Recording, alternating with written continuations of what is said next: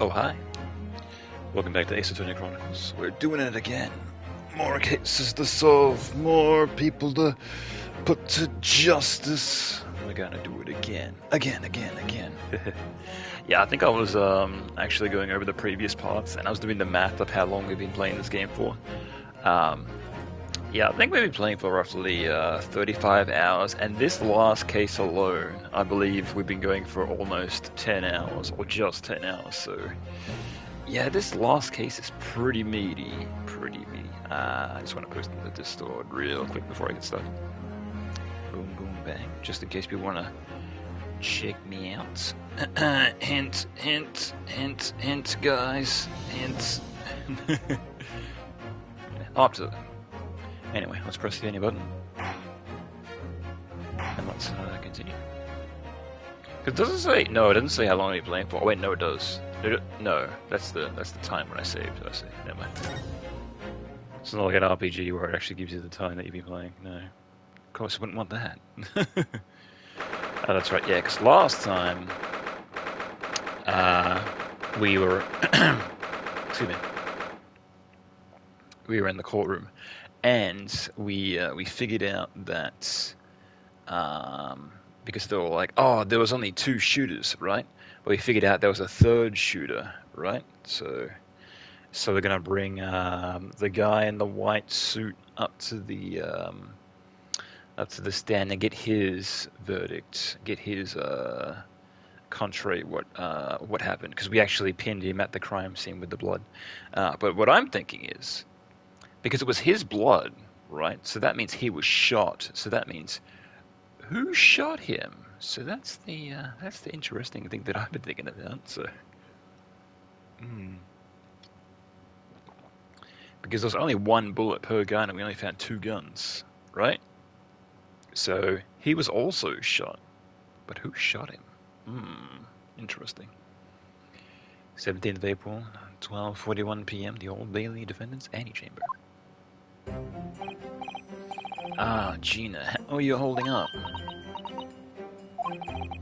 I'm starting to feel quite warmly towards her frequent cold shoulders now. Ginny, are you alright? Why aren't you saying anything? What's the point, eh? Why go all this trouble and fight so hard for the likes of me? What? Well, you saw it. The picture. What picture? Ah, you mean this? The photograph taken by Hurley's red-handed recorder. 1 second, my hand's like messing up. Just trying to get it so it's in a suitable position.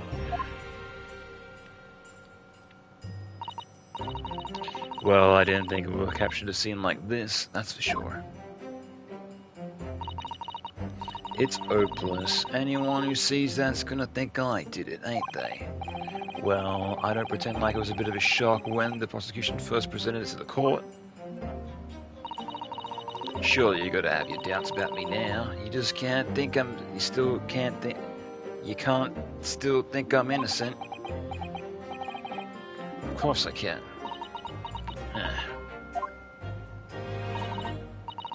Kitty, why don't you talk to us?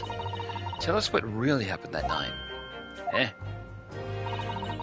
Bruno's cleverly managed to piece together a lot of new information, but still, we'd really like to hear it from you. Alright then. It was after we had that dinner together at your place, right, Iris? Then we all had shut up in your office, didn't we? Yes, I remember.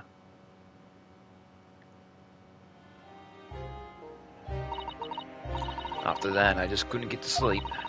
So I slipped out and went down the street to the 221, the Windy Banks place. I had to know if Iris' story was there or not. The Hound of the Baskervilles. Well, that's breaking entering. So I couldn't sleep. I just had to know. I couldn't wait until tomorrow. I had to know.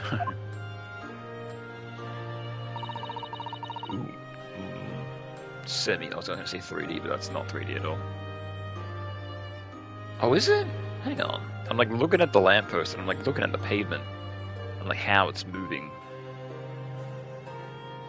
That's weird. It's like somebody did some texture warping or something, or like the maybe the foreground's 3D and they blended it with the 2D.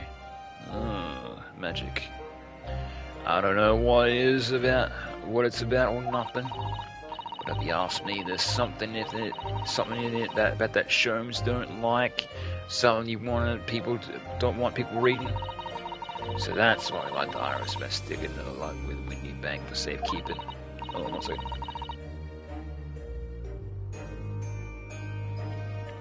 Just gotta clear my throat real quick. Getting that dry. Starting to read. It's been a week, you guys. At least that's what I thought at the time. So you broke into Windy Banks? I didn't know if it was there or not. I mean, I had no idea that all was gonna kick off, did I? I struck the lock and snuck inside. It was so dark as you like in there. It was dark as you like in there. So I gave the oil lamp on the counter a bit of a wick. So that's when. What do you think you're doing? Ah, yeah. So who broke the lantern? That's still what I want to know. I nearly died, I did, and then next thing I knew. I literally heard it go off. I grabbed the gun off the can and was waving in the air like I don't know what. And just happened the camera just happened to snap a photo then and there. Ah, so you're the girl who was here in this afternoon. I didn't think pickpockets went in for armed robbery. The mantle script. Have you got it here? Did Sholmes leave a letter below papers with you? A story? Oh, that's right, yeah, she can't remember manuscript. I beg your pardon? The Hound of the something or other. It's here. I want to see it. I'm sorry, young lady, but I'd sooner rather die than relinquish an article belonging to one of my customers. Die, you say? I don't want it. What would I do with it anyway? I just want to see it's here. That's all. Oh, you want to see it, do you? I want to know if Sholmes really pawned it or not.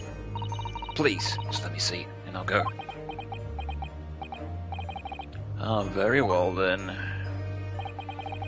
But for pity's sake, stop waving my gun around, would you? So then the old cove unlocked the storeroom door, and we both went inside. And there it was, alright, the mantle script. Sholmes weren't lying in after all. Did all that just to check for me, Ginny?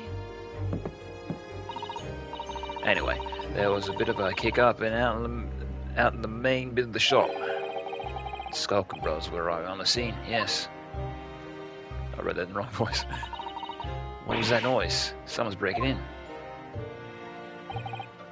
Dear me, is there some burglars convention here tonight that I don't know about? Not that I do different voices, but I have like a slight different inflection based on the character that I'm reading. It's like if it's more like a Cockney accent for like more of a like a UK based person, or if it's just normal text reading my normal voice, like slight variations. I'm trying to like keep it like a little bit lively. I think I forgot to shut the door behind me. Sorry.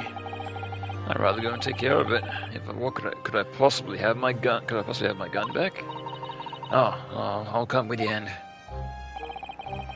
now, don't be foolish, young girl. You must stay right here. Don't leave this room under any circumstances. And with that, I took the gun out of my hands and walked back into the shop. I hung back in the storeroom, like you said, straightening my ears in the dark to hear what was going on. Sounded like they got into a bit of a scrap. Started to think I should help, see? So I was just about to go out in the storeroom myself when... Bang, bang. I heard a couple of shots go off. 2, I think. Almost the same time. 2 shots. Interesting. And then he was, right at my feet, lying down on the floor. Oh, so someone shot him out there. So we were wrong. So yeah, because earlier we were trying to present evidence accordingly, and we were like, the killer must have been on the outside the door and shot into the storeroom and killed him. But I'm guessing that's not the case, unless he just happened to shoot him as he was walking away back into the storeroom. And the other gun also went off? Interesting. I was right next to the storeroom door, so I slammed it shut and locked it quick as you like. Because you thought whoever shot Mr. Winniebeck might come for you? Yeah, so I went to grab the old cove's gun. I figured I'd pull up a fight at least. But when I got a better look at him, I knew. He didn't realize the gun was empty, though. Winniebeck was a goner. Yeah, so he fired his gun before. Okay, so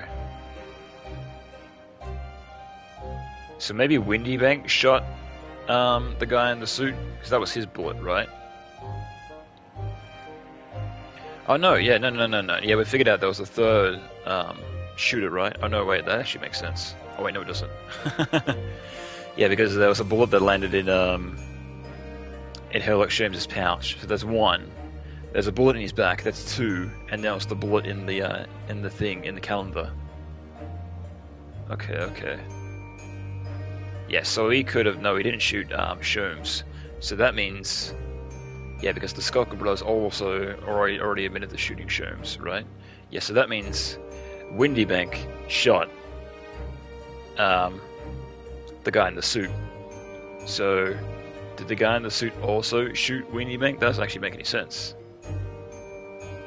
Because how could he like be behind him and be in front of him at the same time? I'm gonna bend around and shoot like this while you're behind me.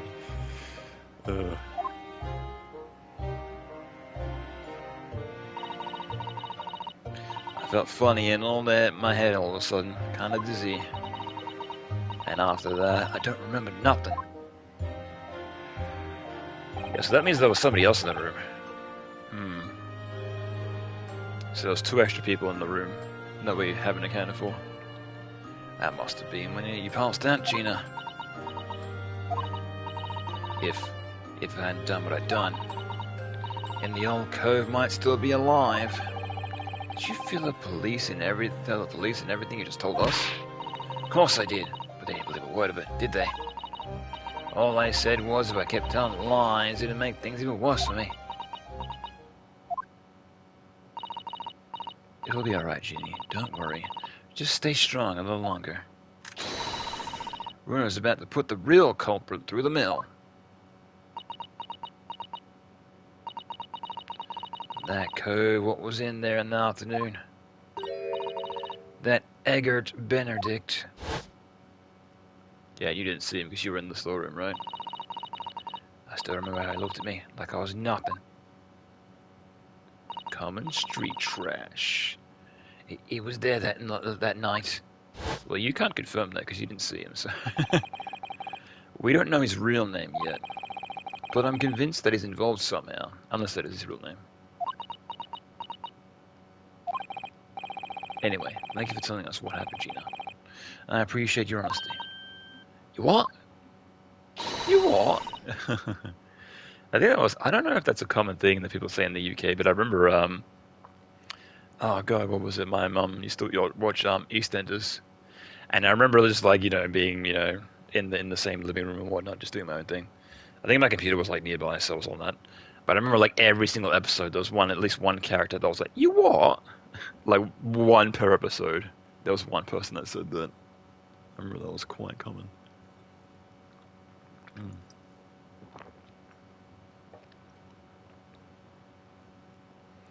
You can leave it in all of Runer's capable hands now, Jenny.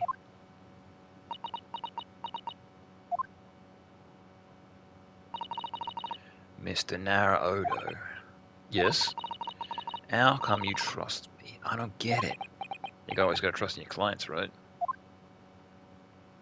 Even if you know they're probably boned, you gotta try to spin it as best you can.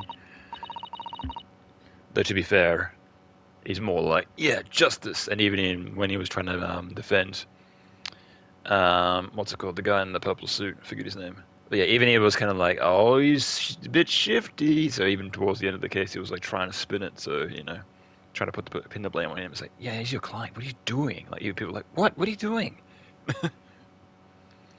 He's like, no, it doesn't make sense. He's clearly guilty. I mean, have you forgotten what happened here before? Come on, it was only 2 months ago. Oh yeah, Mr. McGillard. Me and Mr. McGillard, you told him, we told you a whole pack of lies. And you got the bog trotter off with him. Bog trotter off with him, even if he was the killer. No, I could never forget that. Oh. I did what I thought was best at the time. But the pain of that error, just judgment, doesn't get any easier to hear. Still, I don't forget that I also made you a promise. I told you that I'd be on your side to the bitter end, no matter what. But what if I'm lying? You could just be working. I could just be working you to get another killer off the hook for you, all you know. Yeah, the killer, me. I was once in your position, Gina. I was the accused in the trial. You what? Before I left Japan, I was accused of murder. As strange as it might sound, the circumstances of the crime were pretty damning. I was sure that nobody else would believe it, and if it wasn't me who done it. Oh, Runo. But there was one person who stood up for me, who believed in me, and was prepared to defend me. My best friend. Yeah, remember? You hear like cutting back to this guy like multiple times, like during the game. It's like, remember this guy? Remember. Don't forget. So yeah, I know, game, I know. Rhinosuke, no one believes you in more than I do. Leave this to me, and all you need to do is put your faith in me, and I'll do the rest. I was so happy I cried. But even then, somewhere inside me, I couldn't help thinking, surely he doesn't really believe in me. Not completely. But I was wrong. Not good times. 30-something hours ago. As soon as my trial began, it was obvious that he had an absolute, unwavering belief in me.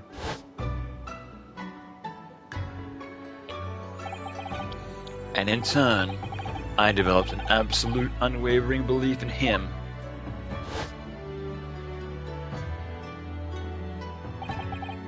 Since then, I came to realize, if you want someone to believe in you, you have to believe in the other person first. What are you saying? I promise you, Gina, that no matter what happens, I'll keep believing you. So you don't need to worry. I won't let you down.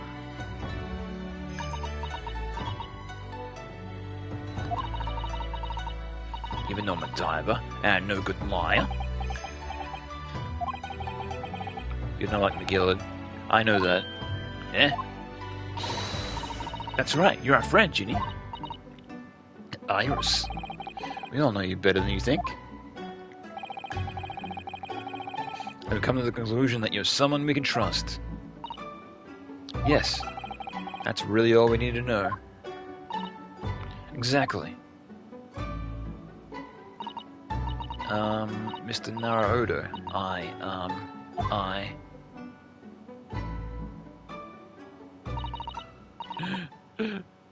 Yeah, we haven't seen that animation before. Start the breakdown. Defending Gina Lestrade and her legal representative. Court proceedings are now to resume. Please head in the courtroom immediately. Yes, of course. Thank you.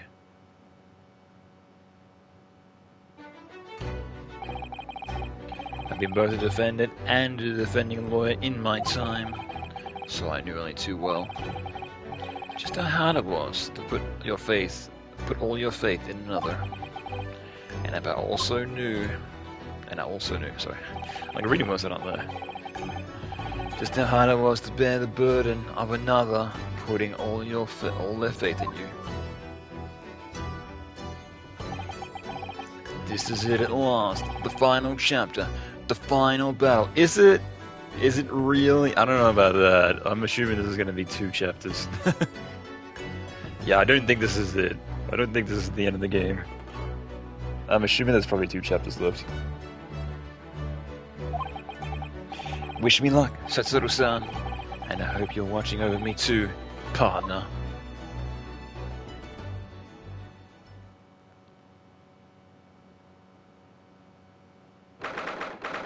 17th of April, 1:41 p.m., the Old Bailey courtroom. I hereby call this court to order as we resume the trial of Miss Gina Lestrade. Lord Van Zykes, have you successfully subordinated the witness? The subpoena was delivered to the communication station where the man works immediately, my lord. However, the heavy rain has delayed the arrival of his carriage, it would seem. I see. And let us turn attention to Inspector Gregson's precincts of the case heard by the court this morning. The glaring omission of the 3rd bullet of your report is a serious blunder, Inspector. Yes, I can only apologize, my lord. And although the defendant's criminal analysis of the blood of the scene makes for a compelling argument, I cannot permit such unroyal trial methods used as evidence in my courtroom. Okay, yeah, because they're like, hey, this is a made-up weapon or a made-up device, so it's a device that you made, so we cannot trust it. Yeah, so we can't pin the blood with. Then how come we're bringing him in regardless? You just throw that out and be like, nah, man. Trying to bullshit this. Whatever. It's a big mistake that cost Hurley and me. A very big mistake. My lord. This subpoenaed witness has just arrived in the building. Thank you, officer. Show him to the stand without delay. Mr. Edgar Benedict. I didn't expect to be crossing paths with him again so soon, and certainly not like this. They are going to be on the stand? Oh, okay. All 4 of them? Oh, God. I thought it was going to be him. Thank you for complying with the court's subpoena at such short notice, sir. It's great I got off work. But of course, my lord, as an upstanding member of London society, it's my pleasure to oblige. Now, kindly state your name and occupation for the record. Ashley Graydon, communications officer. Okay, so Edgar Benedict was a fake name. Mr. Graydon and I both work at London Central Communication Station. Now, perhaps someone would kindly explain what all this is about? You were appraised of the situation by the court officer on your way here, I presume? Yes, I was. Something to do with a murder that took place at the pawnbrokers on Baker Street. And some nonsense about me having been there, and an question. That is the accusation. Indeed. This really is beyond a joke, you know. Very well. Without further delay, the court will hear your testimony now, Mr. Grayson. You will respond to the accusation made against you under oath. Don't lie. Watch out, I'm gonna lie. Gladly, my lord. Gladly. If someone like fucked around like that in court, they'd probably get kicked out. It's like, take this seriously. An accusation. Naturally, I have the occasion to make use of pawnbroking services from time to time. But as you seriously suggesting I colluded with these thugs to break into the place of the night of the murder? I have no intention of admitting such outrageous accusation, even if the certain parties here are present to claim that my blood was found at the scene. Some Scaradamanch. What the hell is that word? Don't know. I've never seen that before in my life. Some Scaradamanch detectives homebrewed signature can hardly be taken as a serious evidence. Getting all the crazy words. So you deny the accusation completely, do you? I must say I am dismayed. For the highest court in the land to be swayed by this self-professed detective's toy. It was the will of the jury, and our great British justice system that the jury's will is upheld. Then it would seem that we have the misfortune of the most inept assembly of jurors today. You call me trash? By golly. How long am I expected to be detained here? If, following the defense's cross-examination, your involvement in this matter has not been established, you will be free to leave immediately. Good, then I shall be away in time for afternoon tea. Some small consolation at least. Let us not uphold Mr. Grayson any longer than necessary, counsel. Proceed with the cross-examination. So we meet again, Mr. Egbert Benedict. Or is it Mr. Grayson? My apologies. You are... We only met like a couple of days ago. Ryan Nurske Naruhodo, defense lawyer. We have met. If you say so. Ashley Grayson and Shanti. Sir. Ah! Hold it. I trust we can conclude this quickly. But I'm not holding a flashy hat while we do so. Hold it. Hat holding boy. What was it? They used to, I don't know if they still have them, but it was like somebody, like coat check people, right? Yeah.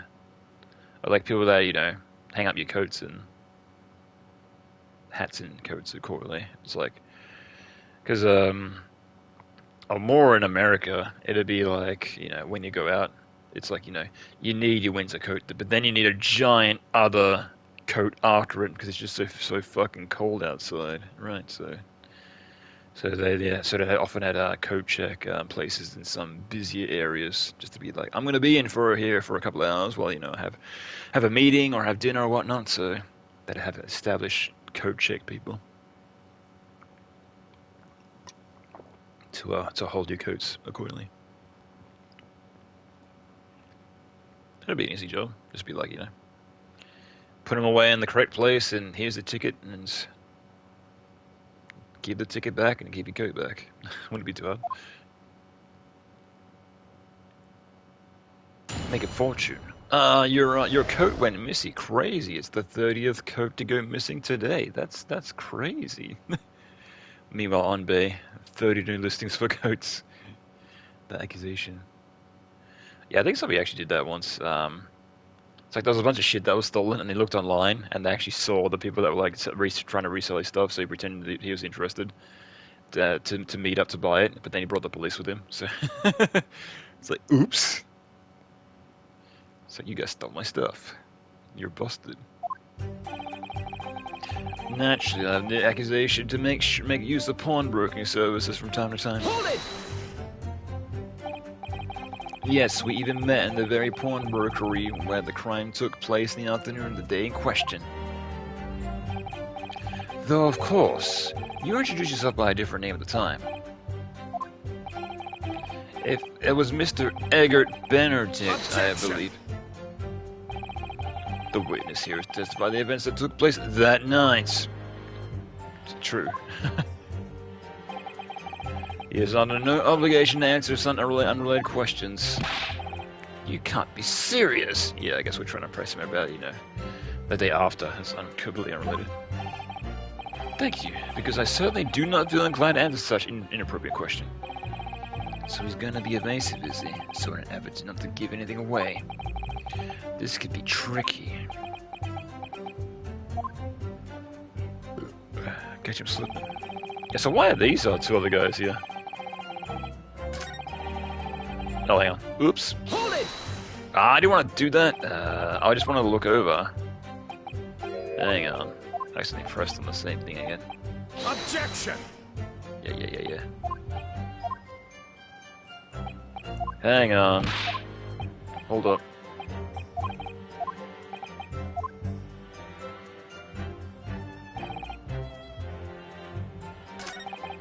Oh, can I only look around while I'm in the thing? I can't look around at this point. Oh, I didn't know that. Oh. I thought I could look around at any point. Apparently not. Oh, excuse me. Are you seriously suggesting I concluded one of these thugs to break into the place the night of the murder? Hold it! Have you seen these two men before? This pair? Yeah, okay, so you can look around now, I see. Yeah, I just want to look. At him. Okay. So they're looking at him. So, I don't know if they're just, very interested in his testimony or not, but he doesn't give a shit. He's like looking straight forward, he's like, yeah, okay. This pair. No, I don't associate with criminals. And when he looks their way, they look away. Ah, suspicious. Said by the man who himself as Eggert Benedict. I'd like to know who I have to thank for this. Who made this outlandish accusation against me? The young lawyer there in black. This is a farce. Whose idea was it to admit an outsider to work in a British court anyway? Well, needless to say, a little bit racist. With your blonde hair and blue eyes. Interesting. Though I guess it's also the time, so this is like the 1920s. Is it? Or is it a bit later than that? I can't remember. I have no intention of admitting such an outrageous accusation. Hold it! Where were you around the 1 in the morning on the night in question, sir? It is past the hour in which I would normally retire. Oh, I guess, yeah, it is the 1920s, because, it's like the 1940s, which automobiles started becoming a thing. And, like, electricity. Yeah, because we still got lanterns. And we still got, cops going around, knocking on people's doors or windows to wake them up, so don't have any alarms. Don't exist. That is past the hour which I would normally retire. Certainly. I was not in the company of these rapscallions. You're able to prove that? Objection! Listen carefully, my learned Nipponese friend. For you appear to be under gross misapprehension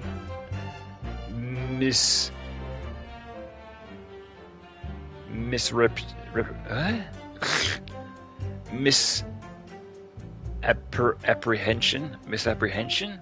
Okay. Had trouble with that word. Weird. Misapprehension. It's like, oh, that's a weird word to say. Oh, it's not a weird word to say, it's just a weird word to, translate from, text to speech. Huh. You appear to be under a gross misapprehension on this point. What do you mean?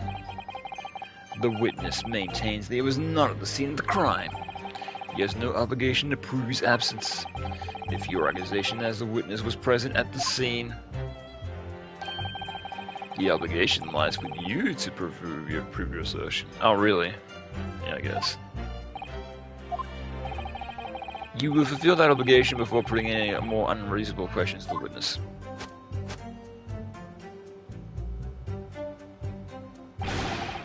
A silent victory, Boogle. Thanks. Jojo pose. Even if certain parties here are present that represent here present claimed on my blood was found in the case. Hold it! Blood was found at the scene of the crime. There's no question of that. Mr. Sholmes' chemical analysis positively identified the substance as such. But I'm not the only human to have blood running through my veins, am I? How can you be sure that the blood is mine? It could equally be the blood of one of these two miscreants. Well, who's got a gunshot wound? It only happened yesterday. Everyone get naked. Every individual's blood has a slightly different composition, it seems. Mr. Sholmes' chemical is able to differentiate. Spare me the science lesson.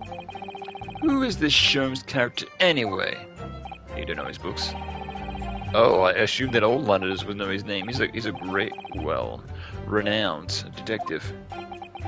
So even you are unable to bring yourself to say, great detective. A great detective, you say? Never in the realm of fairy tales are we. Ah, who had something to say? Ah, you. What do you got to add? Excuse me. Do you have something to say about that, Mr. Skulkin? Yeah, what? Me? No, the Mr. Skulkin next to you. Right, I've had up with this. How many times have I got to tell you? Yes, I know, you're not Big Bro Skulky. Mr. Nash Skulkin. Yeah, call blimey governor. You what? Is that not the case that Mr. Grayson just spoke? A thought went through your mind. Would you care to share that thought with the court? My thoughts? None of them. It must have been him. You what? Mr. Nash Skulkin, answer the question, please. What went through your mind when Mr. Grayson just spoke?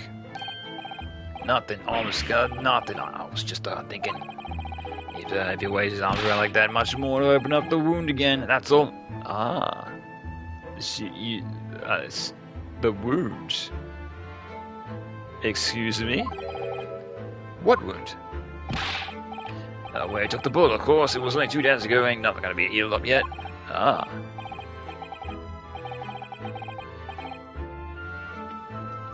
So I was just, worried about him and, uh-oh.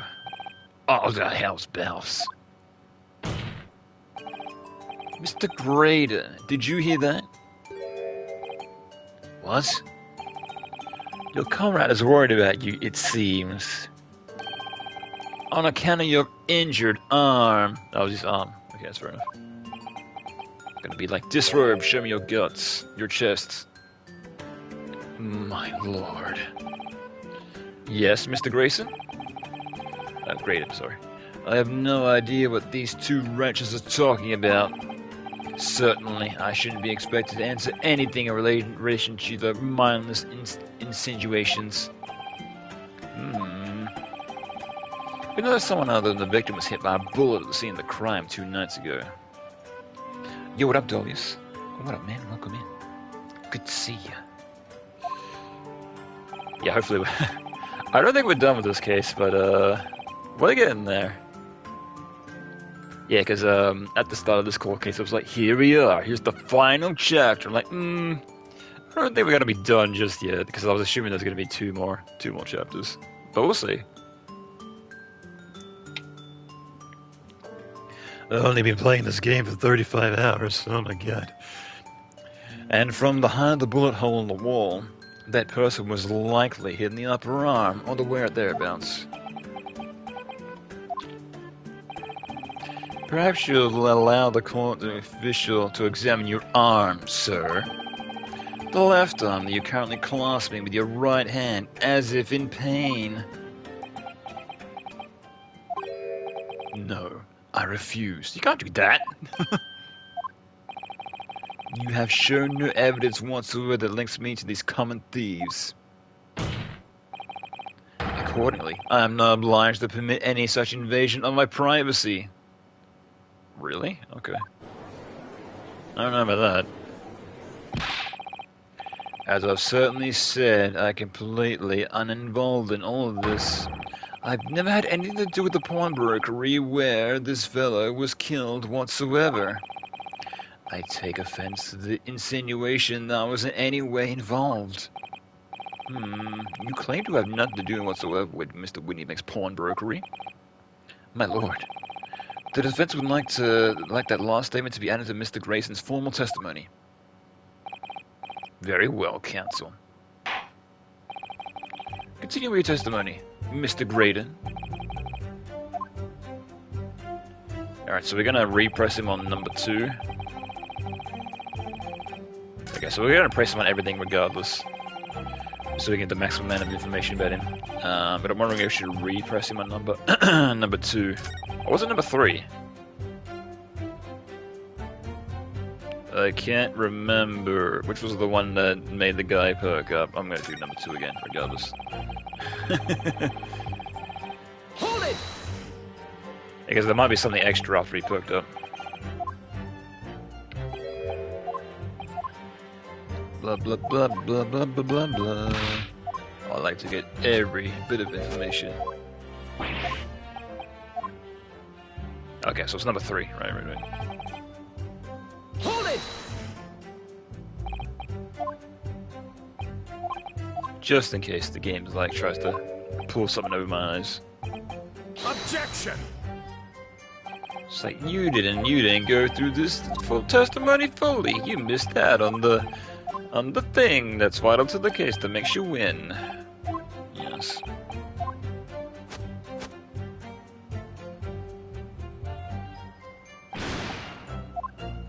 Oh no, it's number 4? What?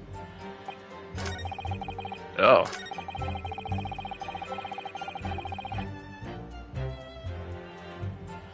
Was it? I can't remember.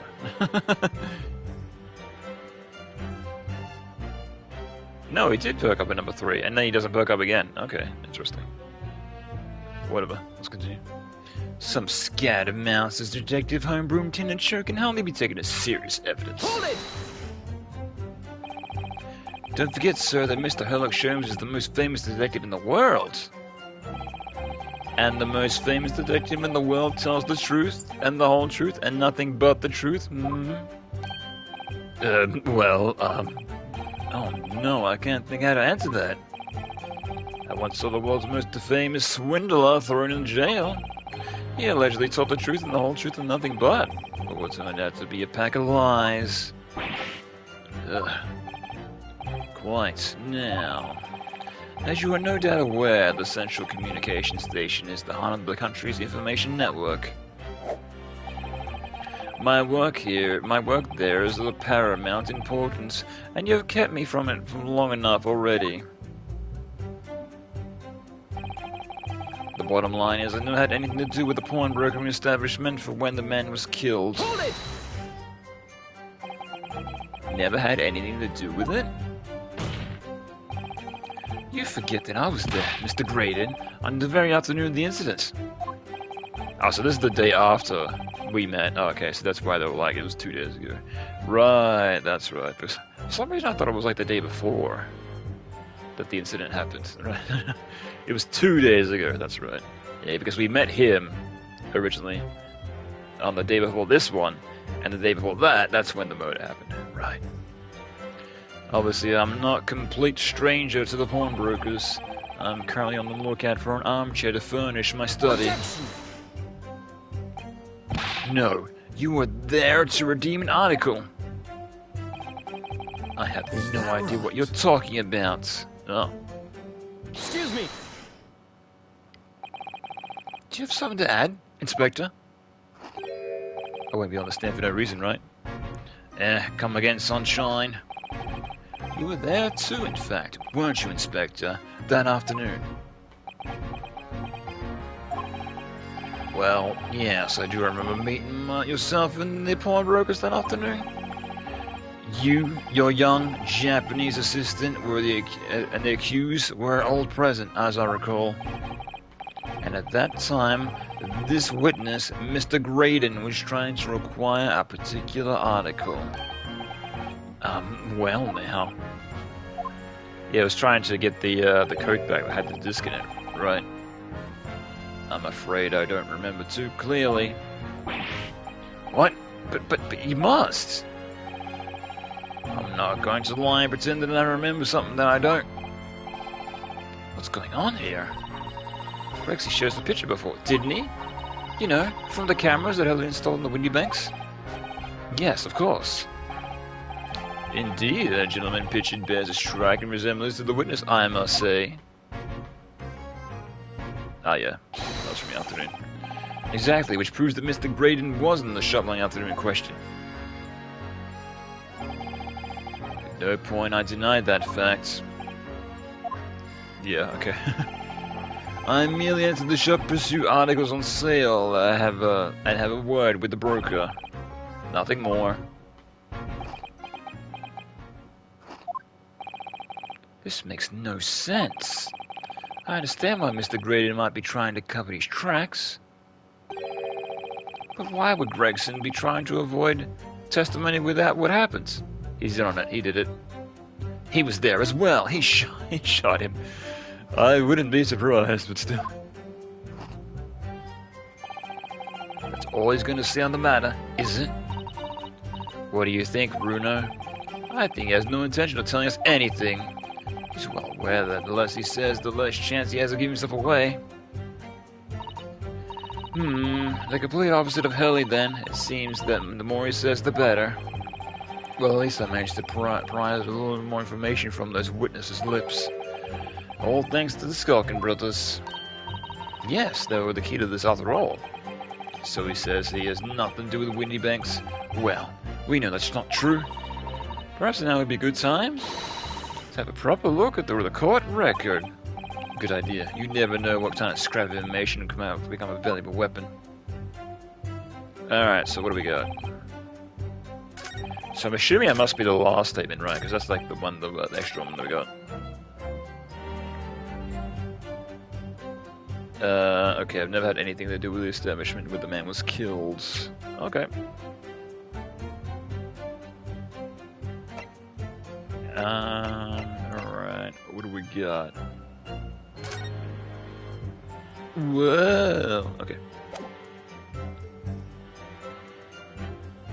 Yeah, that was Mr. Mason's blood, that's not his blood. And we can't present the blood, right, because that's been thrown out, so we can't trust that. Morning's paper. Ooh. Yeah, what is this on the back?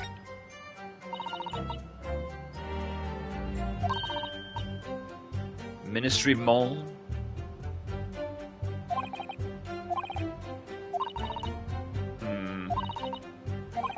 Yeah, I'm assuming that wouldn't give me this for like no reason. Has something to do with something. But what? Single bullet. Gun. Photograph of Gina. Post-shooting photograph. Music box disc. Oh, that's right, yeah. Because he was like trying to get the disc right. So maybe... But how would that prove anything?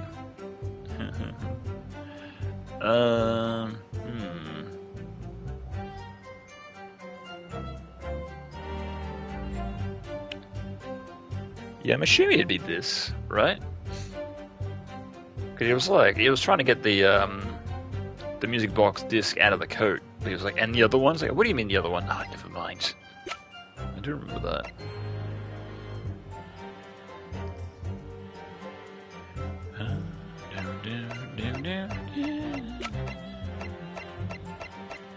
Alright, we're gonna try. Objection! Ah, nailed it. Have you ever seen this disc before, Mr. Graydon? Why? Is it supposed to mean something? This disc was until the day of the murder and the pawn in Mr. Windybank's shop. It was redeemed by the defendant, Miss Gina Lestrade, that afternoon. However, somebody mysteriously appeared to try to take it from her. And that somebody was you, of course, wasn't it, Mr. Graydon? As if I reiterated numerous times now, you're mistaken, that was not me. I've never seen that disc before in my life. It may escape your notice, but there is a small smear of blood on that disc. Ah, yes, resulting from accusation of a thumb, perhaps. That's right.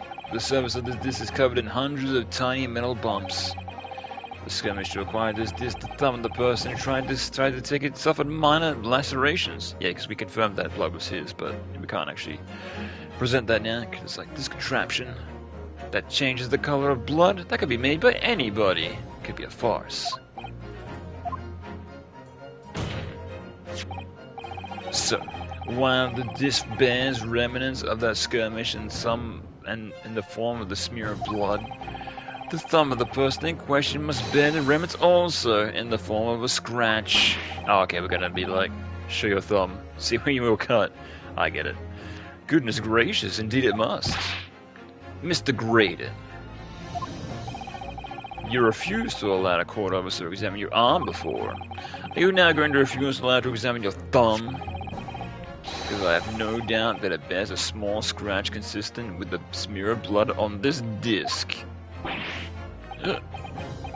Just take off your gloves, please. Well, it would seem I underestimated you.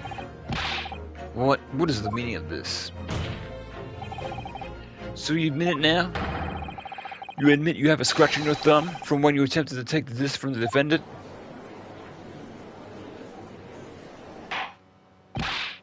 Order! Well, Mr. Graydon, yeah, so we can pin him at the, him being at the afternoon, admitting he was there, but we can do it in a different way, not asking him directly.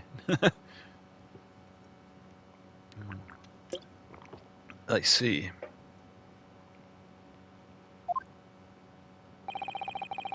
It would appear there has been something of a misunderstanding here. I did not attempt to take the disc, as you put it. No, quite the reverse. What are you trying to say? It's really quite simple. You see, the disc was mine from the outset. There is some crime in taking the item. You own it out of pawn. What? It would seem, Mr. Graydon, that in this piece of evidence, my learned friend established a link between yourself and this incident. Accordingly, you will tell the court everything you know about this disc now. As you wish. Though I'm quite sure it has nothing to do whatsoever with the pawnbroker's murder. Yeah, we can prove this disc wasn't yours. I know exactly how as well.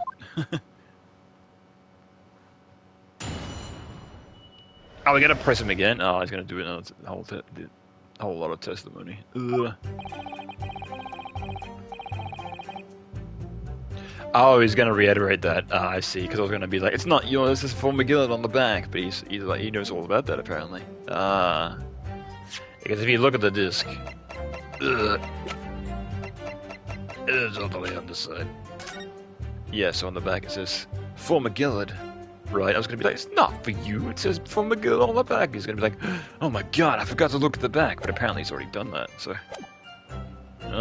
Johnny D's homework, I see. Okay. The redemption ticket was stolen from me by the accused, that filtering gutterling on the day in question.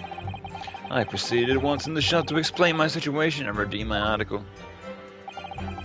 In the end, of course, the disc was taken by the police. In other words, I had absolutely no reason to break into the shop later that same night. Okay. Did I hear you correctly, sir? McGillett, you say? That famous London philanthropist? Yeah, the one that died 2 months ago, mysteriously. Like just after he got off the hook, he mysteriously died with no explanation. That's a bit interesting. It's like we can. Oh, that'd be really interesting if it circles back and it comes back to him. It's like you were the one who killed him.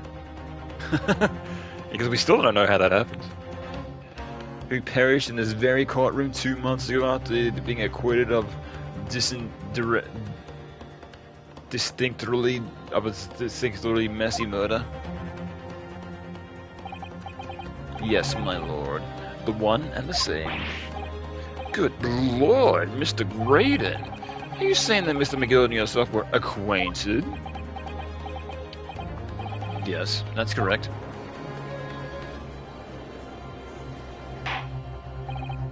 Order. Well, I certainly don't expect to hear that name uttered here in my courtroom again. According to what Gina told us, this disc was placed in the pawn that fateful night 2 months ago. McGill himself getting instructions deposited at Whittybanks. It's funny that Mr. Graydon here is claiming that this belongs to him, then, isn't it? In all likelihood, he's lying. So he appeared that afternoon at Whittybanks in order to get his hands off Mr. McGill's disc for some reason. Counsel, you will commence your cross-examination, please. Okay. There's a lot of statements to go through, so it's gonna take a minute, but still.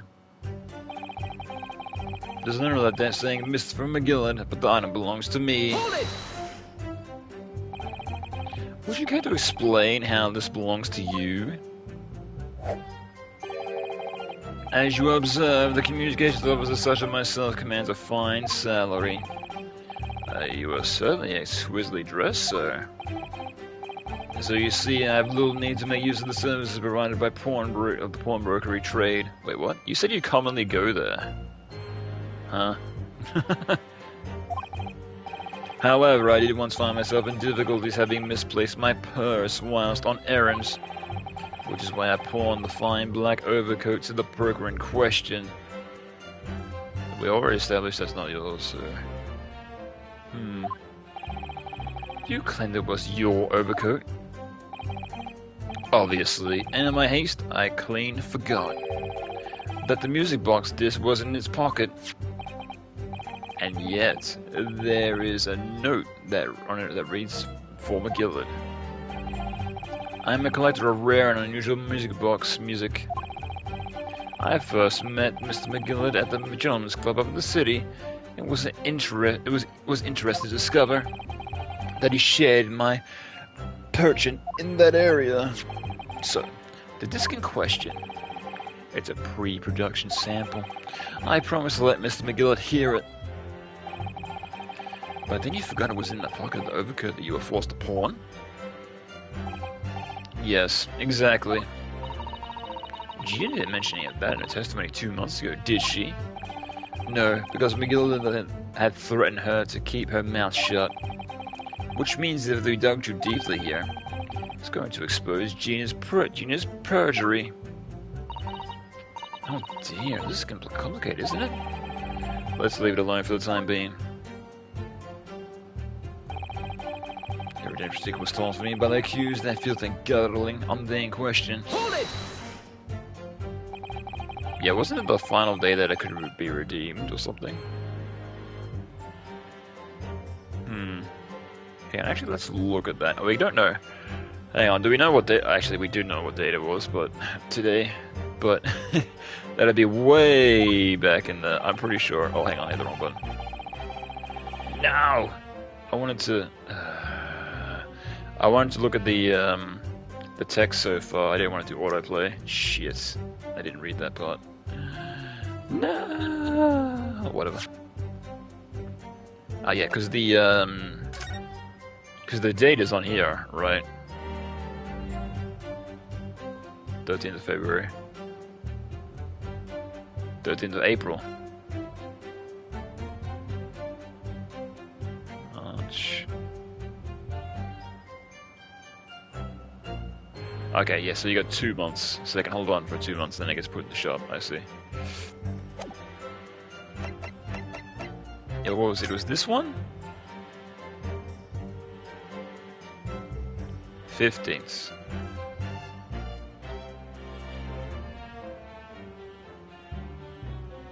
£1.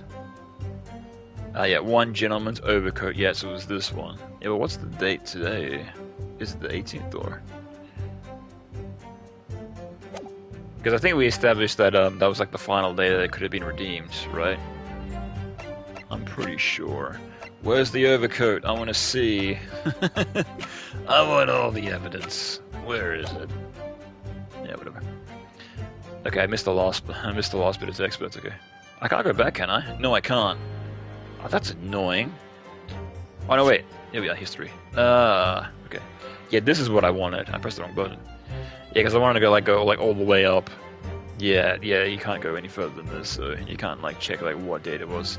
Because at the start of every court session, it's always like, you know, it's like April 15th, 10 p.m. The court, blah blah blah, whatever. So you're saying that Miss Lestrade had lifted the ticket from your pocket or bag? That's right, despite being mindful of the danger when walking in the unscrupulous areas of her kind frequent. Objection! Miss Lestrade did no such thing. Well, of course you would take that stance, but the girl's a regular offender. You came to this pawnbrokery that day prepared with all the information that you need to identify the defendant you were looking for. That's what brought you to Whitney Banks. To get your hands on Mr. McGillard's disc. Objection! Yeah, we already established that the coat wasn't his because it doesn't fit him properly. So. We've already been over this. My learned friend is a veritable font of nonsense. No nonsense? I concur with the prosecution. Counsel, if you are refrained from conjecturing in this way, is that clear? Yes, my lord. Then I'll continue with my testimony for what possible use it can be. I proceeded at once to the shop in order to explain my situation and redeem my article. Hold it! Had you ever been to Windy Banks before? Only once, for the purposes of pawning something. But like many, I enjoy browsing in such establishments. Were you saying that you're super rich? Like, what would you... yeah, second-hand goods, so very cheap. I'm pretty sure that somebody who was well off wouldn't give a shit. So when you noticed that a pickpocket had taken your ticket, you chased after you. Is that correct? Yes, that's right. I didn't take notice, of course. Such is the art of the pick purse. But when I did, I headed to the pawnbroker at once in order to redeem my coat before the thief could. I was merely trying to recover what was rightfully mine in the first place. He can say what he likes, but he knows that I have no such evidence to contradict with him on this. In the end, of course, the disc was taken by the police. Hold it! Can you prove that? Yes, it was taken by Inspector Gregson here, wasn't it? That's right. This was the very man. Apparently, the police are collecting anything that has a connection to Mr. McGillard right? as evidence. Oh, he's got something to add. Excuse me! Something wrong, Inspector?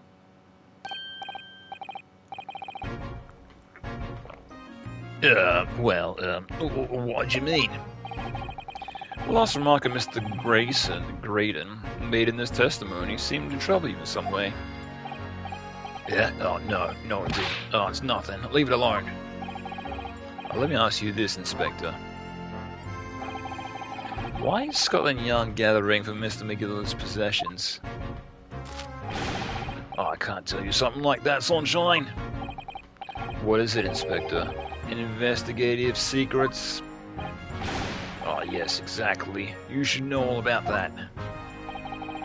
Magnus McGillard, who died so unexpectedly after his trial 2 months ago, a man renowned throughout for the capital for his great contributions to public life, yet he had a dark side too. Where you going with this, Van Dykes? I suppose that the police are dealing with the aftermath of his nefarious activities, are they? Well, that's enough. Coppers like me have the duties to carry out they're not at liberty to talk about. That's all you need to know. Duties conferred by a long, strong heart, I presume. The Lord Chief Justice appears to have great faith in you, Inspector.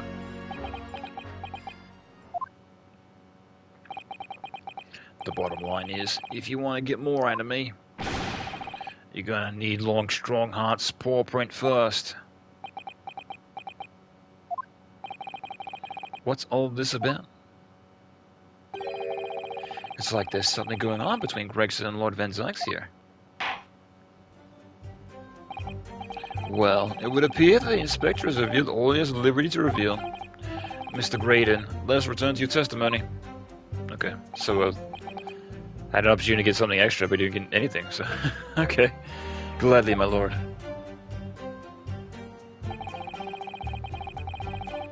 Okay, so can we press him again on that and just ignore, like, when he pipes up? Hold it! Let's do that. Blah, blah, blah, blah, blah, blah, blah. Is that right? That's what the Inspector said, at least. So now he seized my disc. Thanks to the skirmish that rascal, I snagged at the end of my thumb at the same time. And the disc in question, is this disc here? Yes, it is. Scotland Yard has indeed been gathering items believed to have been the property of Mr. McGillet, presumably to aid their investigation in some way. Excuse me. Not something I'd be aware of. I really didn't know the man well anyway. After all, I'm merely a communications officer with a penchant for music boxes and flamboyant posters. In other words, absolutely no reason to break in the shop later that same night. Hold it! But perhaps you see something of value among the fortified items? No, not at all. Oh. A valet was brought in and police to assess everything in the shop. Oh god, everything? Without exception, every article in the shelves was common or garden bric-a-brac. In that case, it's clear that you broke into the shop later that day in order to recover Mr. McGillet's disc. Have you not been listening, man? Even if I've wanted to recover the disc, you may recall that it had been seized by the police that afternoon. I was in no more in that shop that night than I keep saying. As I keep saying, I have sleeves, no reason to break in. So there was nothing of Mr. McGillet's left in that shop that night. Nothing this man might have been after. I wonder if that's really true. Bruno, if you have some evidence, then let him have it. I'm not dying to see that irritatingly assured expression of his crumble. Okay, so apparently it's that last statement. We have something that conflicts with that, so... Mr. McGillet slipped the disc in his overcoat pocket and had it deposited at Winniebank's. Then, when he realized he was going to be arrested on suspicion of the omnibus murder, he threatened Gina and forced her to take the redemption ticket. There's no doubt about that, with the witness lying through his pearly white teeth. The police obviously after anything and left behind Mr. McGill as well. That's why Inspector Gregson ended up taking the disc into custody that day. But Gregson's been very strange about all this. There must be a reason for that, I'm sure. I don't know what it is. For now, I need to focus on exposing the fact that Mr. Graydon is lying in his testimony. Yeah, shame that we can't get Iris to ask him about it, because like whenever Iris asks Inspector Gregson, he always like, you know, she always butters him up and it's like, oh yes, I'll tell you anything, of course. Okay, absolutely no reason to break in. Really? Let's figure that out, shall we? This. Okay. Yeah, so what was this for? One small box. Alright.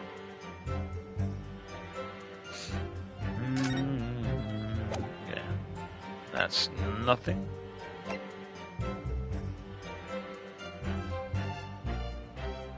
Unless, no, he wouldn't be after this, right? That'd be crazy, because like he has no idea who like Sholmes is, so unless he's pretending not to know. I was after the manuscript, I'm gonna make a fortune. I would not be fucking surprised.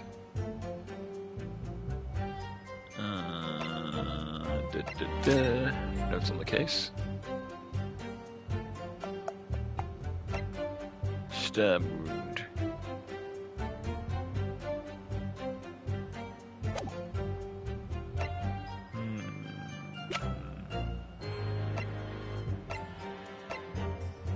Gun, another gun.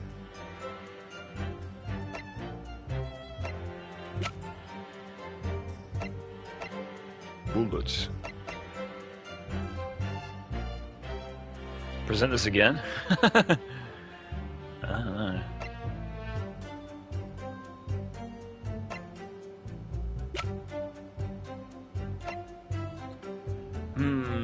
Not sure.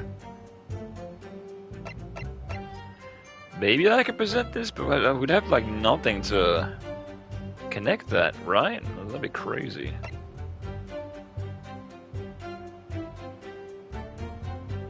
Unless we can present the coat ticket to be like, this was the last night that you could have got this back. But we already established that we got the coat back, right? I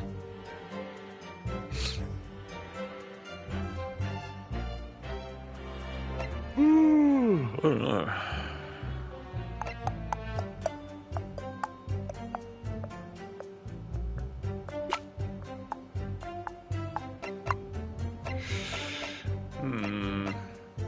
I'm not sure.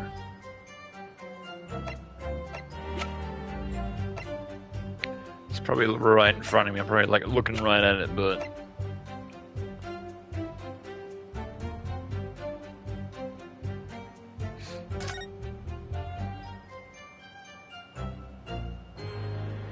$10, one small box. Yeah, I'm not sure what that has to do with anything, but okay.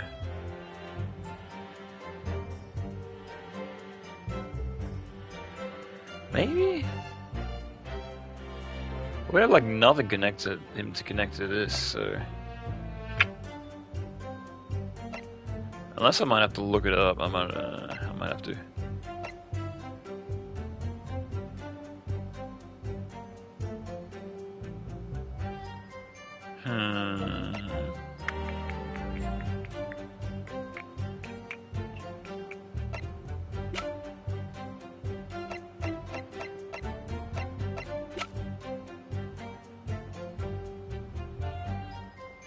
Yeah, why we want to break in to get this? Because this was taken into police custody on the day after, right?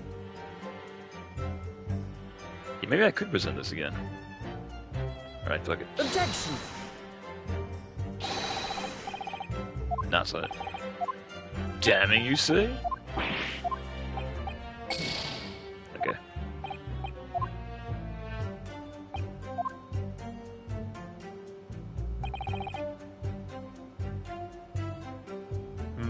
Yeah, it's not exactly clear. It's either that or I'm just not seeing it. Brain's not working at full capacity. Can't think. Okay, fine. This is gonna be a long shot, bro. No. Alright, I'll try that, and I'll try the ticket as well. And if I can't get it, then I might just look it up.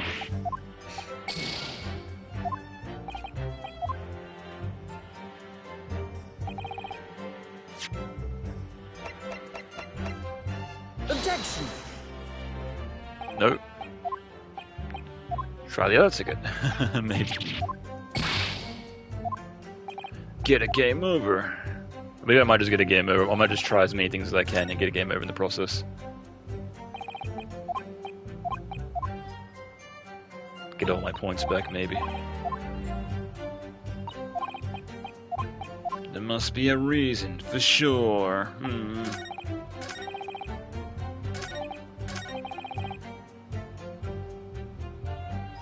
Or maybe it might be...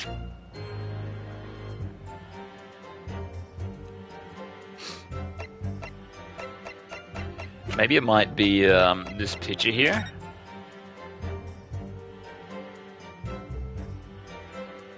Because maybe he was going in there to make sure that Gina was there so he could pin it on her, maybe. That'd be far-fetched as hell. Aha, you're here as expected. I'm gonna make sure that you did the murder. It was all you. That seems a bit too coincidental. Yeah, because she's wearing the jacket there in the picture, so yeah, she already has it, so. Objection! No.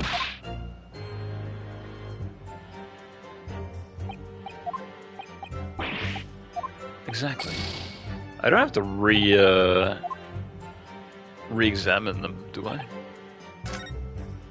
Oh, no, I pressed X again. Shit. Bloody hell. Bloody hell. Unless I need to present something first to get Gregson to talk, and then... Yeah, maybe. Because there was that extra section where Gregson piped up, and ordinarily you get an extra bit of information, but we got nothing, so...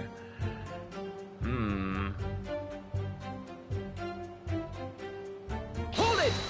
Oh, no, I didn't want to do that. Oh, for fuck's sake. Press the wrong button. Jesus Christ. Oh my god.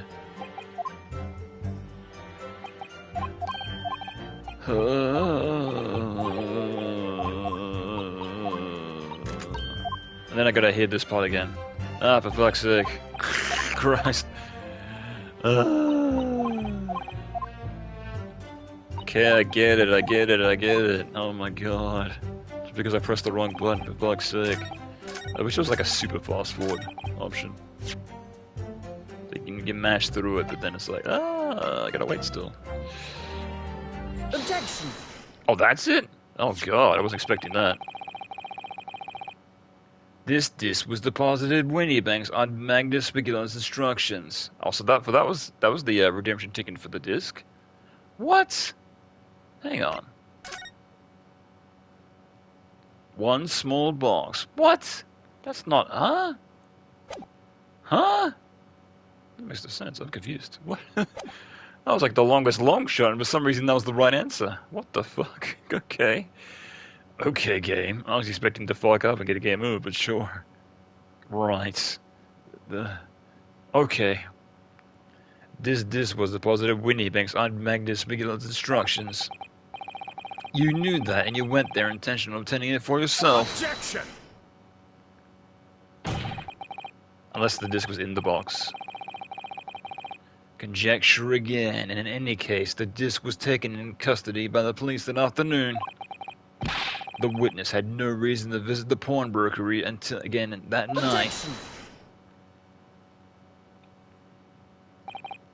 Sorry, my learned friend. Ah, he's putting it back on him. But that's not true. What? Mr. McGill had another article in Pawn and Medibanks. And as this second pawnbroker's ticket proves. There were two articles belonging to Mr. McGill at Winnie Banks Pawnbrokery, so? And the reason why he broke in that shop was that night was to recover the second one, unless that's the second disc he was talking about. Yeah, because when he got the code in the first place, it was like, what about the other music boxes? What the other music disc? And he's like, what other music disc? Ah, no, forget about it, don't worry about it. Together with your two accomplices, the Skulkin brothers. This second ticket, is it? What had the man deposited? The article's description reads, one small box. A rather big description, it seems to me. Are you suggesting that I broke into the pawnbrokery with these clowns in order to steal some trinket box? I believe there are some adequate grounds to suspect that you did.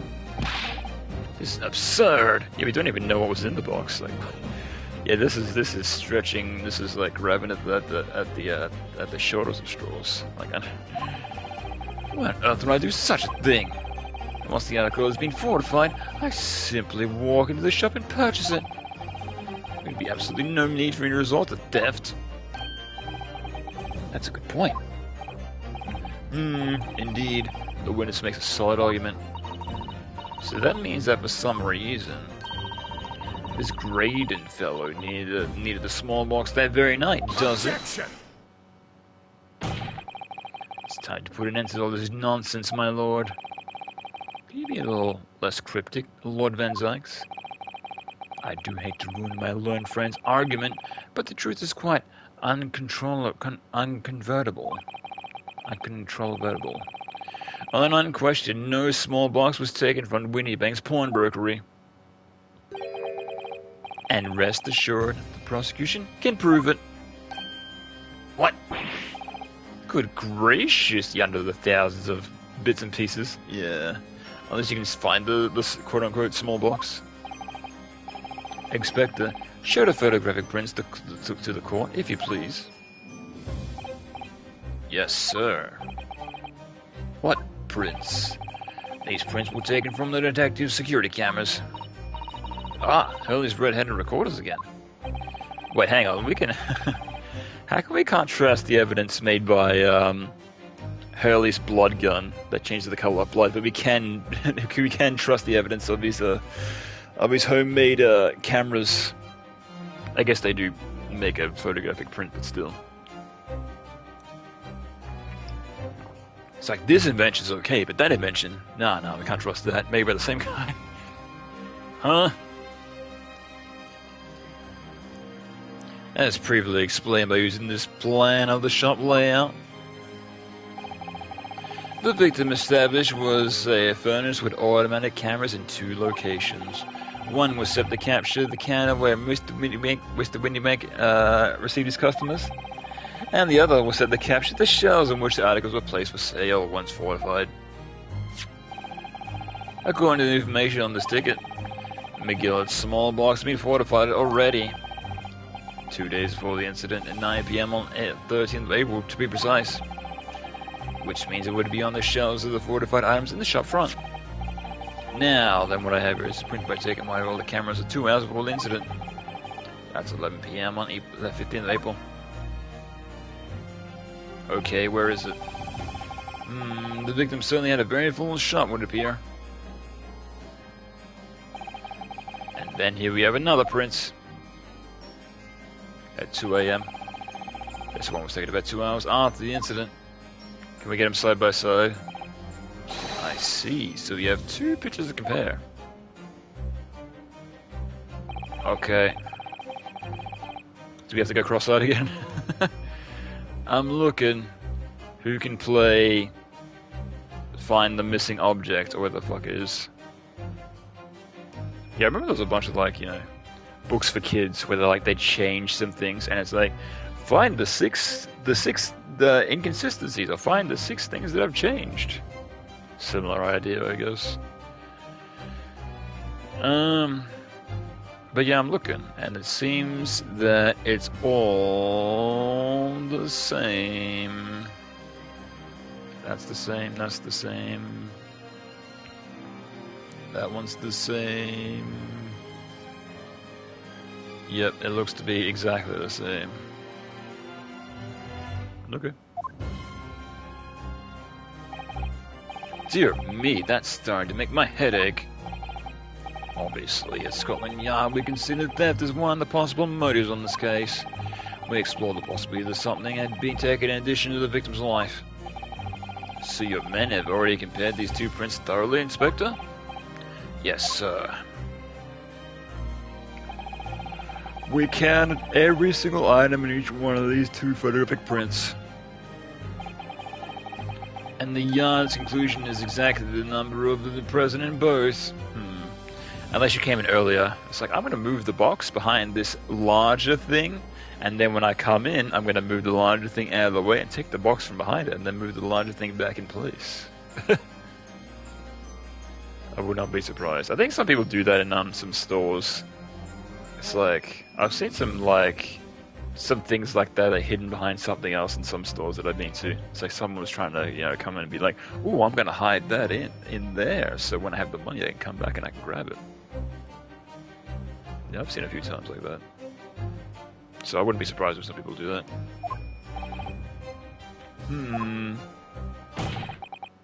In other words, nothing was taken from the pawnbrokery on the night in question. And my learned friend's assertion is nothing more than a hopeful fantasy. Ugh. I don't believe it. If I could just shown that he's stolen Mr. McGillet's pawn box. Yeah, I might have been able to break him down at last. You know what, Runo? I've been thinking. I wonder if these 2 photographic prints really are exactly the same. What are you talking about? They are. What? So, counsel, in the line of evidence put forward by the prosecution, what is your position? It seems that in fact on the night in question, nothing was stolen from the victim's establishment. Do you accept these prosecution's assertion? I don't know. Could there be some sort of a hidden discrepancy in these two photographic prints somewhere?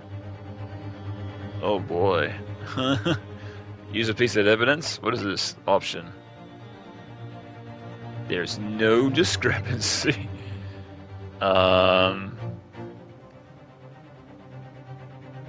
Okay. What do we have in terms of evidence? We don't have anything, right? Review scene.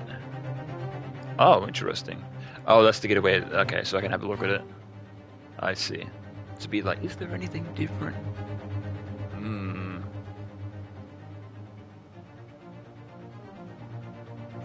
There is, I see it. There is something that moved. I see it. Yeah, it's on the right hand side. There's a small dark box. It's moved a little bit. I see it. Okay, so almost got me.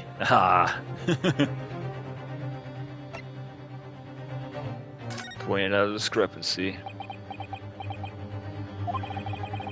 Wasn't sure at first, but it's clear there's a clear discrepancy between the two prints. What?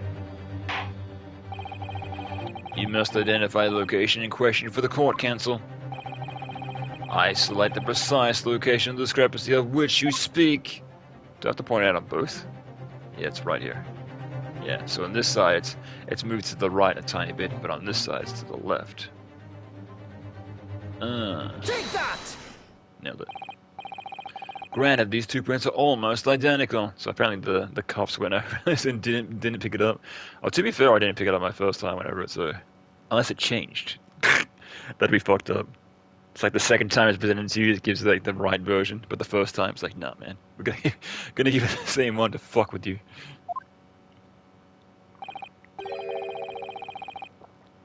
However, there is one minor discrepancy between them. What?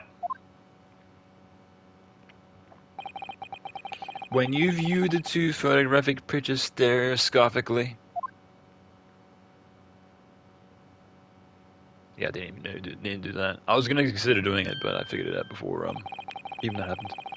A single area stands out and being different the location of this small box. Okay, so the box wasn't stolen, but probably the contents were. I see. Let me wait.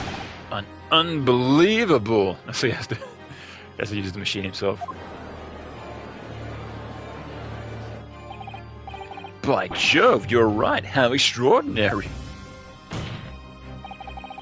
What this tells us is very simple. Mr. McGillic's small box was indeed not stolen from Winniebanks on the night in question. However, there could be no doubt that somebody picked up this particular box and then returned it to its place on the shelves. Are you suggesting that the small box originally deposited by Mr. McGillic is in fact... Yes, the very same small box identified in those photographic prints? Objection! Mindless guesswork. What if it was? So a box was moved on the shelf, nothing was stolen. Which means, quite simply, that nothing has changed. Yeah, but what was inside the box? We're not thinking, are we? You know, boxes can be opened. Yeah. That may be true, but alright, McGillic's box wasn't stolen then. But that doesn't change that it was moved like that. Change things? It changes everything. I believe this changes everything about the case. How can that possibly be? The critical point is in fact that what was moved here was a small box. In other words, we have to consider what might have been inside that box. Duh. This is a game made for 2-year-olds. What the hell's going on? What are you suggesting? I have to spell it out for you? My god. I'm suggesting that we need to examine that box as soon as possible. Why don't we see evidence sitting on the shelves at Winniebanks as we speak? Objection! That won't be necessary. Some little box belonging to a man died 2 months ago. Can't be relevant to this trial. The court does not uphold your objection, Lord Van Zyx. Bailiff, arrange for an officer to go to Baker Street at once. Obtain the small box in question and bring it back here for further examination. Well, it's going to be empty, so. Unless it's like a pre-done like music box or something. It's going to be one of those ones we open and it plays a song, like a ballerina pops out and shit. Nah. We're not going to take a recess, we're just going to stand here and everyone's going to argue. We should have a report within half an hour. I think perhaps we should take a recess for a short while when evidence is brought forth, yeah, I was going to say. To be hoodwinked by such a farce. Disappointing. I beg your pardon, Lord Van Zykes. This is nothing but a smokescreen. A Nippony speciality, it would seem. You're calling me a ninja? That's racist. What are you trying to say? My learned friend has persisted with the same line of reasoning from the very beginning. That this witness's intent is to steal such an article belonging to Mr. McGillet from the pawnbrokery. Yet common sense tells us that none of the articles have value enough to be worth stealing in the first place. Exactly. It would be beyond absurd to break into a place for the sole purpose of stealing such commonplace property. Well, of course, what's there, but what's inside the box? That's what we're interested in.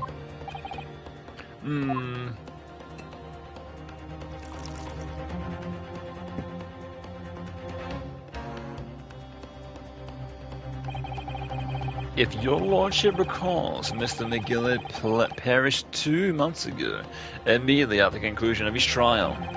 A trial in which he was found not guilty. A trial in which it was established that he was an upstanding member of society and a reputation implied. In fact. So I propose a toast to my learned friend and his most insightful defense. The articles of the upstanding member of society pawned were entirely ordinary. A black overcoat just happened to have a music box disc in one of his pockets, and a small box. I assure you, I wouldn't attempt even the man trying to make a gift of such things to me.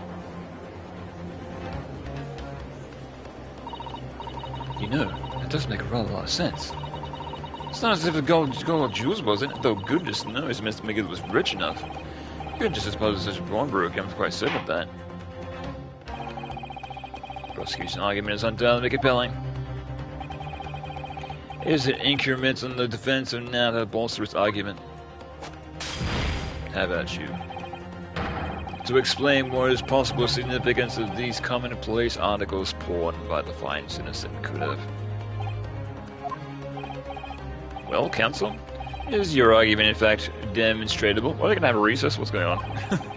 Are you able to prove that the disc and music box are in tangible relation to this case? Well, what's the matter, Bruno? We know that they're related, don't we? They're both vital pieces of evidence. Yes, of course. You and I both know that. We know Mr. McGill's true character, and we know that this is significant. Even if we don't know why. But if we explain all that to the court at this point, we'll have to acknowledge that Mr. McGill's acquittal 2 months ago was a mistake. That is the defense argument was flawed based on the false information. Oh no! And that would mean admitting that Gina committed perjury. But Ginny, could it be that Van Zykes knows? That is why he's doing this now, because he anticipated everything? But maybe. This could be a great opportunity for us. Sorry? What do you mean, Iris? Well, what is it that you always say, Bruno? Sooner or later, the truth comes out. Every time. Alright, the exact significance of the things that McGill deposited with Mr. Winniebank is something that only Gina can explain to the court. But if I put her on the stand to testify about that, it could critically damage our chances of winning this case.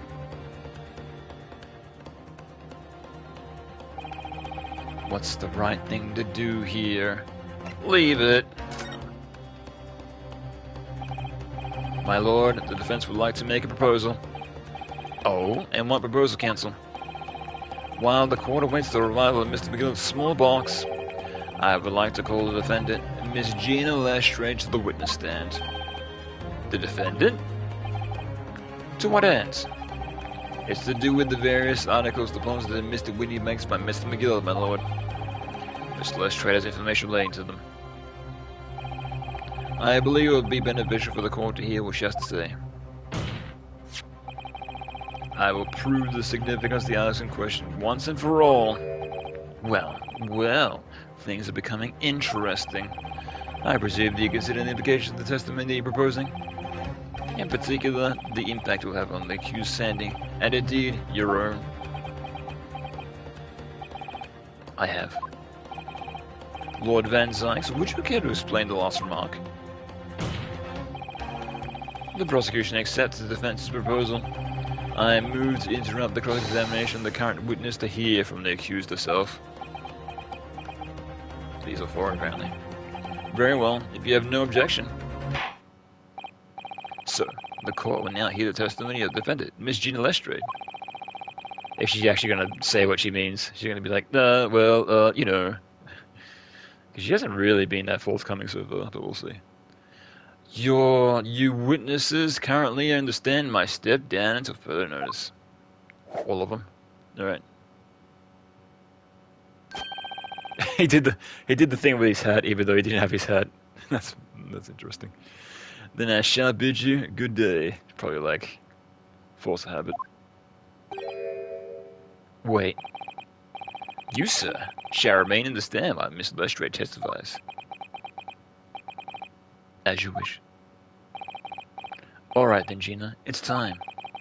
I know this will be hard, but please put your faith in me here. Good luck, Bruno. God. So much for ending this here and now. It's just gonna last forever. Ugh.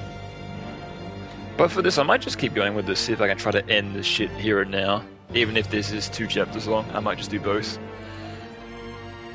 Get this game over with so I can move on to the next one. Bloody hell. Ugh. Because I think 2 chapters takes me like 4 hours to do, so...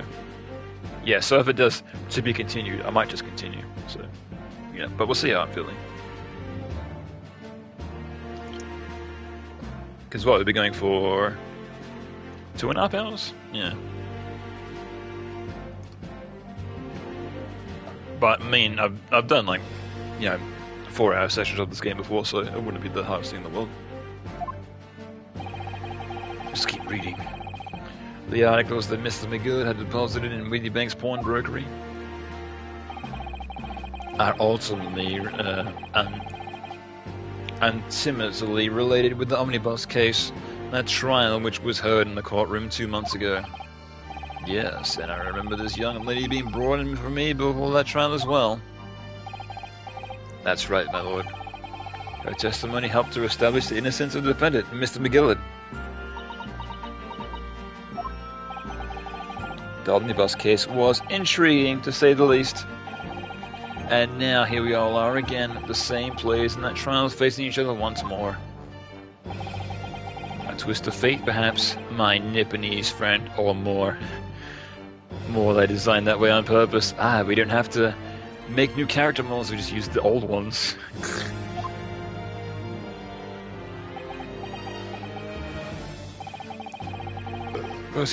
And now we recap the events of 2 months ago. An old brickmaker was stabbed to death on an omnibus running along London's winter streets.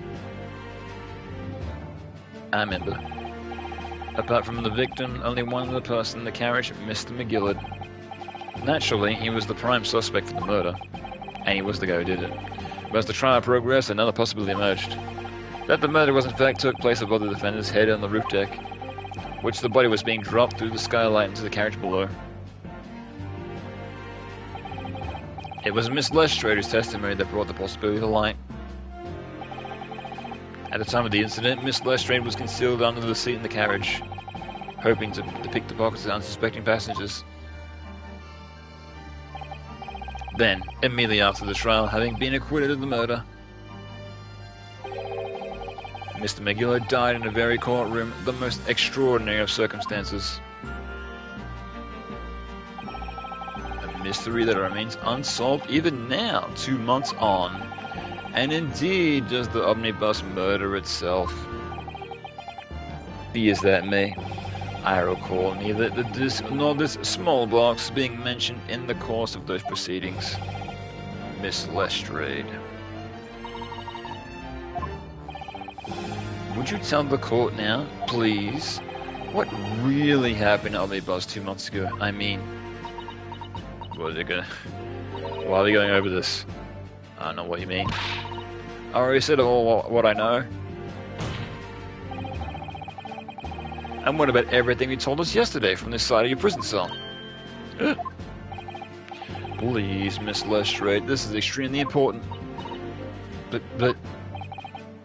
Remember, little girl, if it transpires that you willfully withheld information from the trial 2 months ago, the Home Office will seek prosecute you for perjury. Why are we trying to get information about her? Yeah, exactly. Like, why are we trying to get information about it, about that now? It's like... We have a jury, you know, guys. Like, they're going to be like, oh, she can't be trusted. Guilty. I don't know what this is going to do for us, but okay. And naturally, you will lose all credibility as a witness. Although, let's face facts, you have little credibility to lose. Jeannie, don't listen to him. Please, you have to trust Bruno now. Iris? We're on your side. Let's all go to jail together, shall we? Alright then. I'll talk. It's the right choice, Gina. Well, it would seem that my learned friend is hell-bent on bringing the entire courtroom down about his ears. So be it. I must confess that I'm struggling to understand on what on earth is happening here. However, it would seem to appear that Mr. McGillicud's pawn articles, that extraordinary case in Omnibus, harbour secrets of which we have been here, though unaware. So, Miss Lestrade, will you now give your testimony before the court about the events of 2 months ago? You will reveal the truth, a customary commodity so surely lacking in your original statements. This is it then. Everything's gonna come out, flush it all down the toilet. Like Van Zyke said, this could bring the whole courtroom down around my ears, but as a lawyer, I'm prepared to take that risk. This is gonna go real bad. Okay, we're gonna get more testimony about a case that ended 2 months ago, but why? Why are they even like interested in pursuing this? Because earlier they were like, hey, you don't have to talk about anything that's unrelated to the case, but here we are talking about something that's unrelated to the case. So okay. Also, 1 second, I just want to check something real quick. 1 second, let me just check something. Okay, all good.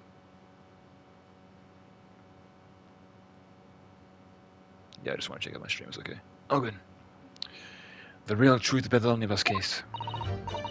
Truth is that Brickmaker Co. was in the cabin on the Omnibus the whole time. When the Irishman dragged me out from under the seat, I saw that the disc was on the floor. All of a sudden, I heard a scream from over my head, and a pair on the roof deck went off to call the slumps.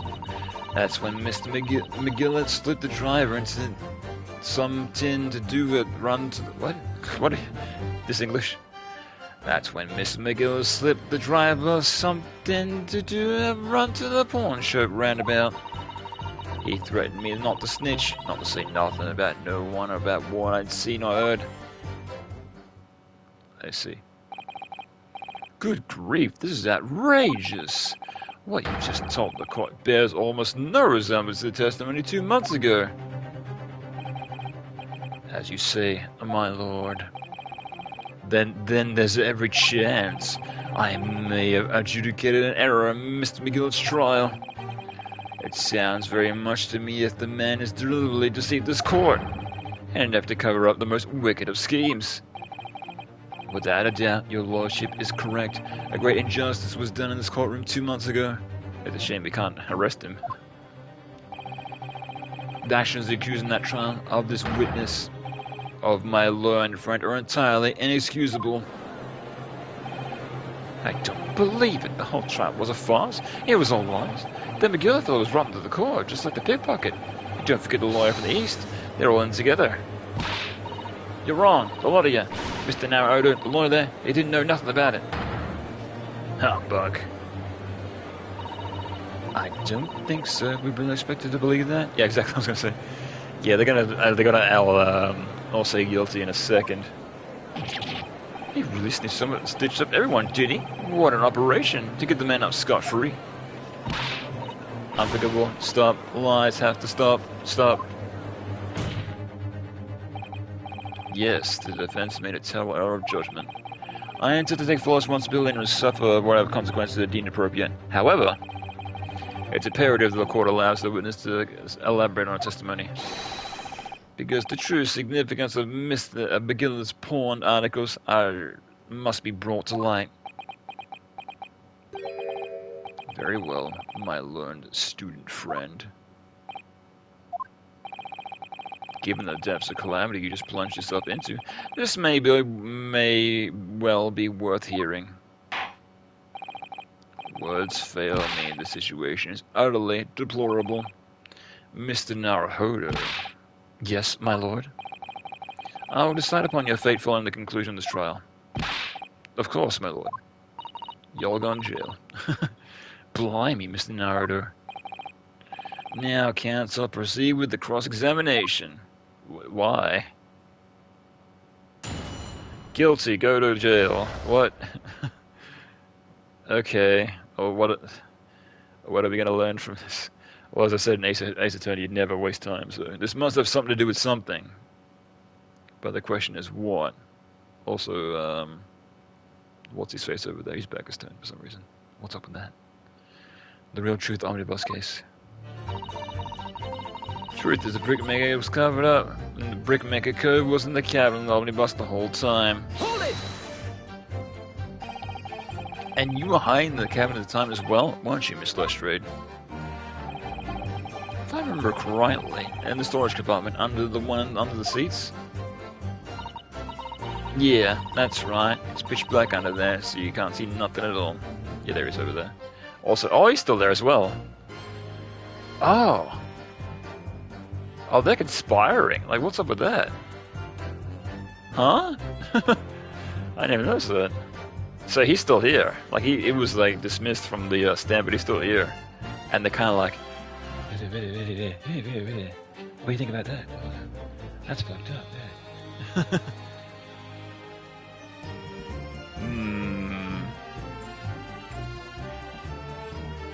Interesting.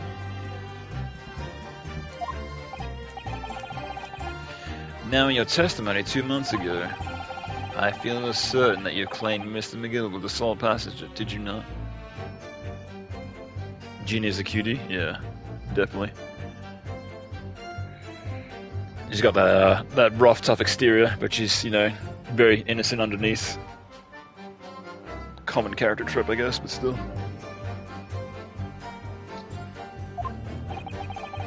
False testimony, my lord. That's what he told me that I had to say. But importantly, that you tell us the truth now. Were Mr. McGood and the victim acquaintances? I don't know. But if I did hear him talking a lot, what were they talking about? Well, I couldn't hear him too well, just what I had to say. I think it was about money or something. I kept talking about buying and not buying. Perhaps business dealings of some kind. Well, anyway, they got louder and louder and started to sound like a proper fight. But I was pretty scared by then. Hardly dared to breathe, and then all of a sudden, I heard a noise like someone keeling over on the floor, and I was blooming loud and all. I believe you let out an involuntary scream. Yeah, that's what gave me away. When the Irishman dragged me out from under the seat, I saw the disc on the floor. Hold it! Was the disc you saw this disc? Yeah, I reckon it probably was. I was right next to the curb laying on the floor. Would this disc have belonged to the victim, perhaps? I don't know, but Miss McGill picked it up pretty smartish. And then instead of sat in the curb with the knife on his belly up in the seat. What did he say to you at the time? He told me not to say a word about what I'd seen. I heard no one. About the disc and all. I was dead scared the way he was looking at me. I thought, if I didn't go along with it, I'd get stuck up with that knife too. Not fair.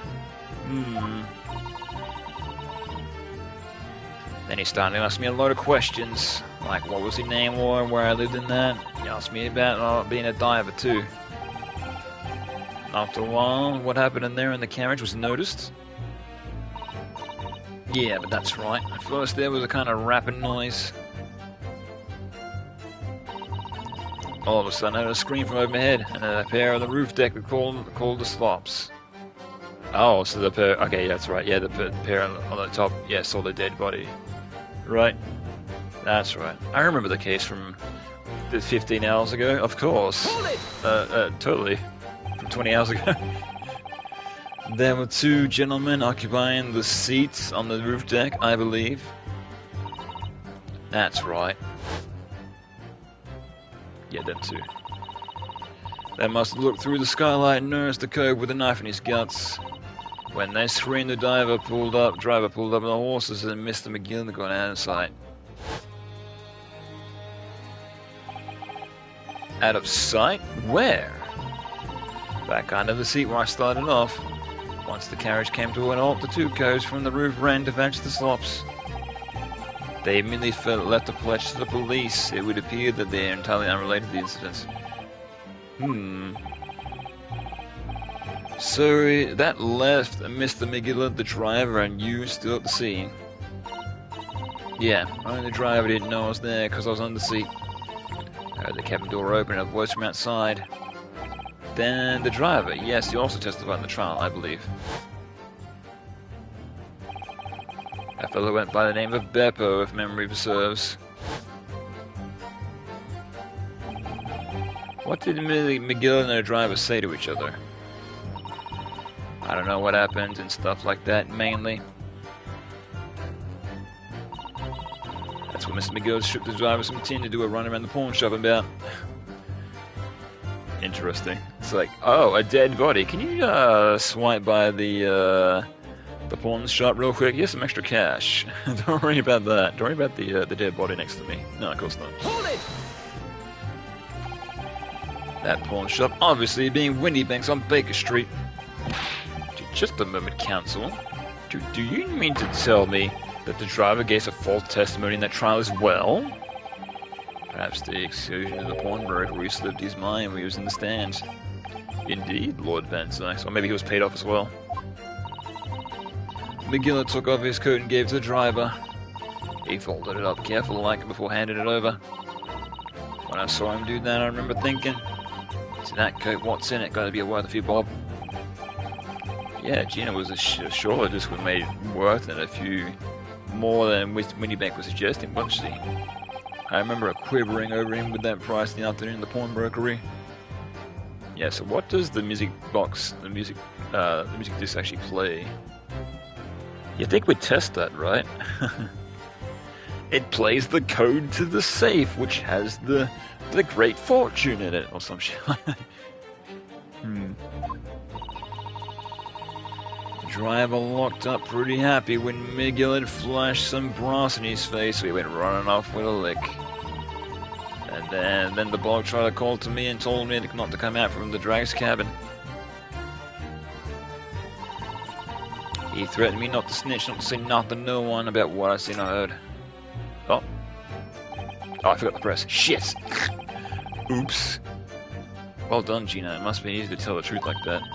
Gina's really put her faith in you, Bruno. Yes, and to thank her, she'd have to face the charge of perjury when this trial is over. So I need to use the time that we have now to get as much information out of her as possible. It's time to really go for it. Press her on every statement. Yeah. I forgot to press the button. I suppose I should. Oh, and another thing. What's that? Take a look at these two. Isn't it strange that they've been whispering to each other the entire time? Yes, that is strange. It looks like they're having a secret discussion about something.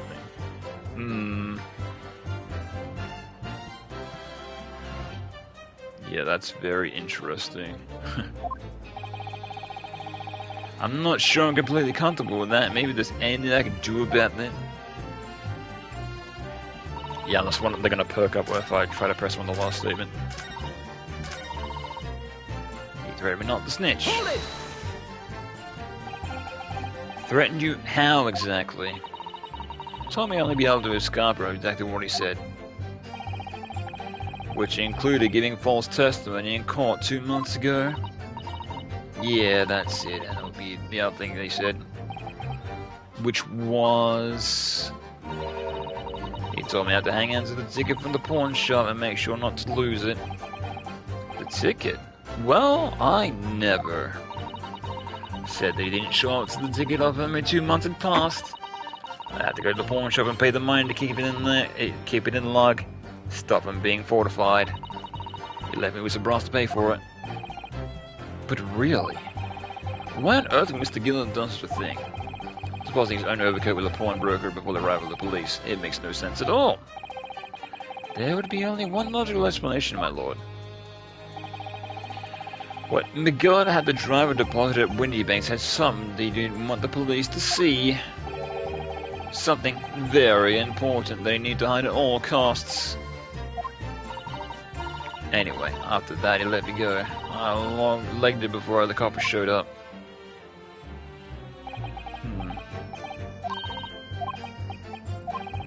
Okay, so I pressed on everything.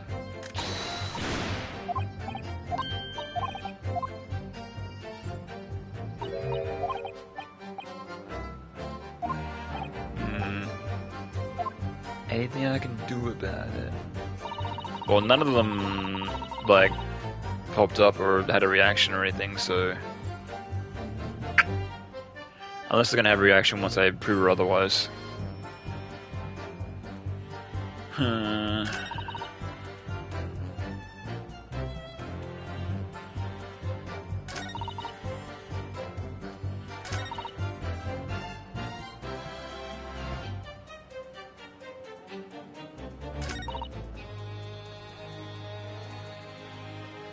That's what I'd see. No, I see.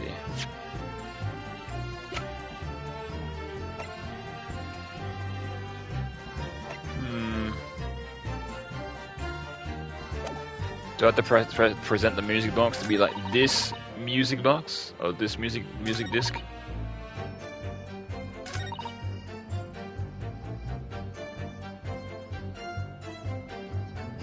Maybe. Or maybe I might just get a game over on purpose just to get all my points back. Let's do that!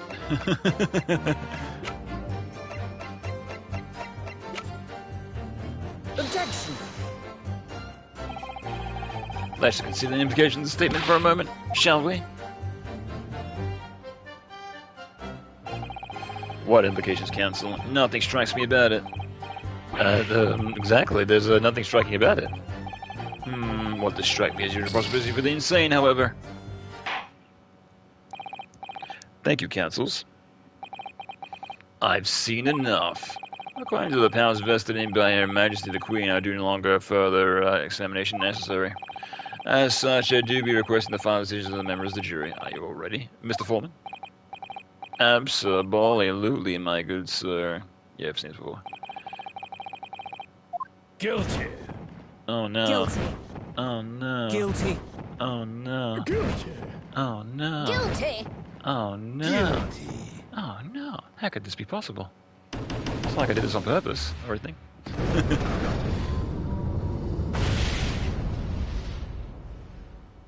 Yeah, that sounds like the Freddy Fazbear, like, was it ambience? A little bit. The...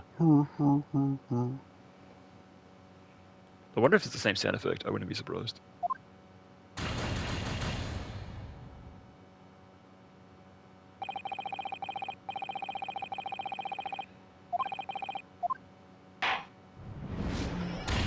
Just a free use sound effect that they found online or something. It's like, that's cool. That's kind of ominous. Let's use that. Yeah, okay. Retry. Okay, so I have to press her again. Maybe.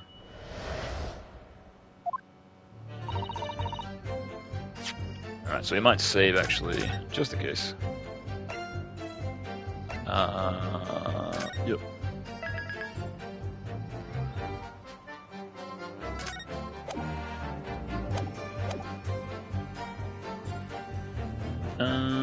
Okay, I guess we'll press again, because I don't know. Like, what are we trying to... We're trying to, like, prove it... Trying to get it lying or something? It's like, why? I might just mash through all this. So can I? No, I can't pursue, because they haven't... Or maybe I can just randomly pursue to be like, hey guys, what are you doing? Can I do that, actually? Because I thought I could only pursue once they, like, piped up and then, like, oh, I have something to say. Maybe I could just pursue randomly. Excuse me. Is there something you'd like to share with the court, Inspector Gregson and Mr. Graydon? Oh, I can. Oh, interesting. I didn't know I could do that. Inspector, Mr. Graydon.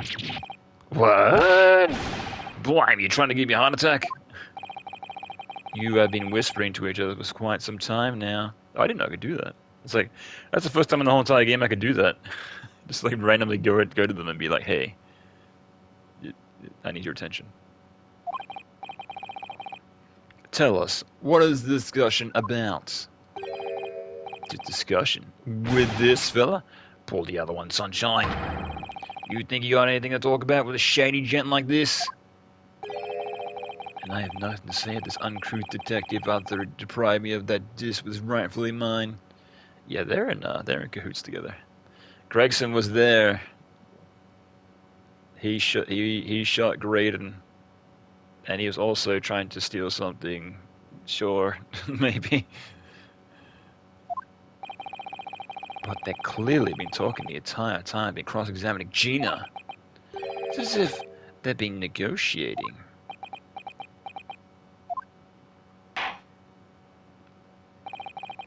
You will kindly refrain from talking amongst yourselves while the witness is giving testimony. Yes, sorry, my lord. You were those two... What were those two talking about? Miss Lestry, continue with testimony, please. Okay, so now I've broken them out of their, Yeah, I see. So I've broken them out of their, conspiring, talking. So now if they have something to add, now they'll pop up because they're paying attention. Ah, I see. Hold it! Alright, so I'll mash through all this then. Because I've done this before.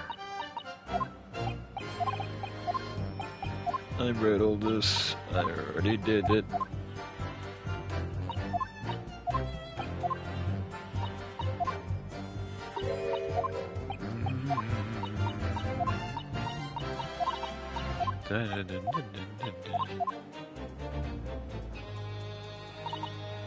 Hold it!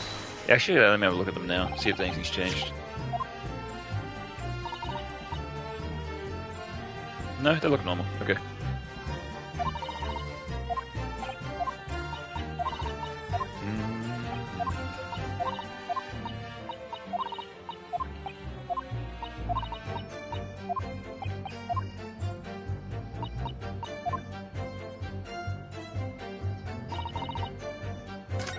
Oops.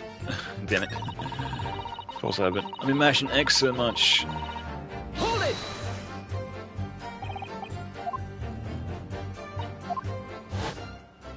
Whoa. I remember. Back in the day. Good times.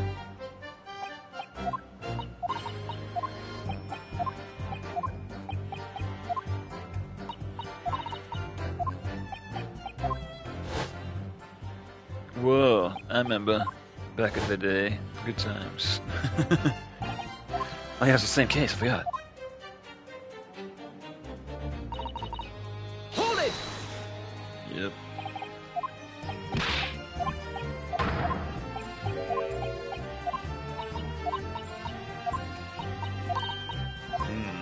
Deja vu. No, nothing? Is this the last statement? Yeah, it is. Hold it!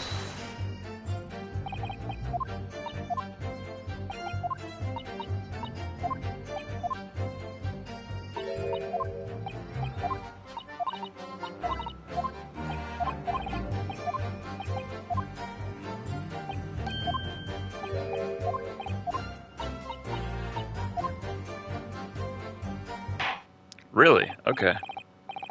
Thank you, Miss Lestrade. Thank you, Counsel. I've heard enough. What? Okay, so I didn't have to prove her anything. What? That was... Okay, so I guess we just got a testimony. We didn't have to prove her, like, anything on anything? That was... Okay. That was actually a big waste of time, but okay. Alright. Thank you, Miss Lestrade. Thank you, Counsel. I've heard enough. I believe we now have a reasonable misunderstanding of what exactly transpired on the omnibus. I said to break those two out of their conspiring talks, and then it was able to let me proceed. Okay. It would appear on that night 2 months ago, a negotiation was taking place on the omnibus. Negotiating concerning this disc, however, matters did not run smoothly. When the parties involved began to quarrel over a price, McGill took what he wanted by force, and the expense of the other man's life. Which proves my point. This disc is clearly extremely valuable in some way. Although I don't understand as of why yet. And 2 days ago, precisely 2 months of the omnibus incident, McGillet's coat and its contents were due to be fortified. I didn't know what I should do with the ticket. I mean, the cove died right after his trial. I knew that. So you decided you would try to claim the articles as your own. Well, why not, eh? They were gonna be fortified. Oh, why shouldn't I have them? Yeah, I guess she was like, yeah, I may as well just... It's money sitting there that I could have, so... Anyway, you can't blame me for thinking about it. Thinking it ain't no crime. Because I guess she had the money to redeem it. And the guy who had it before her was dead, so she was like, oh, sure. Miss Lestrade, it would appear that Mr. McGill is prepared to kill in order to take possession of this disc. Do you know why that would be? Eh, I ain't got a clue. But I reckon it must have been worth a fair bit of brass. He was probably gonna sell it. Ain't gonna blame me for thinking that. Thinking it ain't no crime. My lord. The evidence your lordship requested is being located and is ready for your court's inspection, sir. About time. Anthony.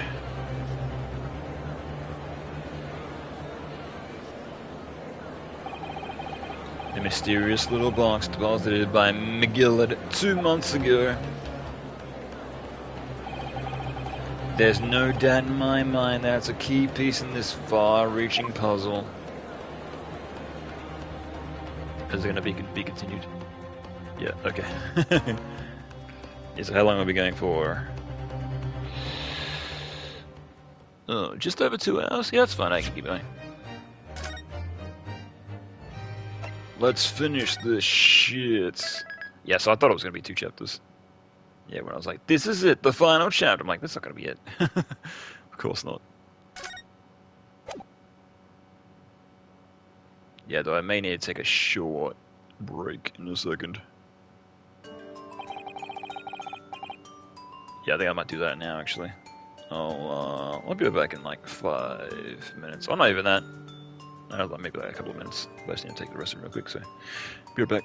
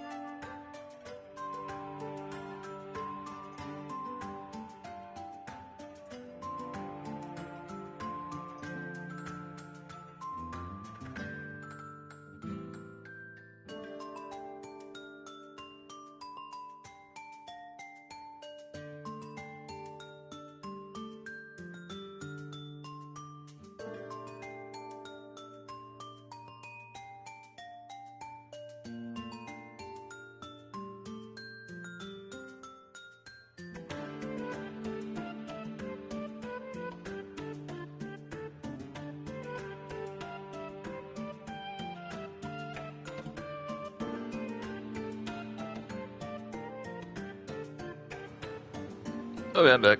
That's better. Yeah, I'm not sure if that was 2 minutes or not, but whatever. Nature calls. Alright, let's continue. So this is the article in question, is it? The small box deposited by the pawnbroker, Mr. McGillis, 2 months ago.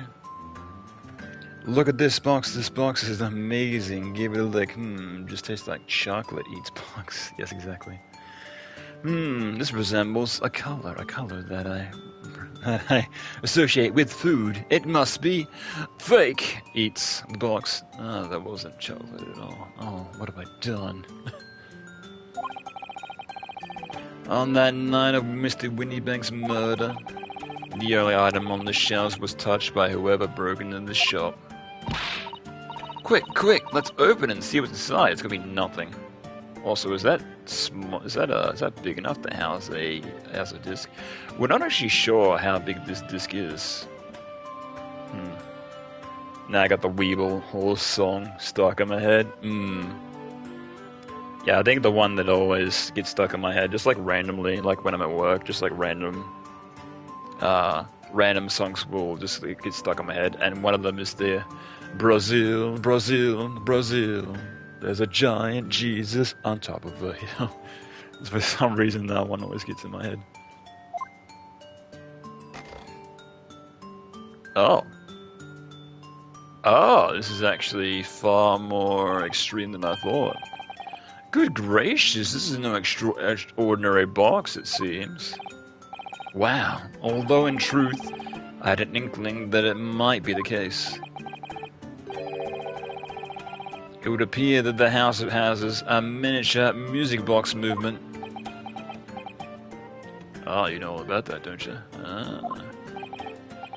Then, is it too much to expect? I think it would be reasonable to assume that this is a device for playback of this disc, my lord. Oh, interesting.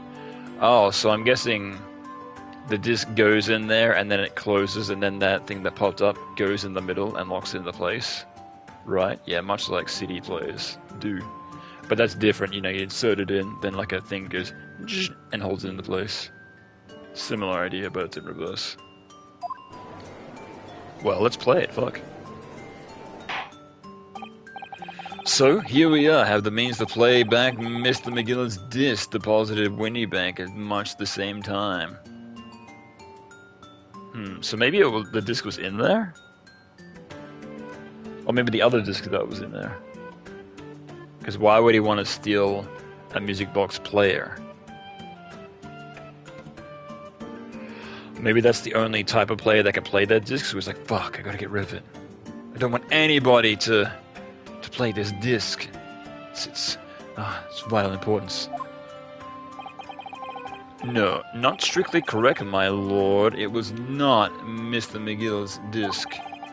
It was the disc of the victim in the omnibus. But why, for heaven's sake? Are we to understand that the brickmaker was trying to sell this music box disc to Mr. McGill?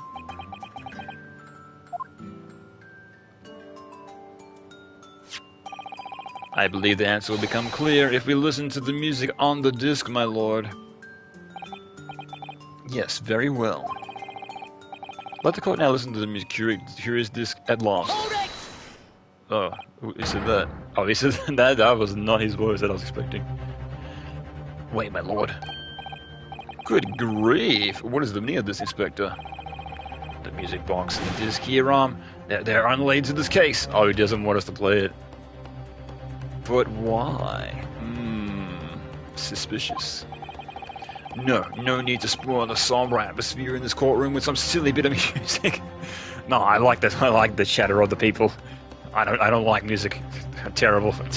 I listen to nothing. Objection. This very well may have motivated the culprit in this case to commit murder. Driven crazy.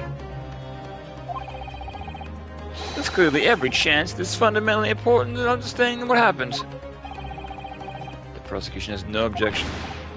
But no, the piece of evidence is police property. Now clearly, Scotland Yard has some veiled interest here. But it's a policy of this prosecutor to leave no avenues unexplored. And you, Inspector, have no jurisdiction here to prevent that from happening. Ah! Chips just fall over him. No further delays, please. Play the disc. DMCA incoming. Oh, there's an... Oh, that's... Okay, that's the disc. I was going to say they're going to play it note up.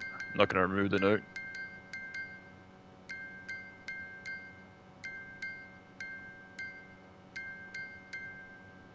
I think we put it in the wrong way. Isn't it supposed to be flipped up the other way?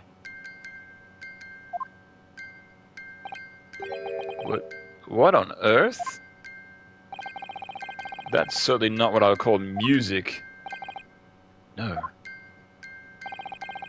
It's just the same note playing over and over again in a regular sequence. Is it? Oh, is it Morse code? Oh, we got a lady in the thing that can decipher Morse code. Yep, that's exactly what it is. And we're gonna go to her to be like, hey, you know that?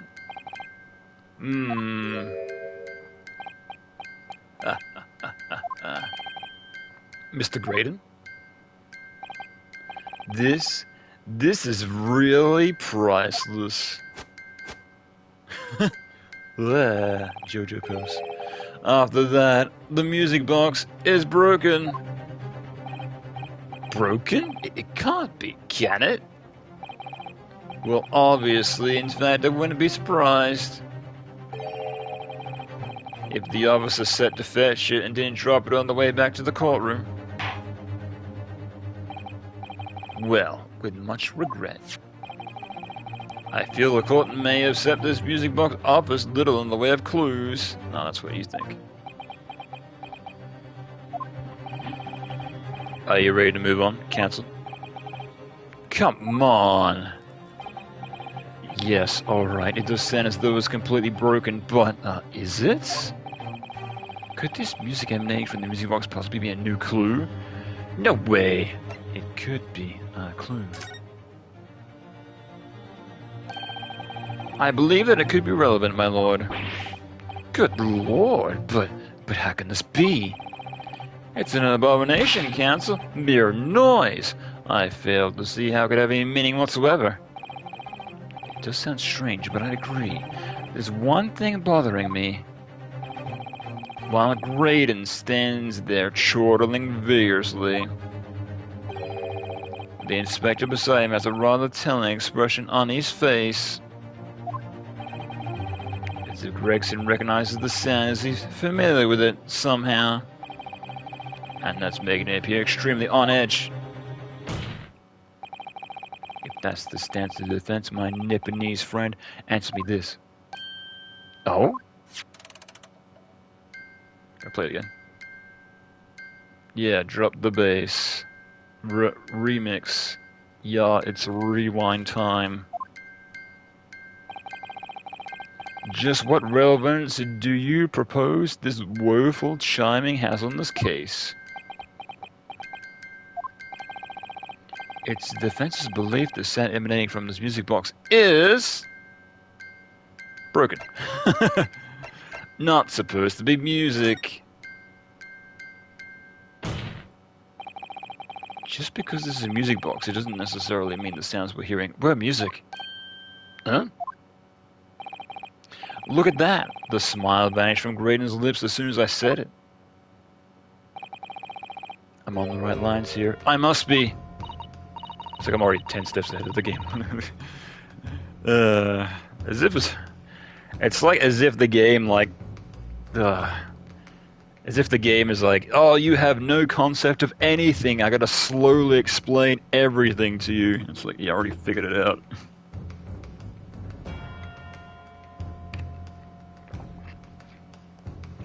You have no knowledge of anything, and then you play Ace Attorney. Oh, this game's great! I get to learn about all this shit.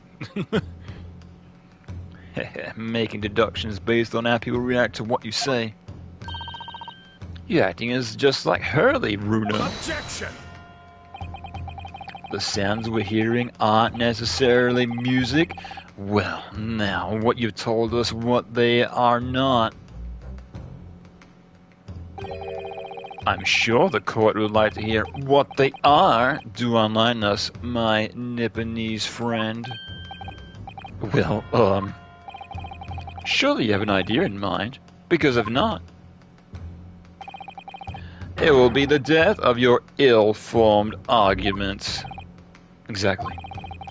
The music box is clearly broken. Refusing to accept that fact is pure foolishness. They've got me. I don't know what the answer is yet. Yes, I do. Runo.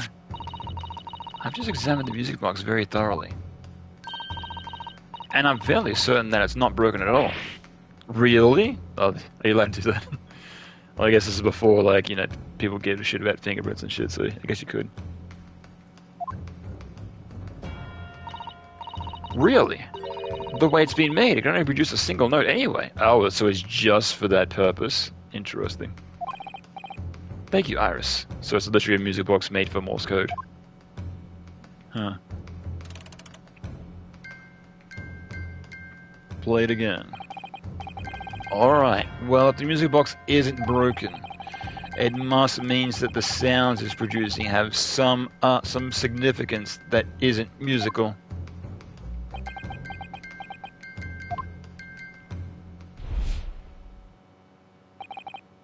Ah! Could it be?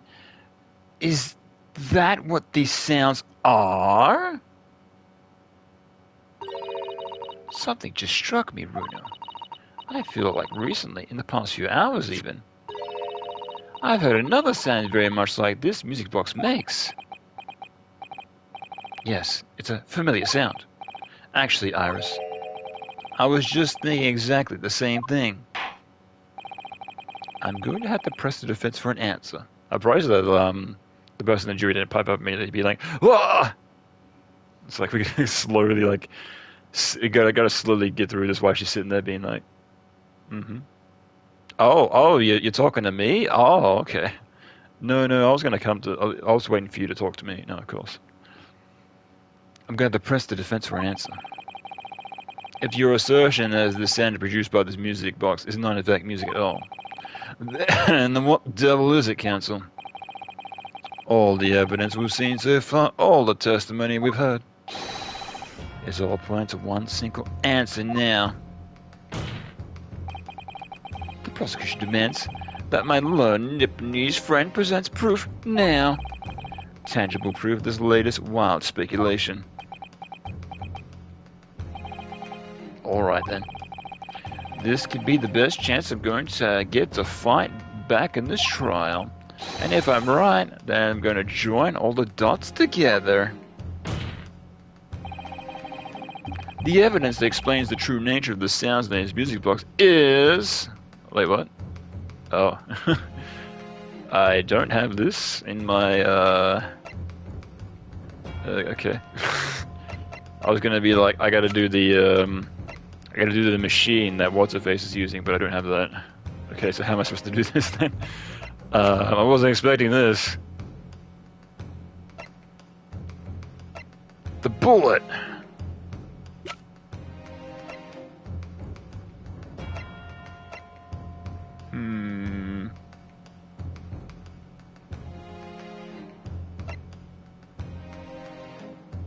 The manuscript?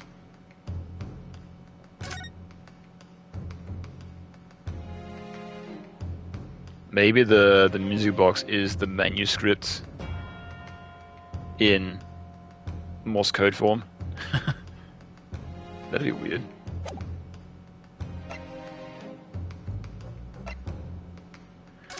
Na, na, na, na, na, na.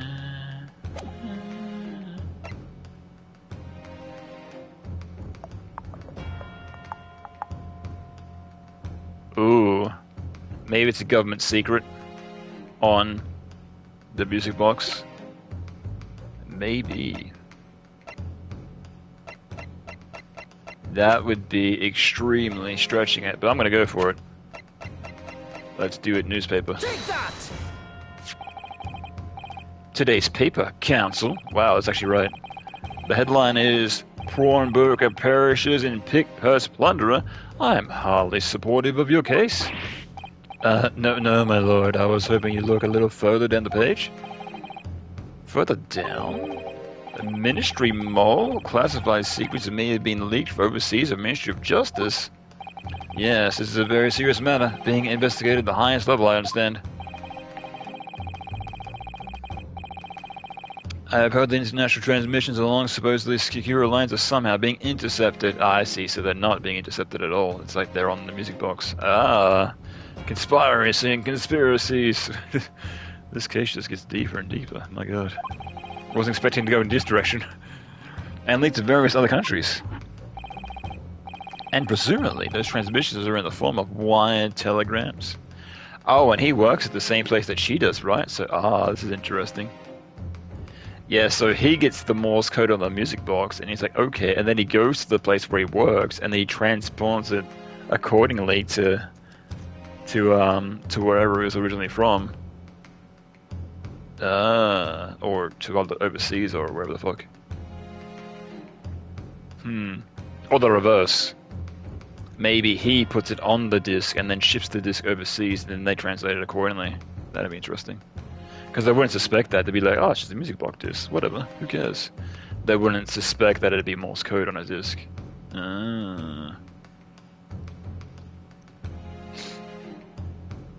Presumably those transmissions in the form of wired telegrams. Of course. Juror number 5, your input, please. Yeah, now we're going back to her. I see. I thought we were going to do this early. Stop. Me, sir? Whatever is the matter? You told the court before that you worked at the same communication station as Mr. Graydon, did you not? Yes, that's correct. And the particular station where you work deals with government communications and newspaper reports? Oh, yes, we're not your run-of-the-mill communication station at all. Our work is extremely important. Then tell me, is this not a very familiar sound?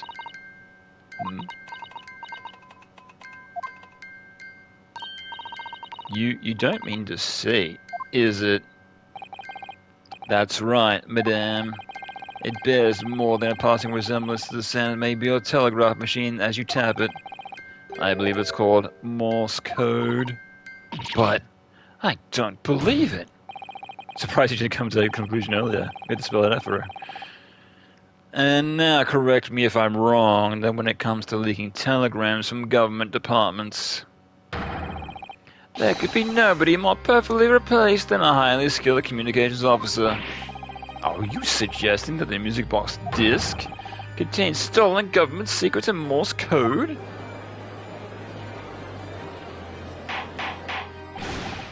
Order, please, everyone, order. This is high treason, counsel, deserving of capital punishment. Too much new vocabulary. Oh, hang on, I gotta do the voice. Too much new vocabulary. What is treason, and what is capital punishment? The sort of words I'd expect you to know. For our sovereign government's confidential information, hostile nations wouldn't surely pay almost any price. Yes, only 2 months ago. That was a very negotiation that was taking place inside the omnibus. But in the end, McGill had perished, and the all-important disc lay unclaimed in the pawnbrokery. My word. In which case, whoever stole that information in the first place must surely have been behind himself with worry. Because that disc would be discovered before it found its way out of the country. It would reveal an act of high treason punishable by death. So the culprit had no choice but to retrieve it. In order to do that, he would have to gain entry to the pawnbrokery illegally in the middle of the night. Because the article left by Mr. McGill would have been incriminating too much for it to go in the wrong hands. So that was I guess that was the only music box that could have played that disc in that way. So what happened if you put the music box disc in like a regular music box? Would it not play it accordingly? Or would it play like a different thing? Maybe, oh, that'd be interesting if like you put it into like a regular music box, it just plays the song. Like, that'd be interesting. Like it's gonna be in this specific machine for it to play the Morse code, but in any other music box it just plays the song. That'd be extremely, extremely interesting, and that'd be an easy way to go around it, right? Because even if you tested it, it'd be like, ah, it's just music, whatever. Because no one have the right machine, except for the people that actually know. Isn't that right, Mr. Graydon? You think I've been stealing government secrets? Preposterous. Absolutely preposterous. So, in response to your defense's accusation, you claim the complete innocence, do you? Well, of course I do. I've had to stand here in silence while that perlanculous foreign lawyer has been prattling away. Objection! Then by all means counter the charges, sir. The prosecution demands the witness testifies. Response to the accusation is brought by the defense. Delighted, I'm sure. Almost broke him down. So I've almost got him cornered. The witness reminded that the crime under scrutiny in this trial is the murder of the pawnbroker, Mr. Windybank. Yeah, but what does the other guy have to do with this? That's what I want to know. Be the most flagellous offence for the law of this land, scandalous of capital punishment. Yeah, we still don't know who shot him. Like we completely avoided that. I thought we were going to go over that in this case, but a lot of other things have come to light that we've gone over. So, yeah, and we still haven't confirmed that he's been shot at all. So,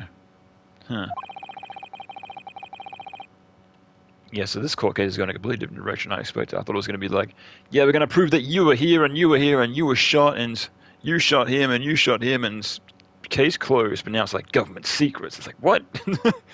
Okay. Right.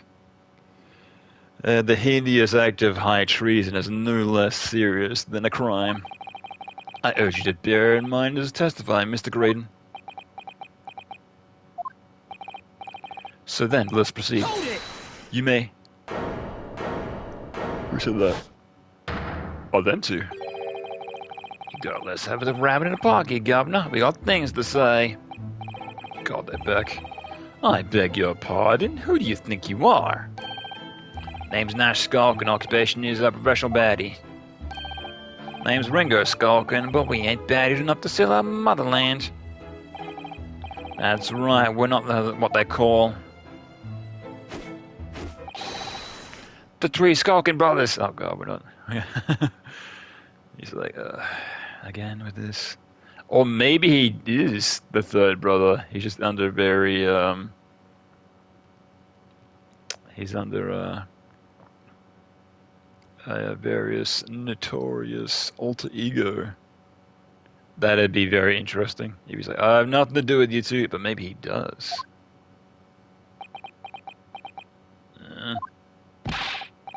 Bad timing, fellas. Very bad timing.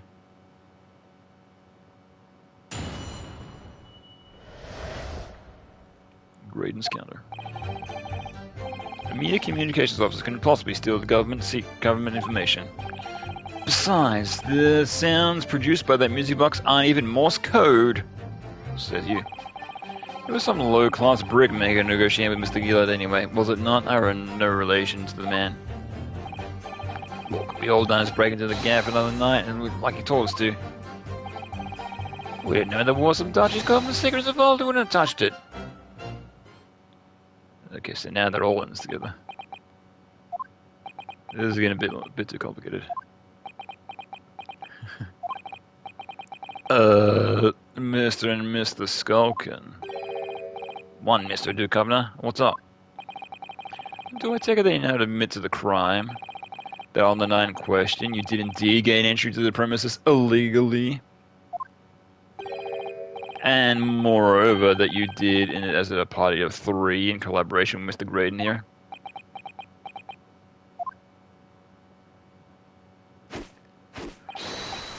We did, God, we did.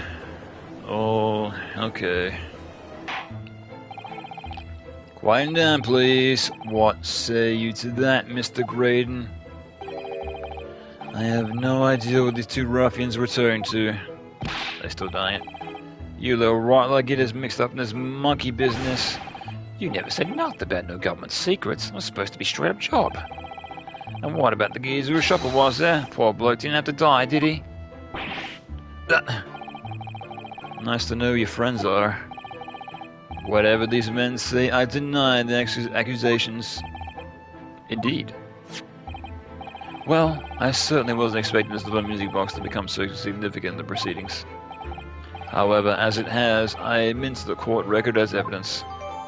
Small music box has been added to the court record. Okay. Sure. Could I possibly steal the government secret government information? Hold it! You know, I also want to go to the what's his face over to him. See if he's looking normal or see if he's sweating. So this newspaper headline accurate? The government communications are being intercepted? How can I possibly know? Okay, yes, it's just looking normal. These two are looking normal? Okay. I'll just see. What do you mean by that? Any important government communications are handled by high-level officers, by specialists. General members of the staff in the station where I work will never be entrusted with sensitive information. Oh no, stop. May I say something? Stop. Let me guess. Juror number 5? We regular communication station officers are as lowly as you, being led to believe. A team must be responsible for setting up and testing the telegrams used by ministry. And Mr. Graydon is the team leader. That's fascinating. So you could have these government secrets and transpire them accordingly. Graydon is highly skilled operator. Stop. Currently in presence of idol. Stop. Do you have access to the equipment used for these confidential communications, Mr. Graydon? Well, what of it? These transmissions are always made behind closed doors, so they can't be heard. In any case, all messages are sent in ciphered. No employees can possibly understand them. Oh no, stop. I must say something. Stop. Mr. Graydon regularly attends meetings with the ministry technicians and ministry communications team. He assists them ensuring that there are no errors in important internal communications. He's received the top prize at Cipher Cracking Convention 5 years in a row now. That's fascinating. Graydon's high school operator. Stop. Currently in presence of idols. Things very highly of him. Well, your eye would appreciate it if you keep your mouth shut. You should really pick your idols more carefully. I can tell you this lawyer's accusations are completely unfounded. Besides, the sound produced by the music box aren't even Morse code. Well, I guess he'd know, right? They're not? To anyone with a brain, that would be blatant and apparent of what's listening to the music box for in a few seconds. Of course, of course. Surely it can't be. My learned friend is unfamiliar with Morse code. Ow, she looks genuinely shocked at my ignorance. I would be more than happy to demonstrate the basics for you, sir. A lesson here in court? Yes, I know about Morse code, thank you. I'm pretty sure I learned that in, like, primary school. Morse code? Ugh. Yeah, because they teach the kids how to do SOS, and I still remember that to this day.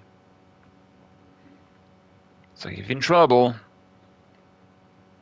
this is what you do.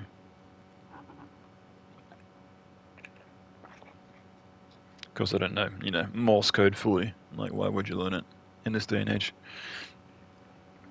To decrypted messages. Morse code is a continuous series of two distant tones. Tones, you say?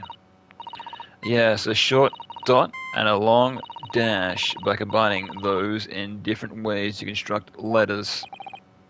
I see. For example, this is A, and this is B. But when you listen to the sound produced by this music box, you only hear one tone, don't you? True. Yeah, there's no long notes.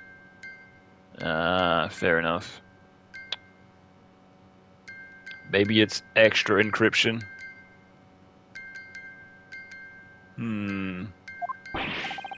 But it sounds so similar. The rhythm is the same in everything. But there's no discernible meaning to apparently random sequence of sounds. Well, translate it anyway and see what happens. It doesn't have to be like dashes. Could like just use letters that, you know, just have all dots. So your assertion is fundamentally flawed. This is not Morse code. No! Really?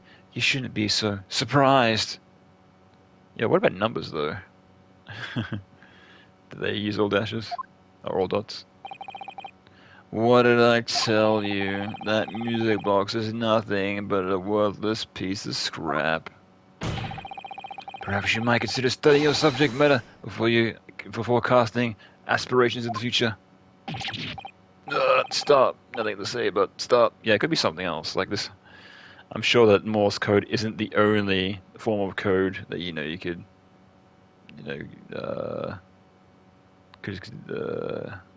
keep used to transfer like hidden messages and whatnot. Oh, it's so frustrating, isn't it? Iris? I mean, if the government secrets are somehow being leaked using the music box, so many other things would slot into place so nicely. Could it be something that we haven't considered?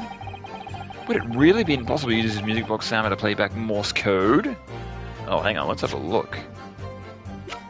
Can we rotate it? Is there a button? No. Oh, hang on, what we got? Hello. Oh, what is it, Bruno? I've just noticed something about this music box. It looks like a bottom of it opens up as well. Ah, you're right. Well, come on then. What are you waiting for? Let's open it. All right then. Here goes. Look at that. There's another movement on the underside. So does that mean you can set another disc to play on this side? Yes, I think so. And it looks like the two movements are linked together. Oh, I see. So one side plays the dot and the other side plays the dashes. I see. Interesting. Got it. Gotcha. That's why there was two discs. Oh, and that's why I was asking for the other disc. He's like, what about the other disc? What disc? Don't worry about it. I see. They're linked? So if I had two discs, they would both play at the same time. I see. Got it. Yeah, we don't have the other disc though, so. Yeah, we don't know where the other disc is. Yeah, because we got that one. This is the one that's for McGillett, right? Yeah.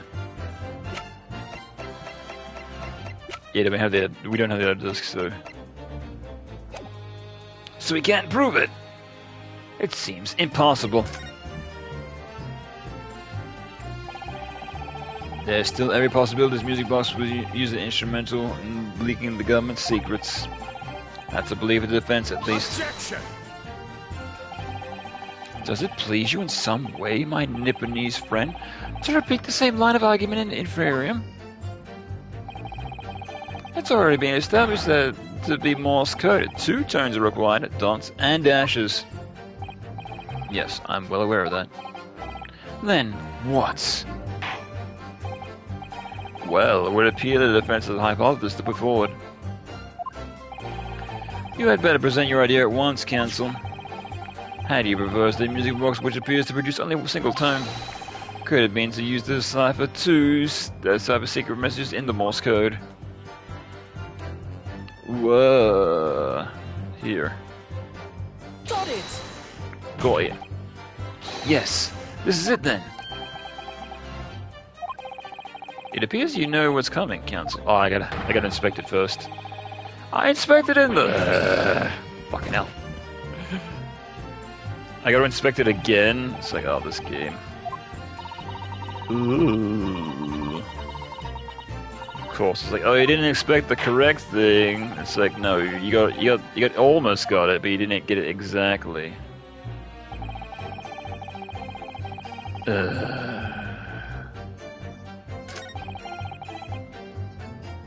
Okay, so I gotta do it again. Fucking hell. I gotta do it away from the start. Bloody hell. Just because I got it wrong. Oh my god. Just doesn't give me another chance to do it again. Because you gotta interact, and then you gotta present. No, just interacting on the correct thing wouldn't open it, and then be like, oh! You gotta open it, and then be like, oh!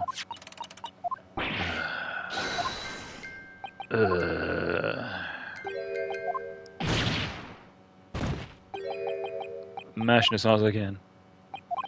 My X button's gonna fall out.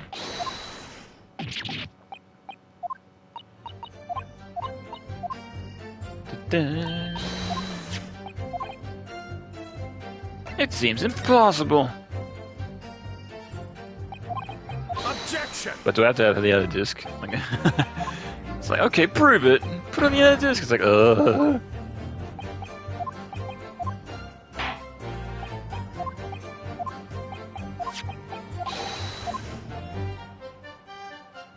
Fucking stupid game. I just noticed something about this music box. Okay, so even though I already interacted with this, I gotta do it again. Ugh. Wow.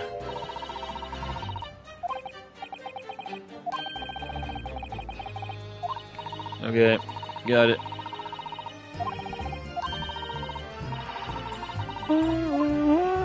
Okay. Got it. Wow, amazing. It's not like I didn't know that already. Good gracious, what am I looking at here? Another movement on the underside of the music box? What?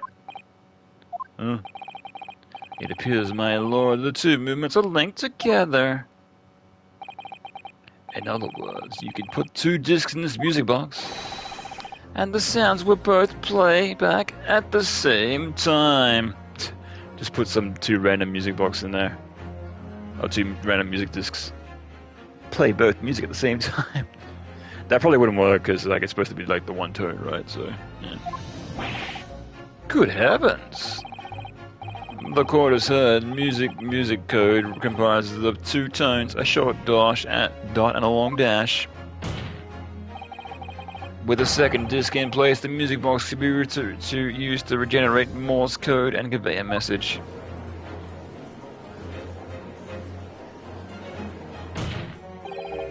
This is beyond a joke. I'm sorry? This poor excuse for a lawyer has absolutely no evidence to support his claims. Though, of course, if my learned friend were able to present the court with a second disc, that would be another matter. Well, I can't at the moment. And then may I remind the court that the witness has pointed out that he was the one in the omnibus with Mr. McGill 2 months ago striking a deal over the disc or discs. Indeed, that was Mr. Mason, the brickmaker. Exactly. I had nothing whatsoever to do with it.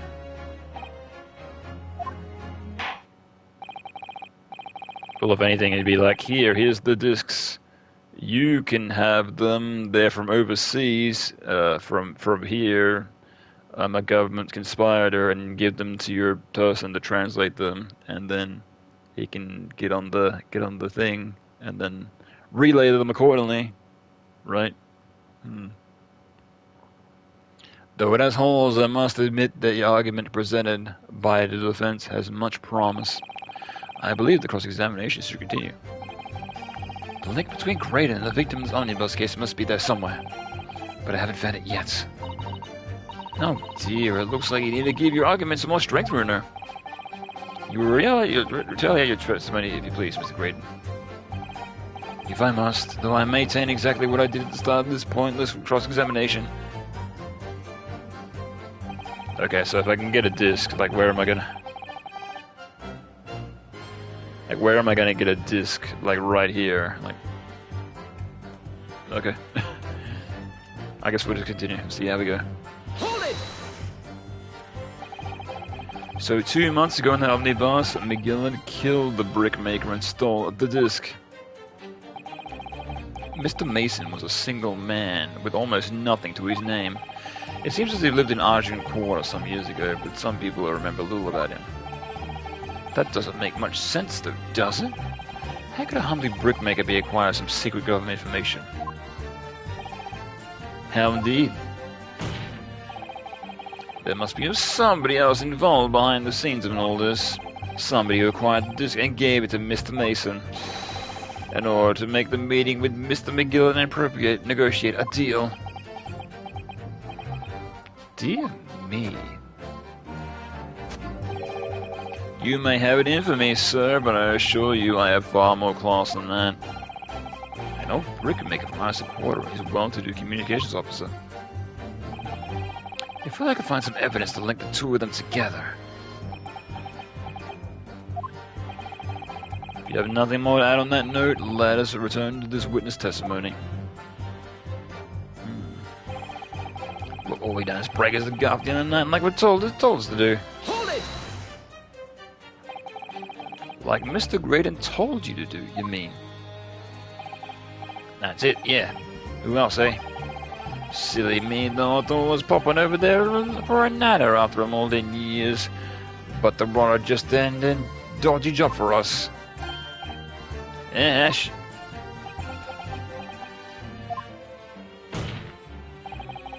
Let me stop you there, Mr. Skulkin. After all them years, you say? Oh, so they've known each other for quite a while. Do you mean to tell me that Mr. Graydon here is an acquaintance of yours? Well, the social kind of baddies, you know. Sure, let's say the Graydon's in old China. Oh, here's something, Ned. Excuse me. Is something wrong, Mr. Skulkin? No, the other Mr. Skulkin. What? Who? Me? When your brother was testifying just now, he said something about the scene to cause you to react. Oh, I was just remembering that the old days, that's all. We used to have a right old laugh together way back when. Together? With Mr. Graydon, you mean? Yeah, with Ash, I mean, look at him, his fancy whistling flute, eh? You wouldn't Adam and Eve it. But when we were younger, we was free from the part of town just like us. Is that so? Yeah, but he was always a leery one. He had brains, he had the savvy. Always coming up with the smart ideas like he would never have gone through our heads. God blimey, we got that truth. Remember the Middleton and Skulkin's milk run? That was a corker, eh? Save it until after the trial. Your remiserating has no place in this courtroom. And none of that's your fruit. Alright, the geezer asked us a question, didn't he? And we was answering. Yeah, we ain't done nothing wrong. Nevertheless, the court is not prepared to accompany you on your trip down memory lane. Counsel, can we turn our attention back to the testimony, please? I don't know. Could that sentence of story be relevant somehow? Add to the testimony for whatever reason. My lord. Yes, counsel? The brother's last sentimental statements could hold vital information relating to the case. Very well, counsel. I will permit the brothers to supplement their testimony with that detail. Briefly, I hasten to add. Say no more. A skulker's never skulking. Middleton and Skulkin's milk run. God, now one of the days. Hold it! I'm sure I'm going to regret asking, but what exactly was that? Some kind of business? Just a little scheme you had going back when we was youngsters. A bit of fun, really. Delivering fresh milk to the locals. That's what it was all about. That sounds alarmingly illegitimate. There must be a catch. I suppose since we're done here, I should ask them to elaborate, but on to what? The business model, sure.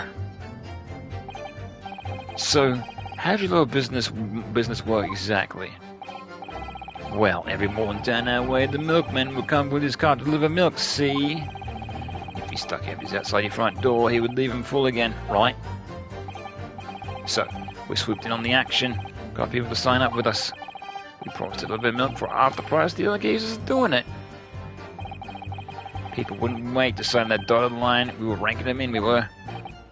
So, did you live on a dairy farm or something? God, Ben and I off your rocket? I have nothing. We were too poor to even have a farm. Right. Nah, what we were doing was simple, lad. You had the idea. Let me guess, they were stealing the milk and then delivering it and pocketing the profit. We'd just switch them over, see?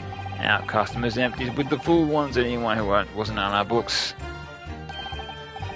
A dottle, right? I think you meant to say a diddle, and that's a crime. Yeah, we're just harmless bit of fun, that's all. Milking the general public is such a fashion, and most certainly not harmless, as you put it. Well, it was, came up with the idea. Ash is an evil genius. You mean Mr. Graydon?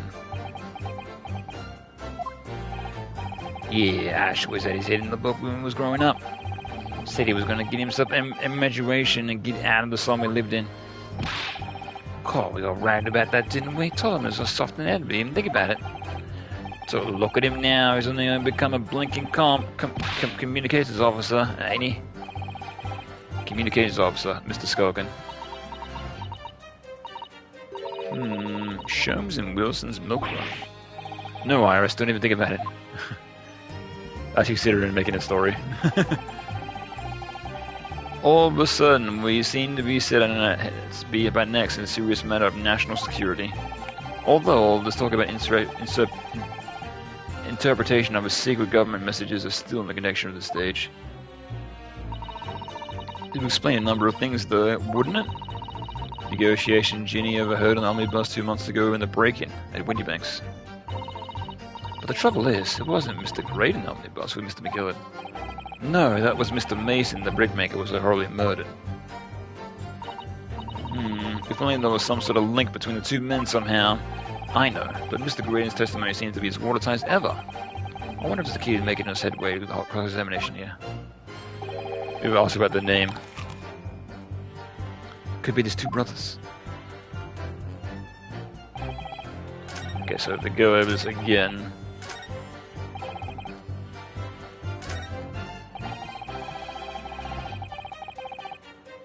Oh, we didn't even go over this one. Okay. Well, didn't even press on this one, so we'll do that. Hold it! So did you know nothing about this music box? We didn't know nothing. No, we didn't know nothing. We were planning on knowing nothing about it either, as he sweats. But 2 nights ago, you didn't break into Windybank's pawnbrokery, didn't you? In your original testimony, you said that the door of the shop was ajar and that it was like some kind of sign begging you to go in. But the truth is, you were planning to break into Windybanks all along, weren't you? We were, Gov, we were. You're right there. Of course, the right thing that's always to do. It was the plan. As he gives him the evil eye. And why was it Mr. Graydon's plan to break into Windybanks that night? Why did you not ask the reason? Well, he said the place was full of stuff worth nicking. That's what he told us beforehand, anyway. Turned out it was a load of cobblers, didn't it? I wasn't a bit displeased, I tell ya. In any case, I somehow knew the real reason. It didn't sound like they're gonna have it anyway. Give it anyway. Okay, so I'll ask about the name instead.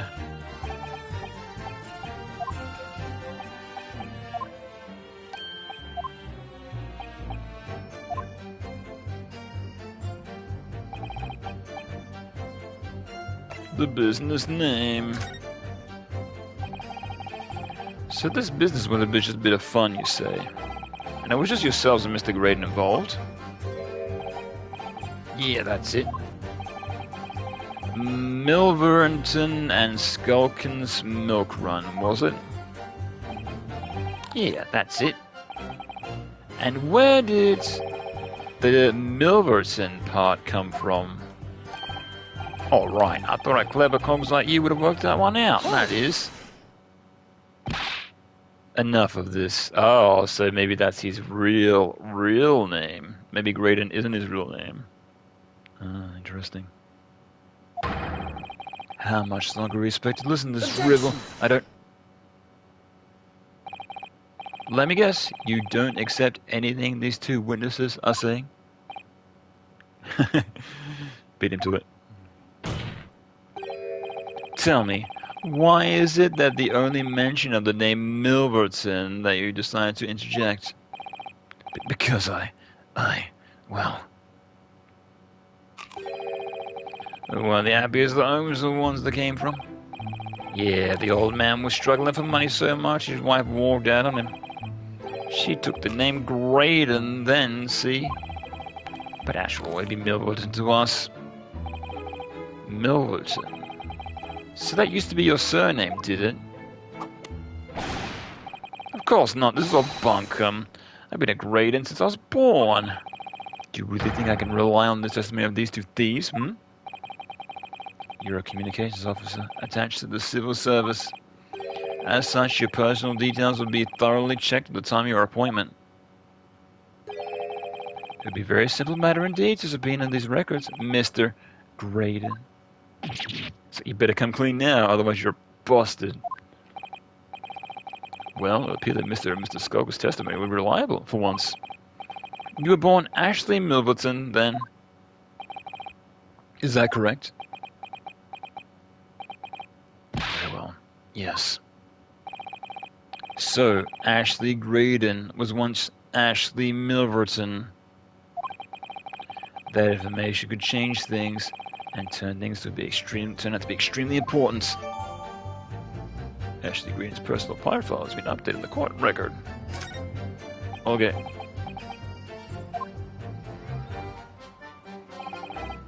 All of a sudden, we seem to be up to our necks in a serious matter of national security. Okay, we're already for this, right? So what did that change? Like nothing.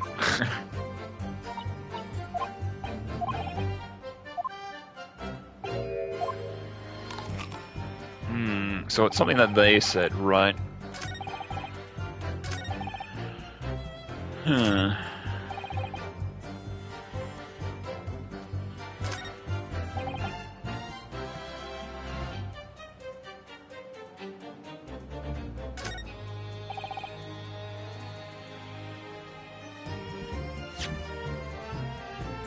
Let's see here.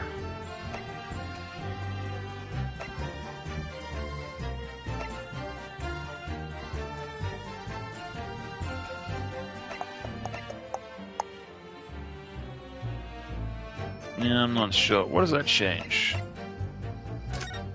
Oh, hang on.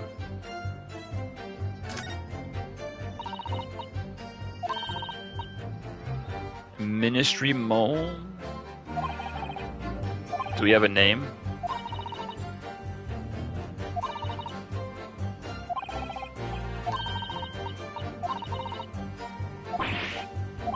No, okay. Yeah, that'd be interesting. It's like communications errors, secrets.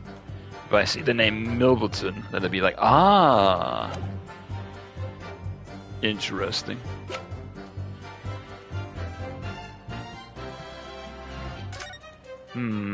Yeah, I wonder if I have something with the name Milverton on it then. I wonder...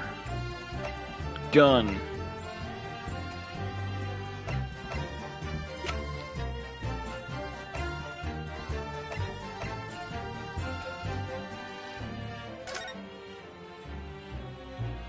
Do we have anything in here? No. Yeah, nothing except for the to form a Gillard.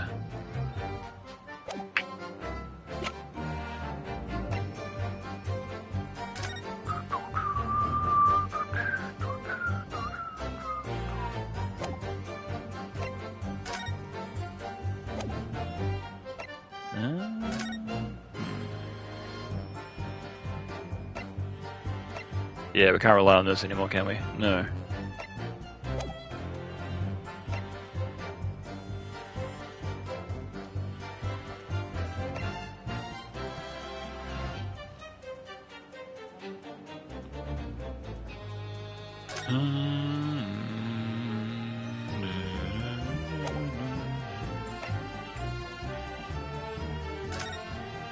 McGill case notes.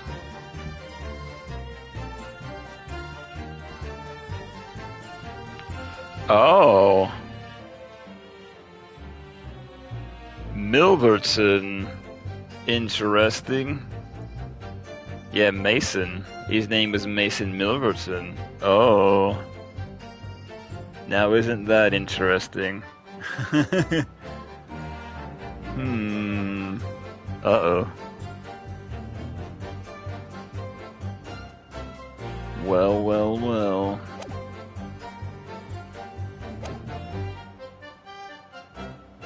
Okay, I can present that. Objection! No? Okay. There's clearly something odd about this last statement.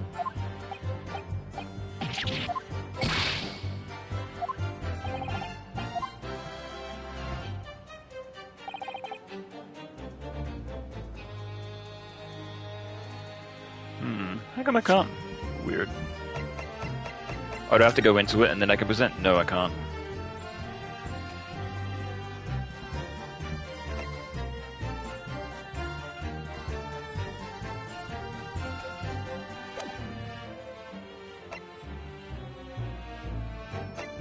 Oh, do I have to do the autopsy report?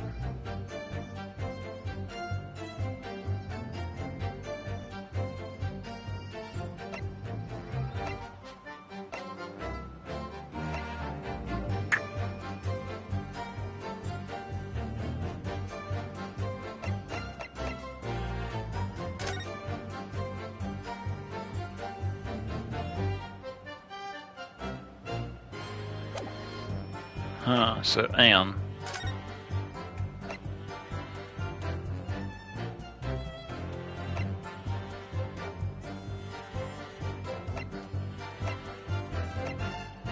Okay, yeah, so they have different blood types, I see. Okay. What does it all mean?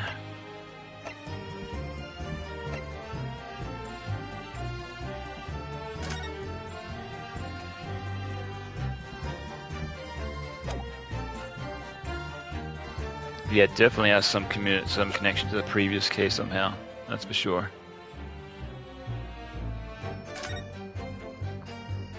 So that's for this case, right?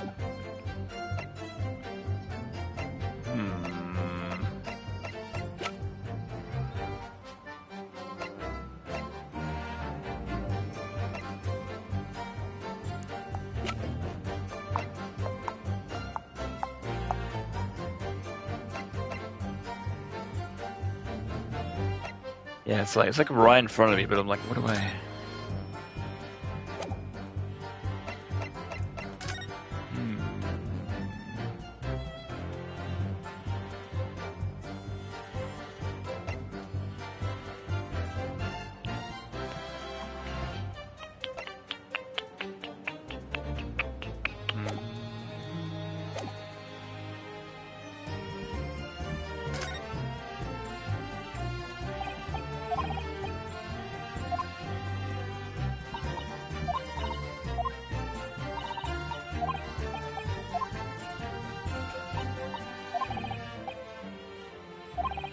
Yeah, I know the link, but I'm like, what do I? Huh.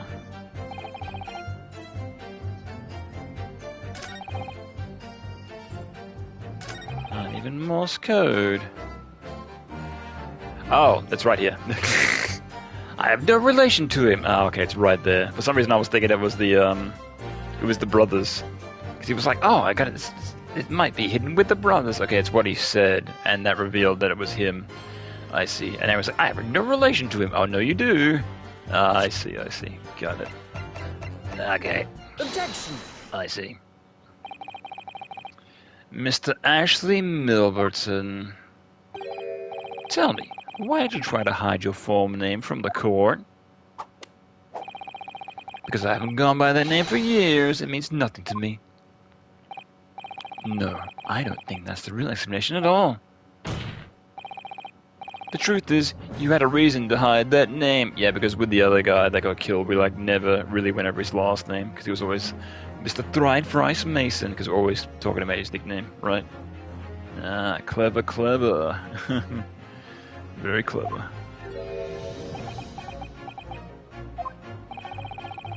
Explain yourself, please, counsel. I have here the notes from the omnibus case, my lord. And as we all know, the victim, the man who we know and understand to be negotiated with McGillard. Yes, Mr. Mason, the brickmaker. That's right. Only Mason wasn't his surname at all. It was his given name. His full name was Mason Milverton. Milverton? Do you mean to say Saints alive? Mr. Ashley Milverton, is not the case that the brickmaker, Mr. Mason Milverton, was your father? I don't. As I believe I mentioned earlier, your family history will be thoroughly checked when you join civil service. And it really would take no time at all for the court to subpoena those records. And the truth is, you have been illegally acquiring highly confidential government information and selling it on to McGillard in collaboration with your father. Then why did he kill his father? The new facts and evidence unveiled by the cross-examination of the witness, and will come together to reveal the truth. The truth, you say? That you collaborated with your father, Mr. Mason Milverton, in illegal dealings with Magnus McGillard. By the dinner's music box, you mean, counsel? Yes, stealing information being sent in for government communications and selling it to Mr. McGillard. Mr. Graydon concocted this elaborate scheme of using 2 music boxes discs to encode information, as presumably a safety measure against the information falling into the wrong hands. Yeah, exactly. Because they'd see it, and they wouldn't even think to look on the bottom, right? They'd just be like, it's a music box, who cares? And a very effective one. I wouldn't have given the scheme to any evidence, any credence whatsoever. But the deal with Mr. McGillard went sour, and the brickmaker met his end. Yes, but before he was arrested, Mr. McGillard managed to temporarily dispose the stolen disc at the pawnbroker. Then, having learned the situation, you appeared at the Windy Banks 2 days ago. In an attempt to recover the 2 articles McGillard had placed in pawn there. But that attempt failed. One of the discs seized with the police, and the other you never found. So that same night, you entrusted the help of the Skulker and broke into the pawnbrokery. This time, determined to recover the second disc. Are you suggesting that the second disc was inside the music box? Eh? We would never do nothing about that. Unless he has it on him. On that night, Mr. Windybank was killed. Well, it makes sense because it moved a tiny bit, so he probably moved it, opened the bottom, yoinked the disc out, and then put it back.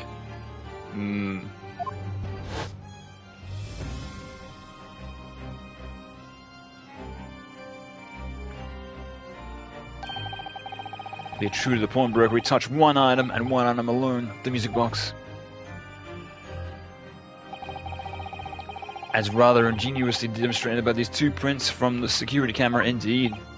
So, the question that naturally begs answering is this: why was it the only one article disturbed? The answer is obvious, because it contained the second disc, which the intruder was desperate to retrieve. Right, because he wouldn't, he wouldn't think to even, he'd be like, oh, it's just a music box. He wouldn't think to, look at the bottom. And pop it open and be like, oh, there's a disc in there. Haha. Like, nobody would. That'd be crazy. Since it would fall in the hands of the police, it would be proof of high treason. Well, Mr. Graydon, do you deny that all this actually began on the fateful night 2 months ago? Aye, I refuse to accept any of this nonsense. Oh, you're starting to bleed.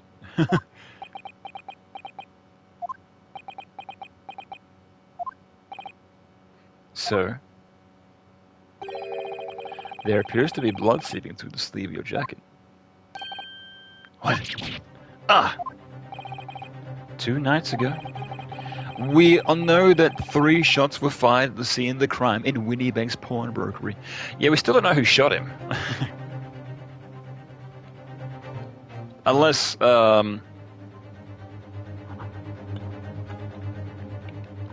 Winniebank shot him and then went to run away, was immediately shot back. Perhaps. Ugh.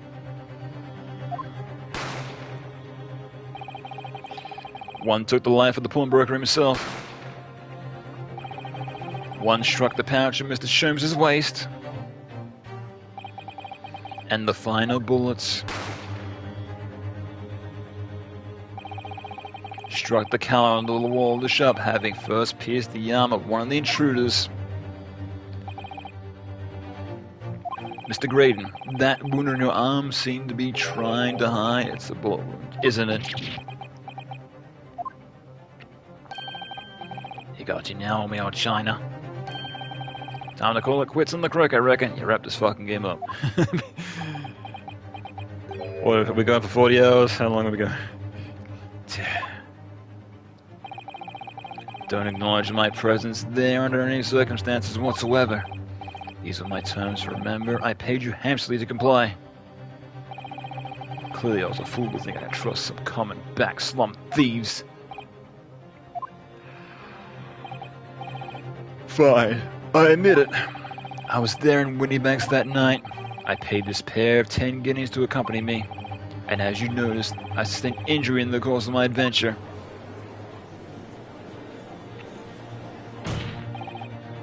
That is all. I admit to nothing more. Stealing government secrets, negotiating with Mr. McGill. As God is my witness, I'm sure I recall nothing of the sort. Yeah, I guess we really got nothing to prove that, so... He's not going to go down without a fight. Not until I can show hard evidence, I suppose. Nevertheless, the defense now has established a crucial fail. Which is... Well, we know that 1 bullet was fired from each of the 2 firearms we have in evidence. The bullet from the Skulker brothers' gun hit the pouch around Mr. Sholmes's waist. Oh, excuse me. And the bullet from Mr. Winniebank's gun clearly must have been the one that caught Mr. Graydon on the arm. Indeed it must. We can rule out the possibility that the man shot himself. And that leaves us only one conclusion.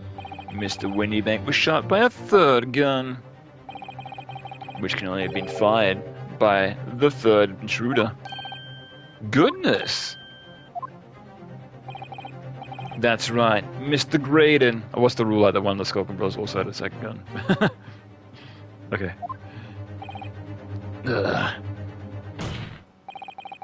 The only person who could possibly shot Mr. Winniebank that night is you!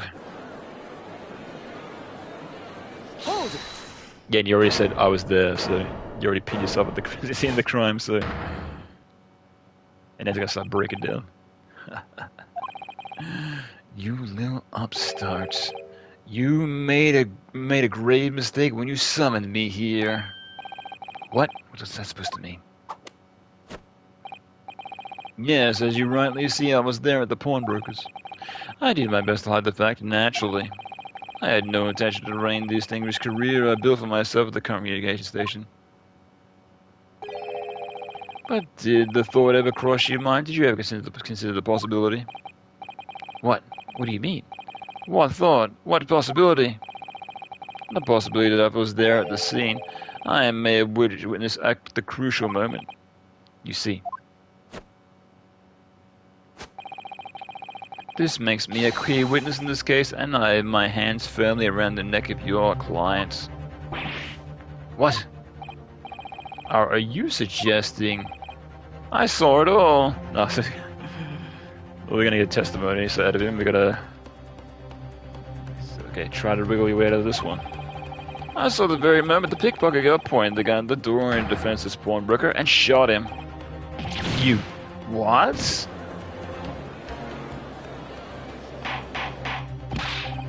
Order, order, order! Well, it would seem we are finally entering the last act of this theatrical trial. Finally. Mr. Graydon. Yes? I trust you are fully aware of the implications here. If it is shown that your claim is false, you will have incriminated yourself as the killer. Oh, I understand fully. Then I must ask you to give your formal testimony once more. You will explain to the court precisely what you saw at the moment the defendant allegedly shot the victim. Nothing would give me greater pleasure. Alright, this is it. This is it, Luigi. It comes all down to this. So I'm guessing this is the final testimony. Oh my god. Alright, so we're going to end it here. We're going to continue to see it next time. As if... God, could you imagine? The next stream we do of this lasts for 10 minutes. The moment of the shooting. While these ruffians were jostling with the broker, I was still near the entrance of the shop. When the windy bank threw Nash over the counter, I felt a sharp pain in my arm.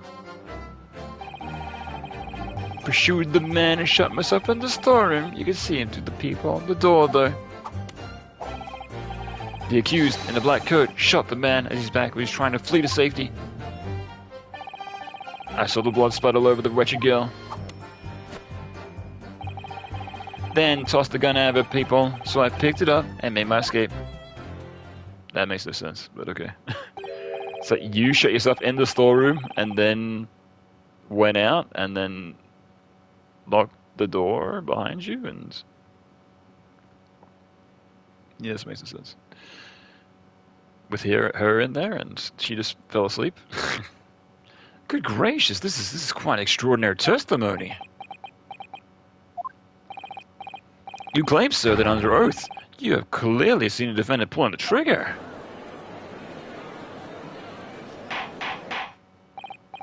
Order. It wasn't my intention to testify this way. But neither is my intention to be found guilty of a murder I didn't commit.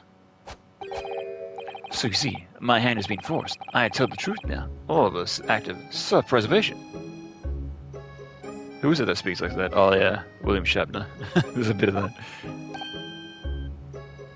It's losing control. I don't have the buttons. The truth? Or at least the parody version of Shatner.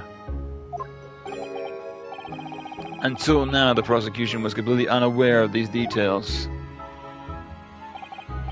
Yes, well, sorry about that. Having shot me in the arm, the pawnbroker was then shot in the back by the accused. And as I said, she was showered in blood.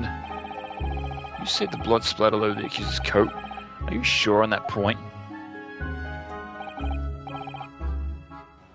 Oh yes, quite sure. Hang on. Yeah, what color was the blood? That we it was purple, right? I think I remember that when we did the blood test on her.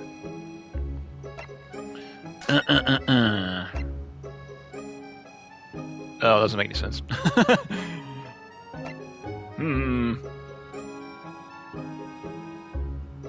That's right, because we did the blood test on her, and then her coat changed a different color. Was it blue or was it purple? God, I can't remember. Oh no, it was purple, right? Yeah, because this was Mr. McGill's coat, and it was the coat that he was wearing at the time that he murdered this guy, right? Right. I remember. Oh yes, quite sure. All over the black overcoat that pickpocket girl was wearing at the time. Really? If their coat was somehow to be shown harbour vestiges of blood, there would be conclusive evidence here.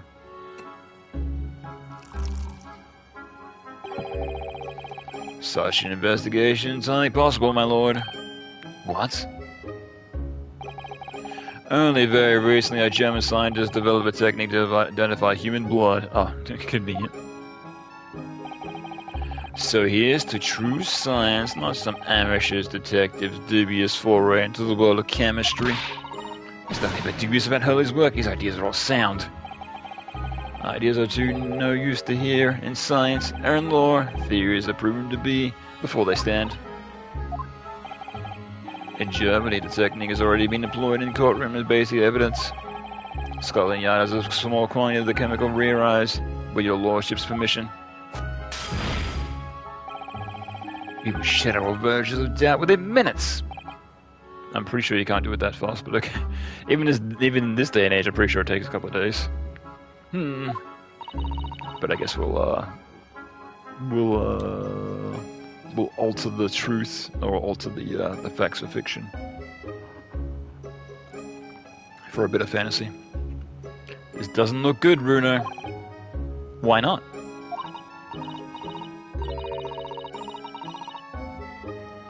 Well, we know, don't we? There's blood all over the front of Ginny's coat. But they test it with their chemicals. Oh, hell, you're right. I was forgetting what happened to us today. Yeah, so? So it's not going to connect it with the corresponding blood. Like, it's not going to correspond to any of the points of blood at the crime scene. Well, I guess... I would bet they'd be able to get the blood out of the body of the deceased from 2 days ago? I'm assuming not.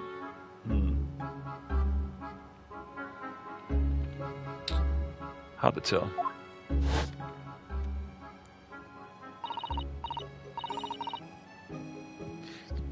Love this game. Hoping you have a good weekend. Yeah, man. I'm all good. Yeah, we're on the tail end. I'm hoping it's going to end soon, so... We're almost done! Oh my god. It's only, this game's only lasted for, like 40 hours? How long have we been playing this game for? Hang on, can we actually save and can we find out? We can't we? No, we can't. Yeah. No, it doesn't give us timestamp. It only gives you the date of when you saved. Yeah, but I'm pretty sure this has been like almost like 40 hours, 35 hours, so... Yeah, this last case, it's been a minute. It's been a minute. Yeah, this has got to be like the longest case I've ever played in Ace Attorney history. It's been quite a while. Don't move, Jenny. You want to shoot. Okay, they're just going to do it again. Yeah, so we can see again. And it turns purple, right? Yeah, I remember that. Yeah, for sure it's a long one. Yeah, because I, before doing this game, I played through, Dual Destinies, and I do not remember any case being this long, so... Because I think because I played this whole entire game on stream, and I'm pretty sure I did the calculations of how long I'd be playing this case beforehand. And I'm pretty sure this case alone is rounded up to be almost 10 hours, so... It's like, oh yeah, this is the lengthy one. But that's not Mr. Winniebank's blood. That stain is from 2 months ago. That's Mr. Mason's blood from when he was stabbed by Mr. McGillett, who was wearing the coat at the time. My lord, the defense objects to the test proposed by the prosecution. Overruled. Lord Van Zykes, make it so at once. With pleasure, my lord. Last one I played recently was a spin-off with Layton. That game was pretty short for both franchise standards. Really? Oh. Yeah, because they're doing a modern release for both of those spin-off games, so that could be interesting to check out at some point. Though, if I'm going to do another Ace Attorney game in the future, I might do Dual Destinies again, because I rather enjoy playing that, and I did off-stream, so playing through it on-stream might be cool. Might be cool. Yeah, but hey, someday. Oh no, Layton. I was thinking of the wrong character. That's right, the Professor Layton games. That's right, because they did oh, that's right. Yeah, because they did a crossover game, right? Yeah, I forgot all about that. Oh shit, yeah. Because that's right, they did a Ace Attorney Professor Layton crossover game. Oh, yeah, yeah. I was thinking about the Apollo Justice spin-off games. Right. It was all about witch trials. Right, right. I wonder if that's on mono consoles. I'm assuming not, but might be worth a look. Yeah, I forgot they did that. Yeah. Hmm. Yeah, it could be worth looking into at some point. With pleasure, my lord. And while we await the results, the defense may proceed with the cross-examination. Once they find that blood on the overcoat, Gina will be... Counsel. Yes, my lord. Your cross-examination. All right. Of course, my lord. This cross-examination doesn't go well. I don't manage to uncover some decisive evidence or a really compelling clue now. I have a very bad feeling about the outcome of this trial.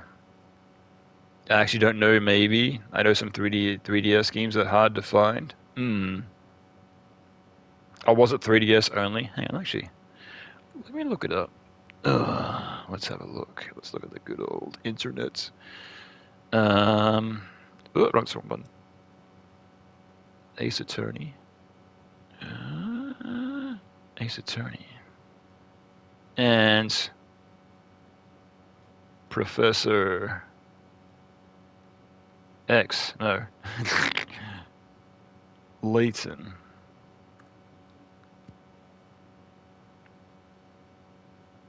What was the crossover game called? Oh, yeah.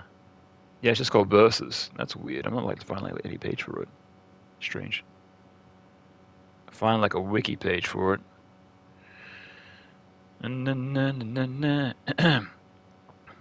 Oh yeah, it was just on 3DS. Okay, I see. Yeah, well, the amount of re-releases that Capcom was doing, I wouldn't be surprised if they re-released it. Who was this developed by? Number of players, 1.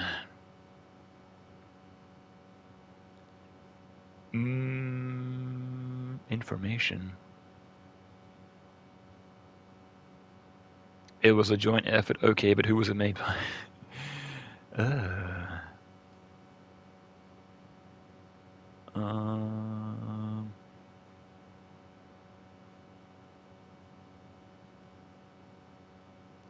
I'm not finding any information that I need. Like the one thing that I'm trying to find out, it's like, no, man. I was made by Capcom in Level 5 games. Oh, there it is. And what did you make Level 5? Did you make any of the Ace Attorney games?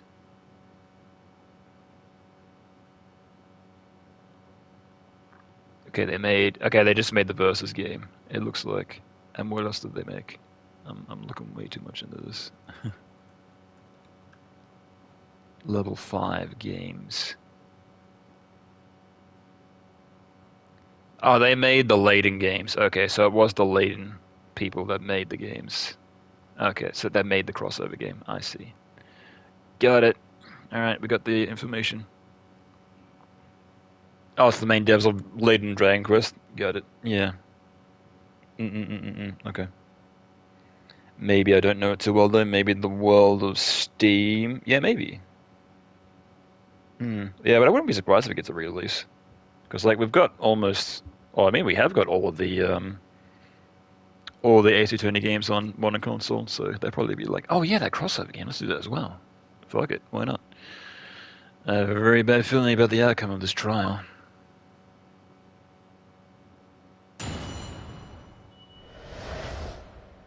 The moment of the shooting. While these ruffians were jousting with the broker, I was still near the entrance of the shop.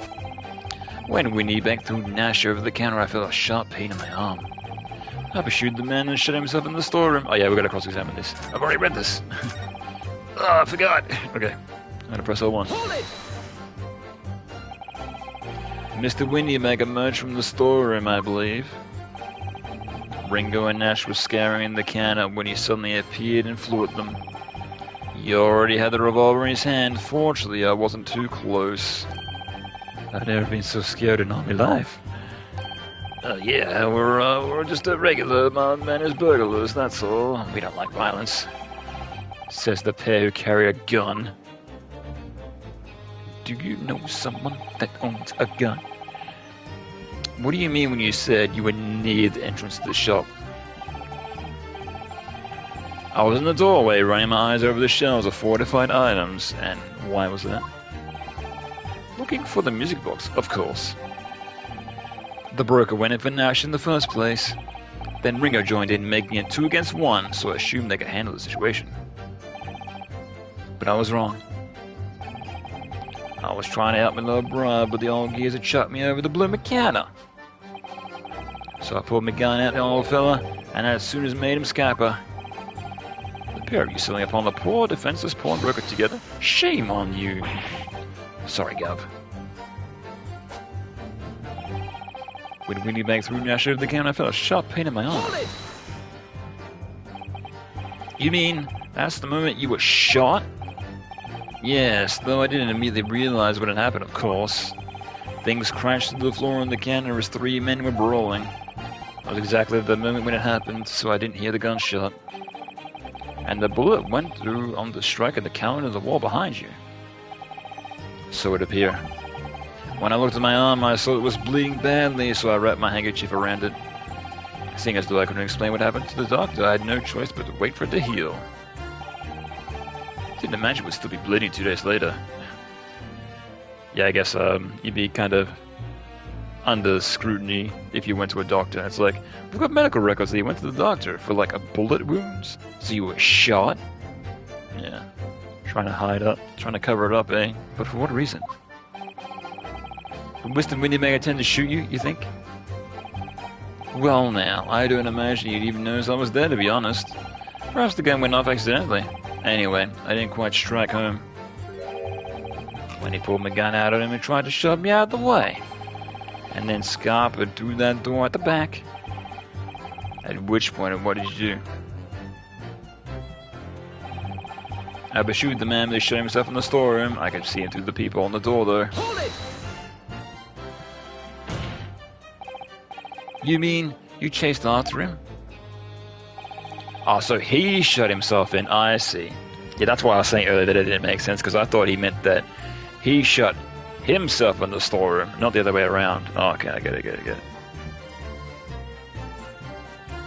I don't recall the reason why, but I ran after him to the back of the shop. And what about his peephole on the door you mentioned? Well, unsurprisingly, the storeroom door's a solid job made out of stout wood. Yeah, but there's a keyhole, right? Oh, this is a revelation. Hang on, is this made up? Let's have a look at this shit. I didn't see that. Hold up. Oh, I kinda see it. Oh, that is very well blended in, if that's the case. I didn't see that at all. Because I was like, there's nothing in this door. You'd see through the keyhole and that's it. No, you don't even see it unless it's... Oh, no, I kind of see it there. It's at the very top. A little bit. Yeah, there it is. There you can see the outline. Ah. Very sneaky. Okay. There's a small opening in it about height, and let's say you see what's in there from the outside. Actually, I should know about that, shouldn't I? I looked through it myself that night. Eyes. And what about your burgling brothers? Did you see what went through the peephole as well? Not likely, Gov. Oh, I didn't see nothing of the sort, Gov. I doubt these 2 buffoons are even aware of the peephole's existence. So the Skulkin brothers were there, and they didn't see the killing of Mr. Windybank take place. Inside the storeroom, I could see the broker and the young girl standing there. The defendant? Yes, though neither of them noticed I was looking. The girl raised the gun and pointed straight at the man. And then? What'd you see next? The accuser in the black coat shot the man in the back, so he was trying to flee to safety. Hold it! Yeah, so when the crime was discovered, the defendant was found with a gun in her hands. And that was Mr. Whittybank's gun, in which only a single bullet had been fired. Yeah, so he couldn't have put the gun to the peephole and then fired it, right? Because we all established that the gun trajectory was from lower. So it doesn't make sense.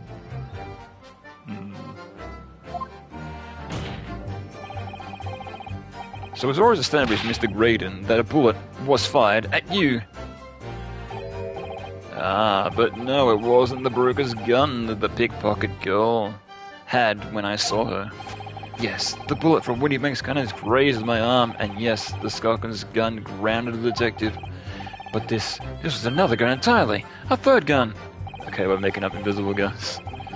But still, there was a third gun, but we haven't found it.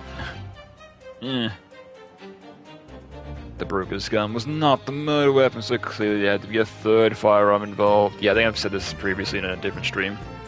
But it's like we don't have the technology in this time and age to pair the bullet with the gun. So, because apparently you can do that now. There's certain indentations that when a bullet is fired, you can actually pair it with the exact gun that it was fired out of, so... In other words, the accused must have had her own gun with her at the time. Multitasking? Oh, good. No worries, man. You do you. House won't clean itself? Yeah, I understand. Yeah, I always put stuff in the background when I'm always doing housework. I think it's consistently whenever I do laundry, I always put old episodes of The Simpsons on in the background, like every time. Because that's a show I've watched a million times, and I'm like, yeah, I can put that on in the background and follow along, even though I'm not watching it, so makes sense. Objection! But no other gun was found at the scene.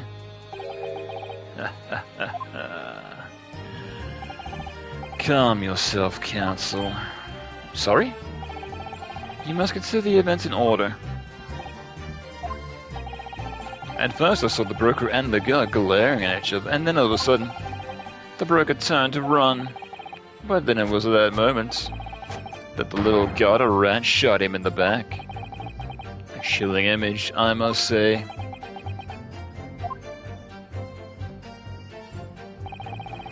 I saw the blood splatter all over that wretched girl. Hold it! All over her? Yes. Through the peephole, I saw it clearly. Of course, the stains are invisible now, what with the coat being such a dark color. So it was all over her, then why did it just stain the coat?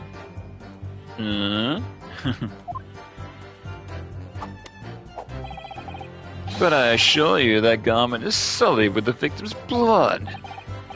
Well, it was sullied with blood, that's for sure. But it's not Mr. Whittybank's blood, is it? No, that's right. It's Mr. Mason's Milverton's blood from when Mr. McGill stabbed him 2 months ago. So annoying. If only they accept Hurley's chemical analysis, we could prove that. Yeah, I guess if they'd accept that, this case would be over, like, 2 hours ago. But they won't, so unfortunately we can't use this evidence to support our case. Bother. Then she tossed the gun out of the people, so I picked it up and made my escape. Hold it! Did I hear you correctly? She threw the gun out of the room? That's right. After the broker fell to the floor, she started walking over. Oh, can we present the picture of her on the floor? Because she was found with the gun with her, so that doesn't make any sense. That's right. After the broker fell to the floor, she started walking over. Over where exactly? In the direction of the storeroom door to where I was watching. Of course, I quickly retreated, and then the girl dropped the gun through the peephole to the floor on my side of the door. But why on earth would she do such a thing? I couldn't tell you. Perhaps she was hoping to distance herself from the murder weapon. Without thinking, I went and picked it up. I suppose I was worried about just leaving it there, just in case any more tragedies took place. But the gun would have been empty, right? So, because there's only one bullet in it. But I guess he didn't know that. So it was you, in fact, who took the third gun from the scene of the crime? Ah, yes, the quote-unquote third gun. Right. Ah, I see. So why would she have another gun with her? I got 2 guns!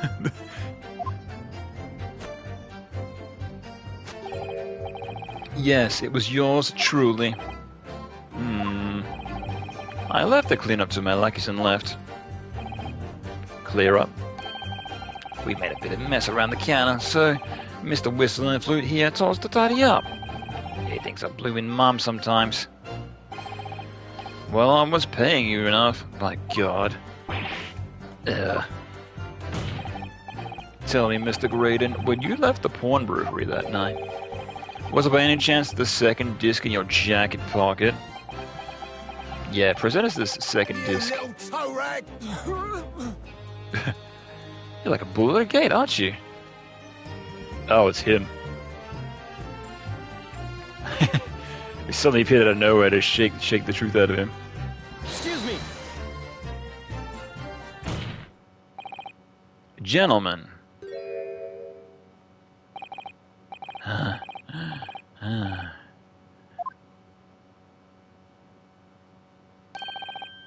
Something wrong, sunshine. That should be my line. You do realize you were just violently shaking Mr. Skulkin? Blimey, this D's a bit of a hooligan, isn't he? What's going on here just now? You saw him, he grabbed me whistle. Why in the blazes, he said, did you mention the third gun when we got you down the station? And why didn't you? 'Cause we don't know nothing about it, or the flaming people on the door. I'm sorry about that. I can be prone to lose my rag sometimes. Not hurt, are you?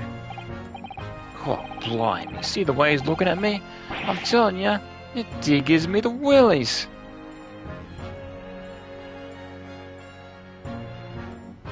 Oh, this is the first game. There's actually two in one download. It's been a hot second since I played. Yeah, this is I believe it's this is the last case of this game, but I believe there's more cases they can actually play. But I'm not sure if there's extra follow-up cases or what. Because I'll show you in a second. Actually, I'll save you and all. I can show you. Because I believe it was in the mobile version. It was actually 2 chapters. They have to download, so the game was split into 2.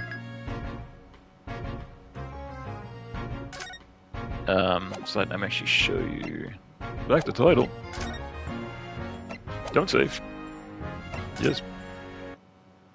So there's extra cases, and I believe that might be the extra portions that you're thinking of. Because where are we? Yeah, special contents. Oh, am I looking at the right thing? I don't think so. Oops. Where is it? Oh, select adventure. What? Where's the extra cases? What the bloody hell? Yeah, because this is the 5th chapter that I was on. The Band of the Baskervilles. So I've done all these. And now I'm at the 5th and final case. But there are extra cases, so where the bloody hell are those? Hang on, can I do new game? Oh no, I messed up! Oops. Hang on. Hang on. And select adventure, scroll before clicking. Right. Ah, whatever. Don't save. We're gonna do it again. We're gonna do another 30-hour playthrough right here. Scroll before clicking. Select adventure. Because there were extra bits. Yeah, because this is all I can select and select adventure. Unless there's more that I'm not aware of. That'd be weird. Oh, hang on. Oh, you do this. What?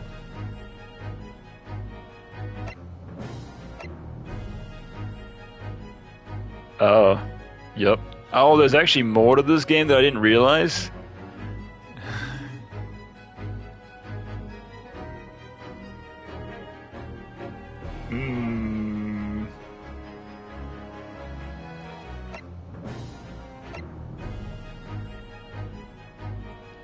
Oh. Ah. What's 35 more hours? Oh my god. That's... Are you telling me there's a whole second giant game in this game that I didn't even know existed? Oh my god.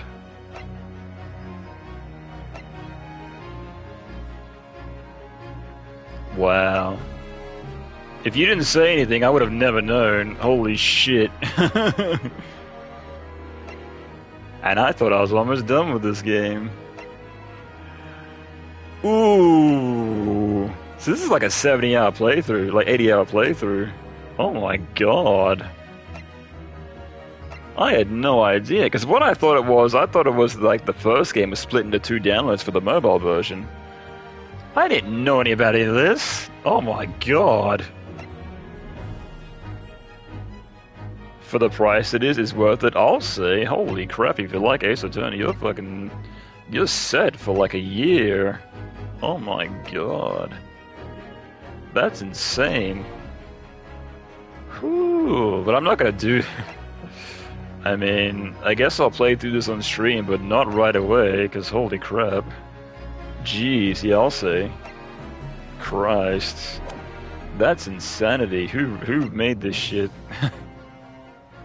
Who wrote this game? You are an absolute madman. Oh my god, that's insanity. Wow. Okay. So technically this is Adventures, and this is Adventures 2, or Resolve. I see. They take a lot more time on the side characters in the second game too? Oh god. You can tell they are written close to the same time? Yeah, I'd say. Because the 2 mobile versions came out at the same time. Because they were released simultaneously, so... Wow, that's crazy though. But if you're saying it's even more dense than the first one, then oh my god. Ooh, okay. So I'm guessing I'll continue this at some point. Once I'm done with this final case. But, yeah, maybe next year, or maybe the year after that. I want to play another game, man. I don't want to play Ace Attorney for 2 years straight. Holy shit. I'm good on that.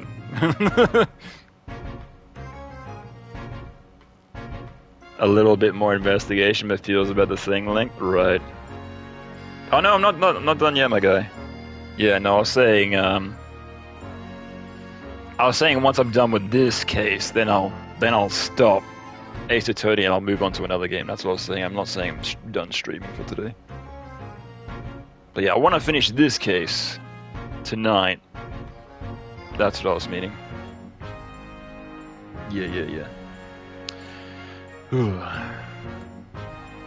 Yeah, so that's the idea. Because I'll probably return to this game at some point. Probably next year. But once I'm done with this one.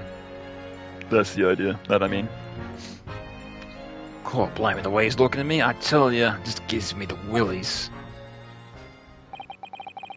That was strange. The inspector doesn't normally quite get worked up as that, but he normally grabs someone. Yeah, because those bonus cases that I saw as well, where did I see those? Hang on, actually. Let me have a look. Now I'm very interested. Hold up. Because there was like there was some bonus extra cases that I saw. Where were those? I didn't see. Hold up.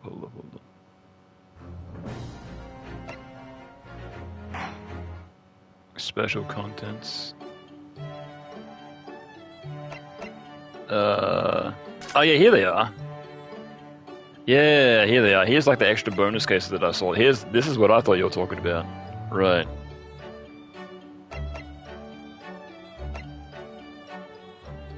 I see. So there's like even more content, and these are like shorter episodes.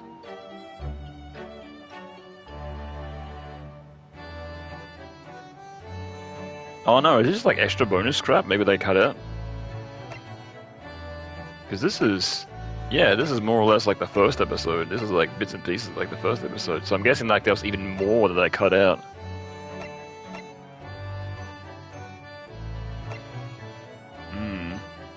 Interesting. No. Maybe. We got bonus efforts. Homemade suit. Well, I'm not going to use that. I think those are similar to the episodes in Professor Layton, where it's background support conversations. Oh, I see. So it's not necessarily core. It's like, puzzle solving. Right, I see. What the That's weird. That's weird.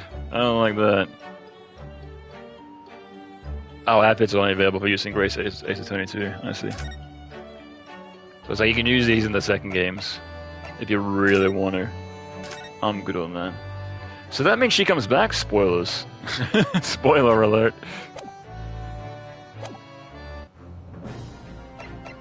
Okay, let's continue. God. That's also okay. Still reeling from that. That's great and also terrible news, but hey. Oh dear. No, that it wasn't like Grexy at all. He's normally all sweetness and light, no matter what I say to him.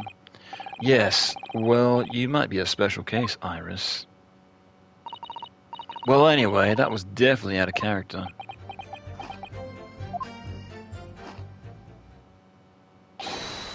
My lord.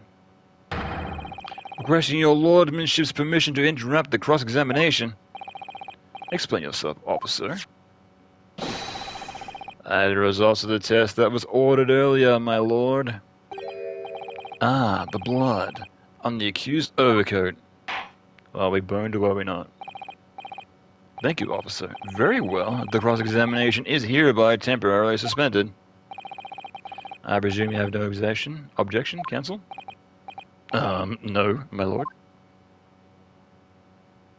Get evidence that we can use in the cross-examination.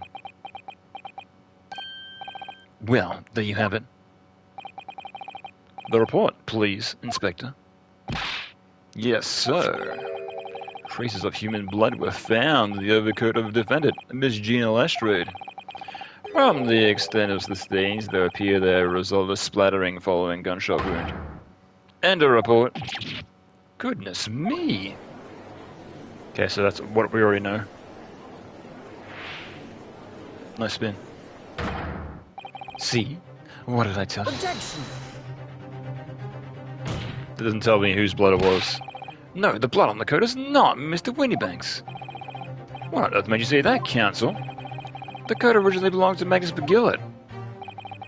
Just before his coat was deposited at Winniebanks, Mr. Gillett had a fatally stabbed Mr. Mason Milverton.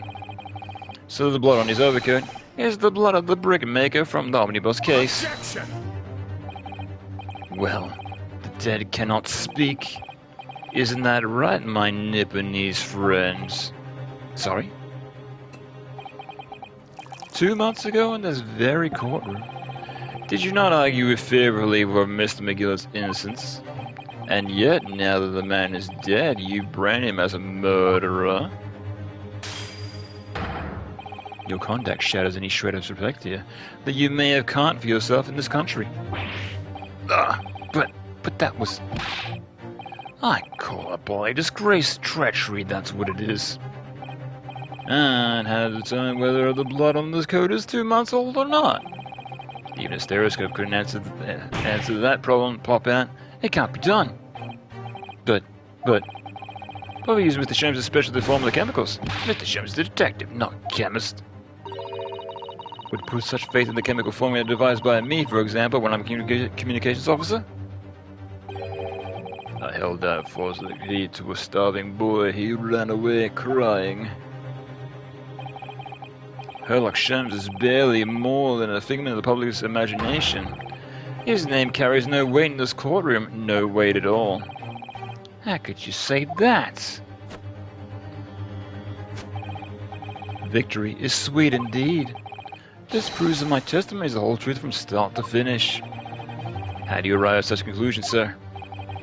As the witness said, the accuser's coat was splattered with the blood of the victim.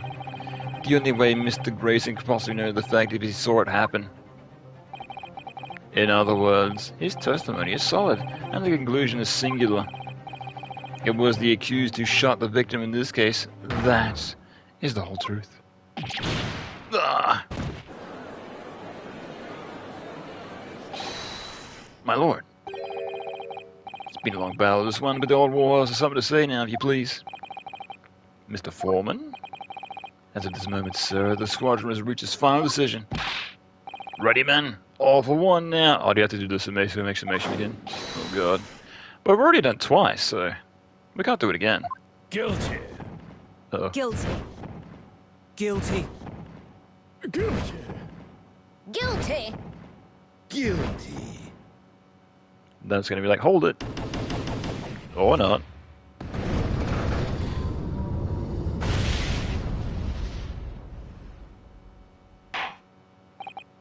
Well, it would appear, ladies and gentlemen, the jury had reached their ununanimous verdict. Based on blood on a coat? Okay. The defense will consistently fail to unpick this witness's testimony. Here's to any attempt you make to unpanicking this juror's decisions as being equally unsuccessful. Ugh. I don't believe it after I've come so far. How is it unraveling me so fast? But wait. How very distressing. To be held in such low esteem.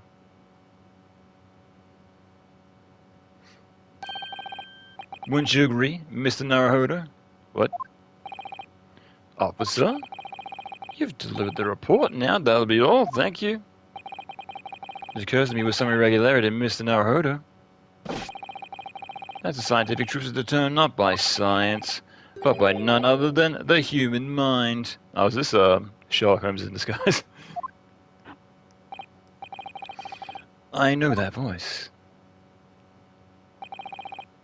Am I going mad? Ah! Yeah, it is. Thought so. Mr. Sholmes!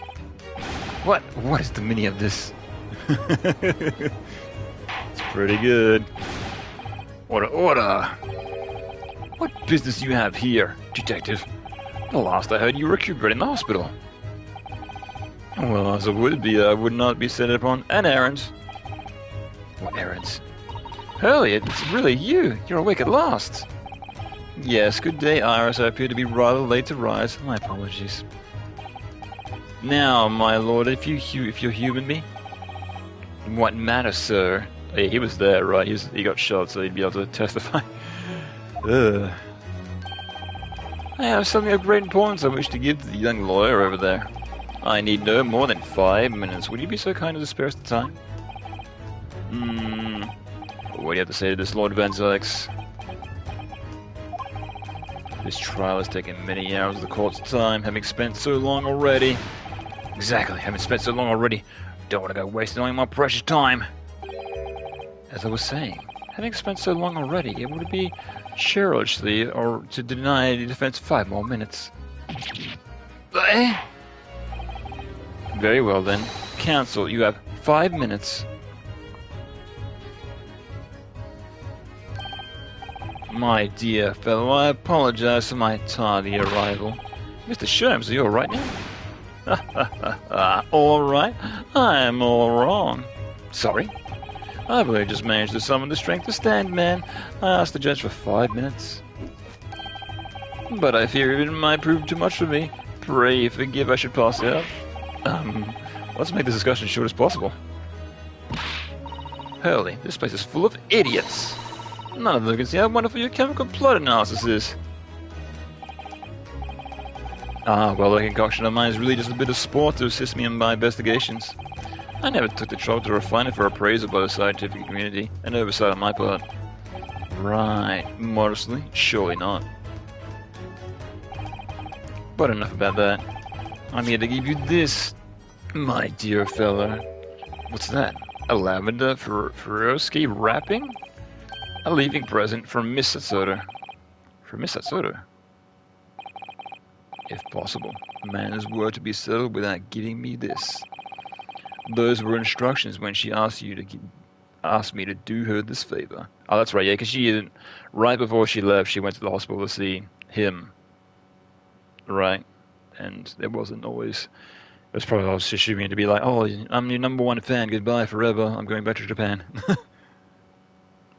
But it seems there's more to that. I don't understand.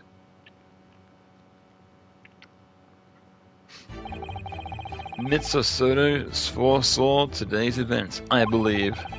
She knew that the couple was going to attempt to escape justice by means both devious and underhand, and that you, Mr. Naruhodo, fighting fairly as you are, won't do to find yourself in considerable peril. At the very moment of crisis, you were able to be given this small parcel. Those were the dear lady's instructions. A leaving present from Satoru-san. Whatever could it be? Just give it to the guy that can't get out of bed. Yeah, just give it to my friend, sure. Why didn't she give it to me directly? What is this? Oh! It's a machine I made. Ah. It's a cat gun. It duplicates cats. Look, I used this. It's my latest invention. What is that? Seems familiar. I call it the cat flapper mat. Oh, he doesn't just make like cat flaps on the fly. He can make a cat flap for a little furry flan like wag in seconds. I see, and how does this help us? What's Susie up to? Mr. Soda muttered the following words before she left. I'm a failure. I don't deserve to be a judicial assistant. What? Did she say something like that? You really are the best judicial assistant in the world. Well, that's extremely flattering. But I'm sorry to say that I've been a complete failure. Whatever did she mean by that, Mr. Sherms? That night when you left Whitney Bank's pursuit of the thieves, Mr. Soda made use of this contraption for a certain purpose. That is your answer, dear fellow. Not at all cryptic, then. Satsuru-san used this cat flapper mat that night, but why? Oh god. What does that have to do with anything? I don't understand.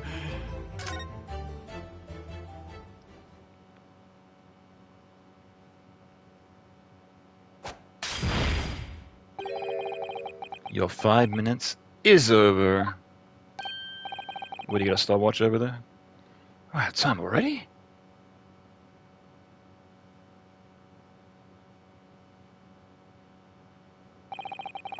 I'm grateful for you affording this brief recess, Mr. Reaper.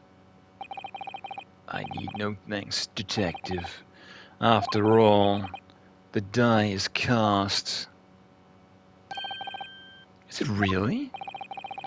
Jurors are unanimous in their learnings. No doubt my learned friend will consider a summation explanation.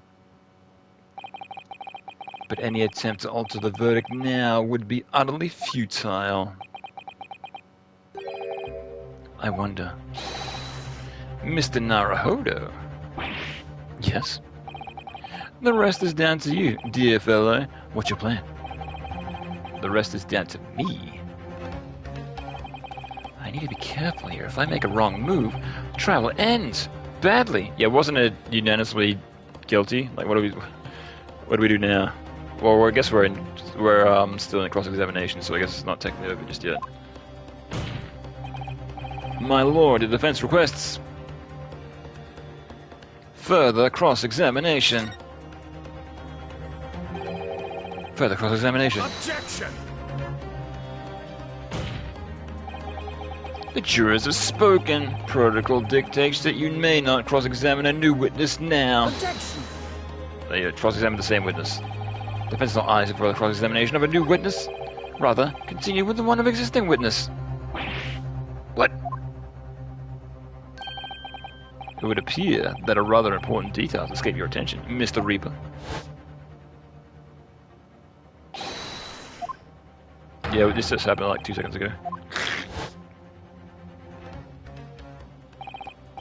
Yeah. I already, yeah, I know. I was there! I got it. Yeah, it was interrupted the cross-examination, so we're still in the middle of it. So nobody can say anything then. If Runa asked to resume his cross-examination of Mr. Grayson, the court is obliged to allow it. This is absurd.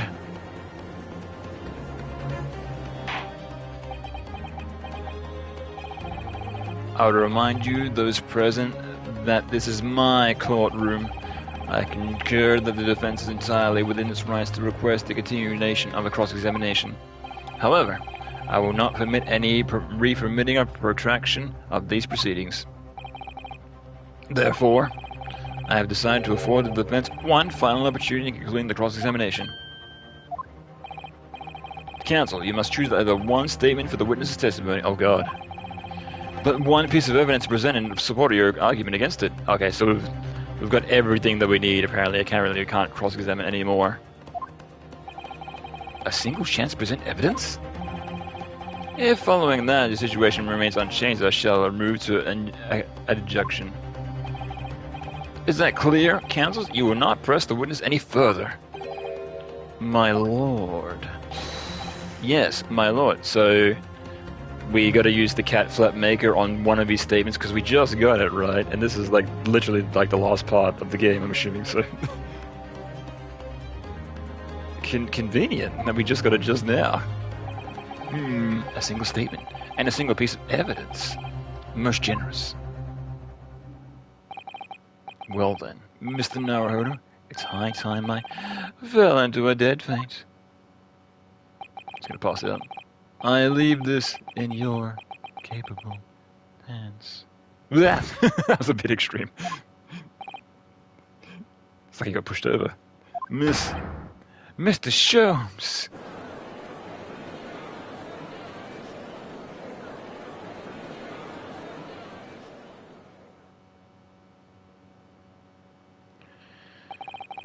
To stand scrupulously before the court in a state of such high fever. Either the man has extraordinary strength of mind or an extraordinary lack of feeling. I imagine he's feeling very little now. The detective is sleeping soundly at one of the antechambers. Strike a man when he's down, why don't you? Well then, counsel, are you fully prepared? Alright, let's do this. It all comes down to this. Yes. One statement, one piece of evidence. I won't let Mr. Sholmes down, or Iris. And I won't waste this final chance that Sasuru-san has given me. This is going to decide the entire outcome of this trial. Very well then, under the terms I've outlined, you may resume the cross-examination.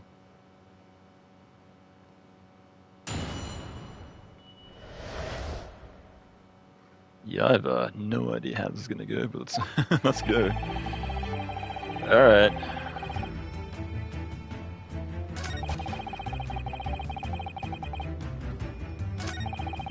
Sharp pain in my arm. Peephole in the door.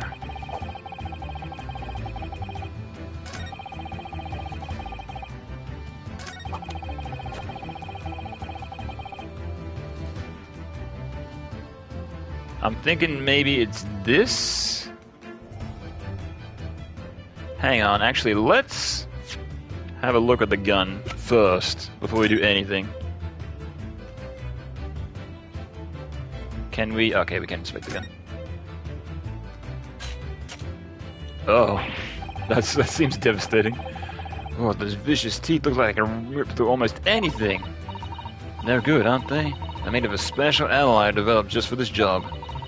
The cutter rotates 10 times per second, so I can get through any kind of door in no time at all. And what are the two parts on the top there? Ah, those are for attaching hinges to the section of the door that gets cut out. Right, of course. Nothing can match this machine for power. Mincemeat even the toughest of doors. It sounds so charming and friendly when you say what it's for, but it feels like the reality of the cat flavomatic that it's a grim weapon of door destruction. Wagger is so adorable, there's nothing I can't do for him, even developing deadly weapons. Okay. I see. Right, so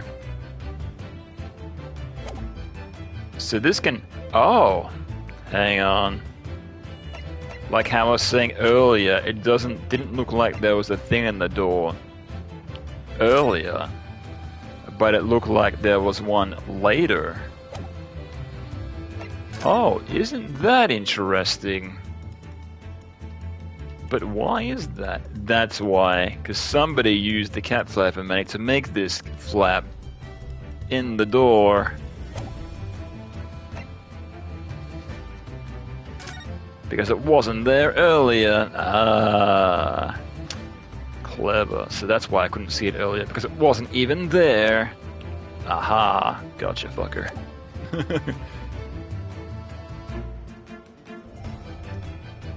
Yeah, so she couldn't have possibly done that because there was no people.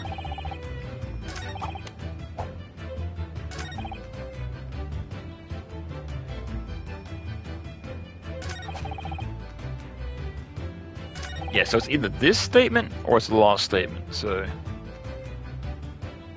we'll see. Objection! Nailed it. What on earth is that eccentric contraption, Council?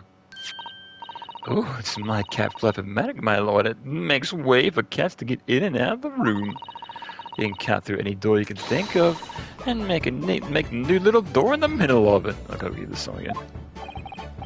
That's right, my lord. It's a device for creating so-called cat flaps. Small doors for cats to come in and out as they please without their owners having to... I'm sure we can all work that out for ourselves. Ugh. Cut that cat lover's contrivance has no possible relevance to this case. Oh, really? Of course it doesn't. To start with, there was no cat flap in the pawnbroker's door. Oh, was there? Not to be a keeper of cats myself, I'm afraid to fail to see what this has to do with the matter of the hand. Perhaps I would have us describe the function another way, then. This contraption is able to create a peephole in any door you can imagine in precisely no time at all. I beg your pardon? A peephole, you say? 2 nights ago, we arrived at the scene only minutes after the murder of Mr. Windyback had taken place. That's right, according to the paperwork at the yard, it was you, your Japanese assistant, and Sharks. Yes, the 3 of us were able to were together and it's recently come to my attention that my assistant made use of this device at the time. Your assistant did what? There was a peephole in the storeroom door, I can attest to that. Because I looked through the peephole myself in order to see inside the locked storeroom. This is ludicrous. What are you trying to say? Of course there was a peephole in the door. I said as much as my testimony. How else could I witness the crime, for pity's sake? Yes, how could you? What? Counsel, kindly say what you mean. Alright, it's time. It's time to strike the final blow. What I mean is this, my lord.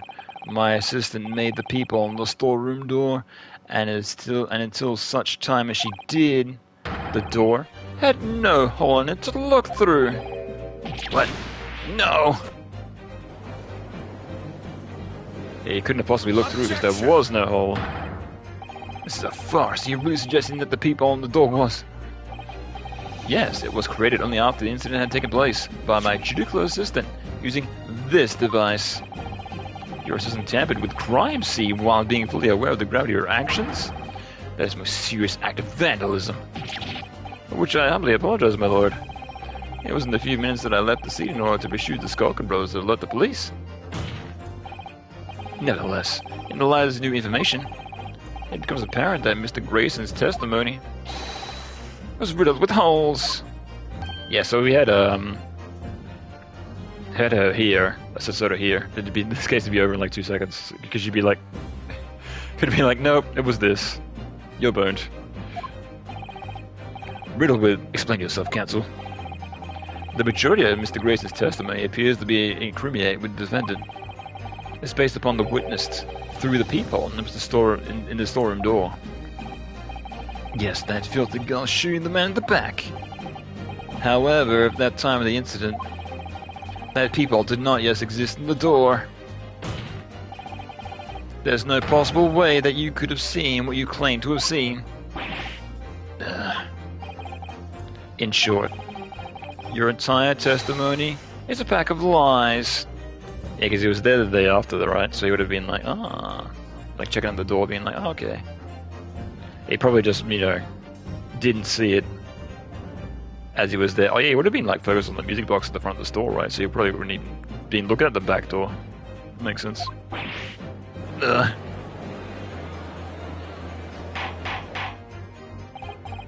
Order, order! Is there any precedence in this revelation? Objection! None whatsoever, as my learned friend must surely realize.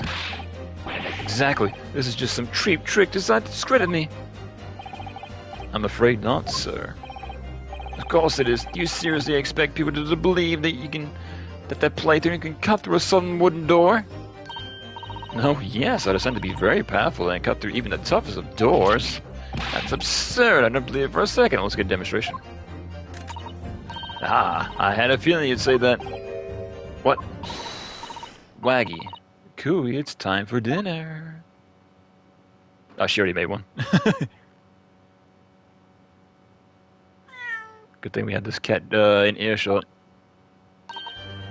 Well? Young lady, this is Old Bailey. One does not make cat flaps. No paddling at Old Bailey. I'm not done yet. Don't worry. This doesn't mean that the peephole in the storeroom door was made by your machine. And there's no way you can prove that it was. Oh, let's go 1 for 1. Let's measure it. No, but it's easy. What? The cat flap is my cat flap maker as a mill of all of fixed size. And that dimension of the people of Whitney Banks is exact match.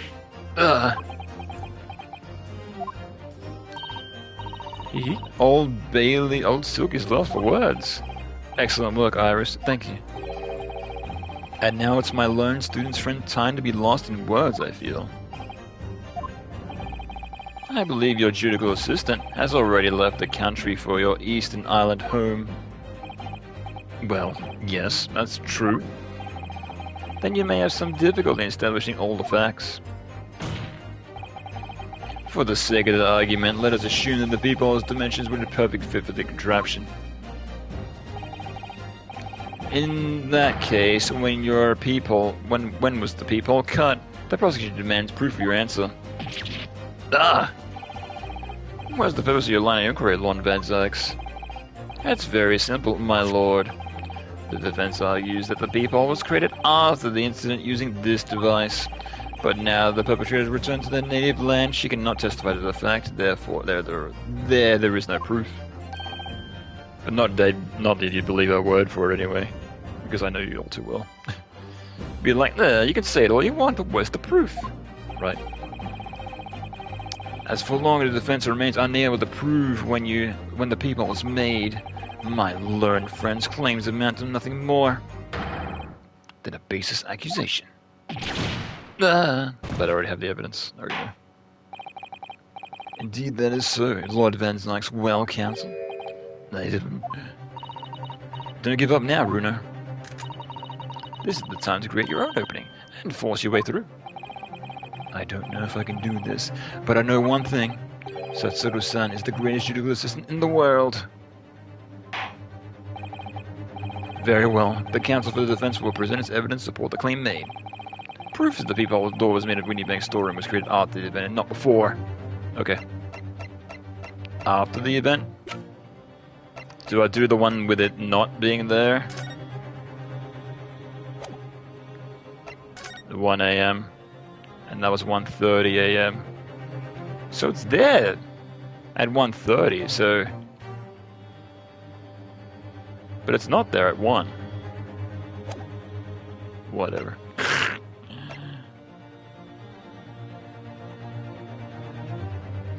After the murder. So it wasn't her that made the door, it was somebody else. Because there it is there. It's right there. No, whatever. Take that! What are you? A print from the detective's infernal cameras again? My judicial assistant, Mrs. Makatoba, is an extremely intelligent and capable woman. Which is why I never had any cause to doubt that she would consider this scenario and made sure I had the necessary proof. And that necessary proof is this photographic print, Counsel. This print shows a scene in the shop moments after the defendant entered the premises. Agreed.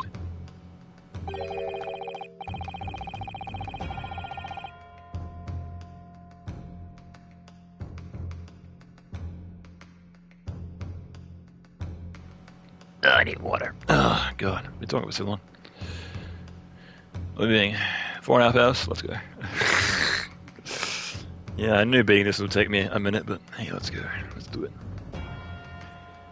And it also shows the accused mercilessly wielded a gun in the direction of the defenseless broker. But more to the point, it pictures the storeroom door in the background. Let me see that print again. I don't believe it. This really is quite remarkable. The door of the storeroom is completely devoid of any people of any description. Mr. Graydon. You couldn't possibly have witnessed the crime as you claim to have done. Because at the time it happened, there was no people in the door. In other words, your testimony is a catalog of lies.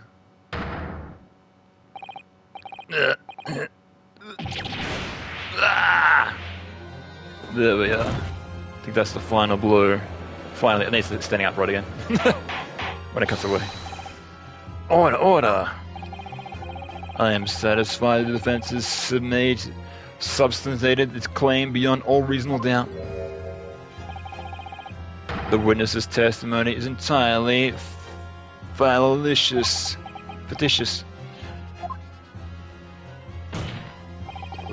That's not the only thing we know beyond all reasonable doubt. My learned friend's assistant guilt can no longer be denied. The woman tampered with the crime scene. Oh yeah. But more importantly... Good lord, there's more Lord Van Zykes? The defense may have established representative injustice of perjury. But that is no proof that this man is the victim's killer. Yes, that's right. What? I was there at the scene. It's true. And I was shot in the yard. It's true. But that's all. Oh God, more? Yes, in fact, you look at the circumstances. I am the victim here. Oh, please. No! Yeah, I guess we still have no evidence that we shot him. Or that he shot him. I don't believe this. But they're right. As it stands now, I don't have any defensive proof that he's the culprit. Still, he can't worm his way out of it now. Iris, you know what they say. There's no point locking the cat's door after the cat is bolted. Who says that? That's it. I mean, the door. Isn't that right, Runer? As Hurley always says, one lie begets another. No, wait. That might be a line I wrote for him in one of my stories. Well, no matter who said it first, you're right. Mr. Graydon, not only did you give false testimony to the court, but the lies you told make no sense. Make no sense? What do you mean by such a remark? What you said in your testimony reveals that you know something you shouldn't have known. In other words, there is a fundamental inconsistency in your statements. What? Objection! This is provocative talk, counsel. Won't you enlighten the court, explain this alleged inconsistency? Iris is right. One lie begets another. The inconsistency is revealed by the lies in this witness's statements. They know that Mr. Graydon had knowledge of something that he shouldn't have known about, namely...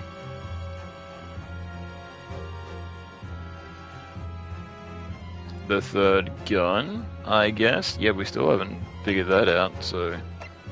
I suppose so.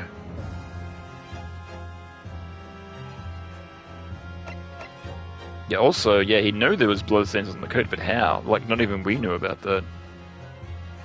That makes sense. Yeah, I thought so. The bloodstains that were present on Miss Lestrade's coat. That's right. The victim's blood splattered all over her when she shot him. But how could you possibly have known that?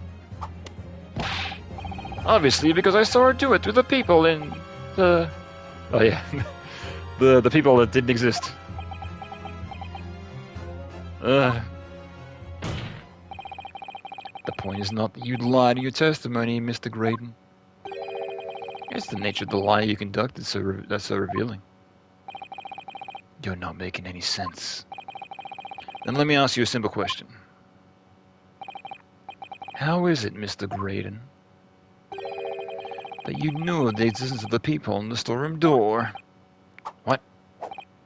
Well, obviously, I... Has the cat got your tongue? Witness? The people on the door was made after the incident occurred. Yeah, he was there the next day, so he would have seen it then, right? And I once returned to the shop having failed to catch the two burglars. Scotland Yard's investigator arrived immediately. Since that time, the police had been at Whitney Banks consistently carrying out their investigation. Isn't that right, Inspector Gregson? Well, yes, of course. The place is chock full of porn articles, and my lads have been thoroughly to examine them all. So I get the order to have the officers work around the clock and the shifts to get through it all. And consequently, there's no way that you, Mr. Grayson, could have gained access to the shop. I keep saying Grayson instead of Graydon. Well, I'm not sure it matters. Therefore, you should have known nothing about the people on the storeroom door. So the fact is, the existence forms both the basis of both your testimony is completely inexplicable.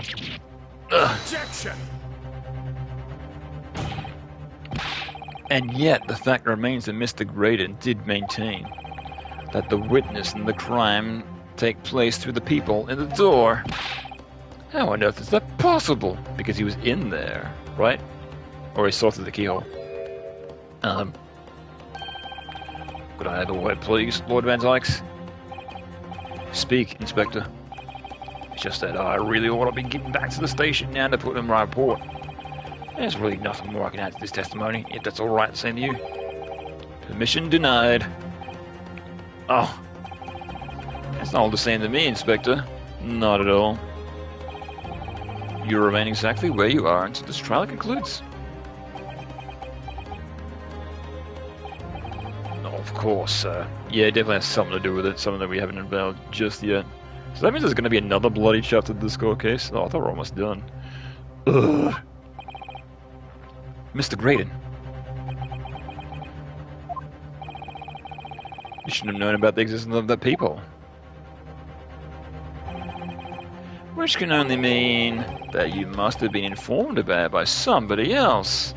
But I thought he was there the day after, right?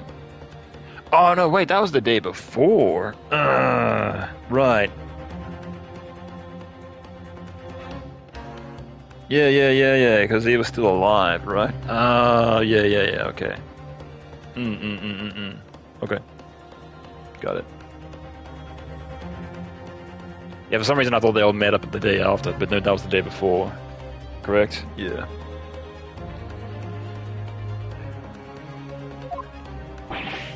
Yeah, so you couldn't possibly have known about the door. About the cat flap door. Objection! Even though it is shown in the picture that it's speculated at 1:30, but still. Stop that, my learned friend. Graydon is the type to say, because I say so, and expect that to work. Yeah, exactly. A wizard did it, right? Yeah, of course. You realize and trust that the words you have uttered have extremely serious implications? Yes. But the defense believes that the details about the case that Mr. Graydon claims to have seen must have been revealed to him by a certain person before his testimony. And, in fact, considering a particular clue we have, there's really only one person that could be. Who is this person in question, counsel? Who gave this witness details the crime scene to potentially his false testimony? Will it be him, right? No, it's him. No, it's this guy. No, it's him. I can't select myself.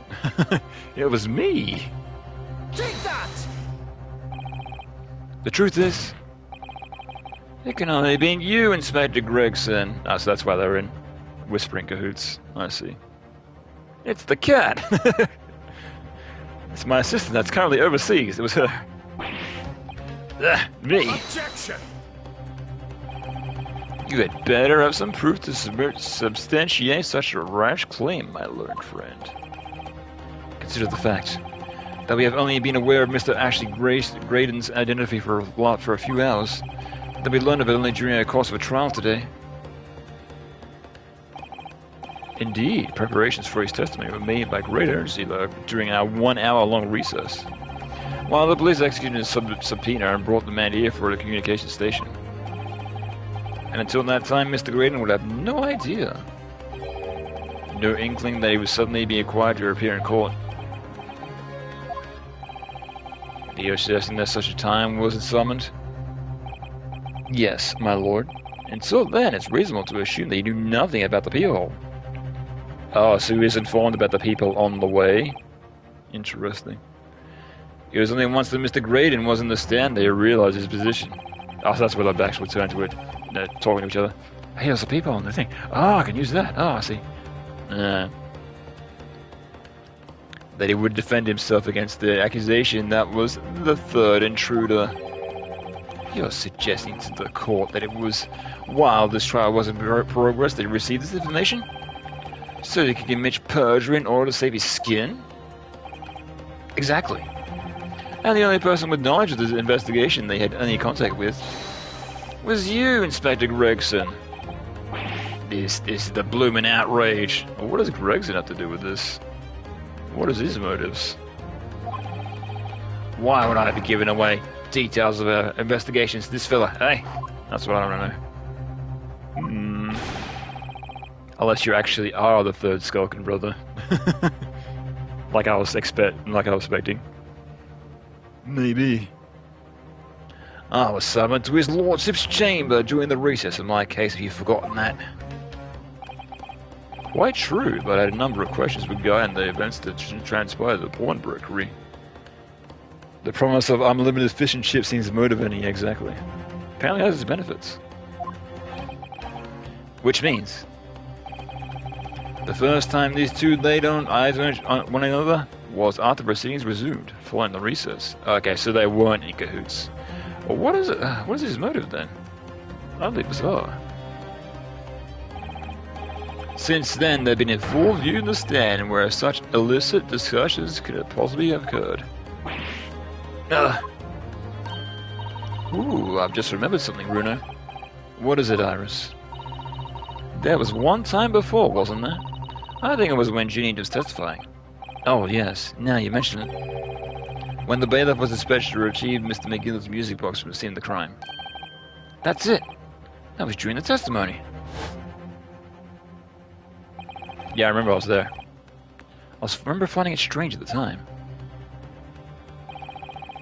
Mr. Graydon and the inspector seemed to be having some sort of secret discussion.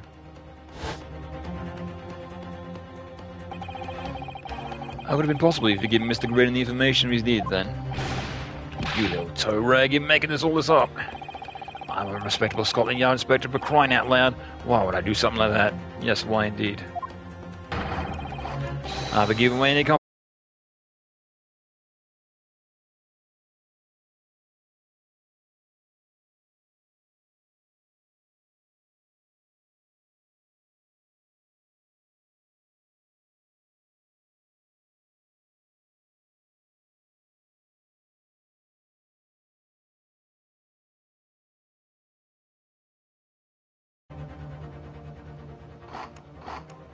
Hold up.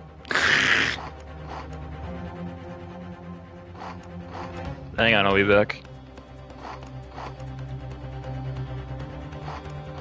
Oh,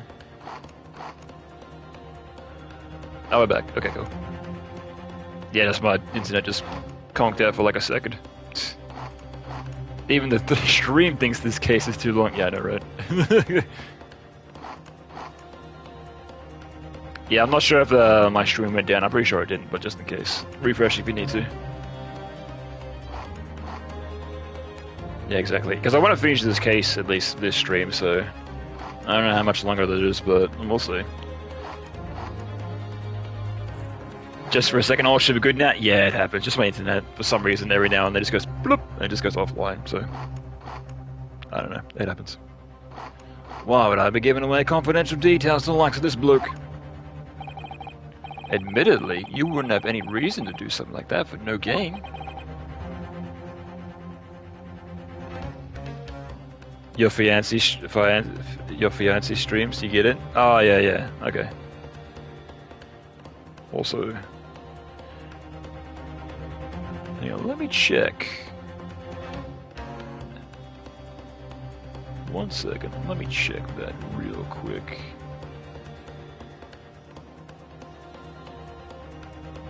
Let me bring up my own chat. Can I not? Oh, I can't see. Hang on.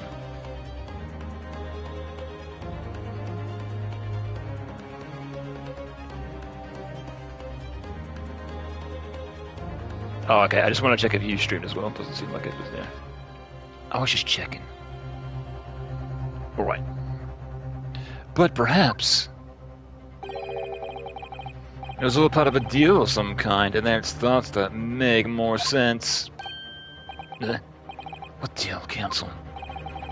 I wonder if perhaps in exchange for details about the people at the crime scene, Mr. Graydon agreed to have a certain something to the inspector.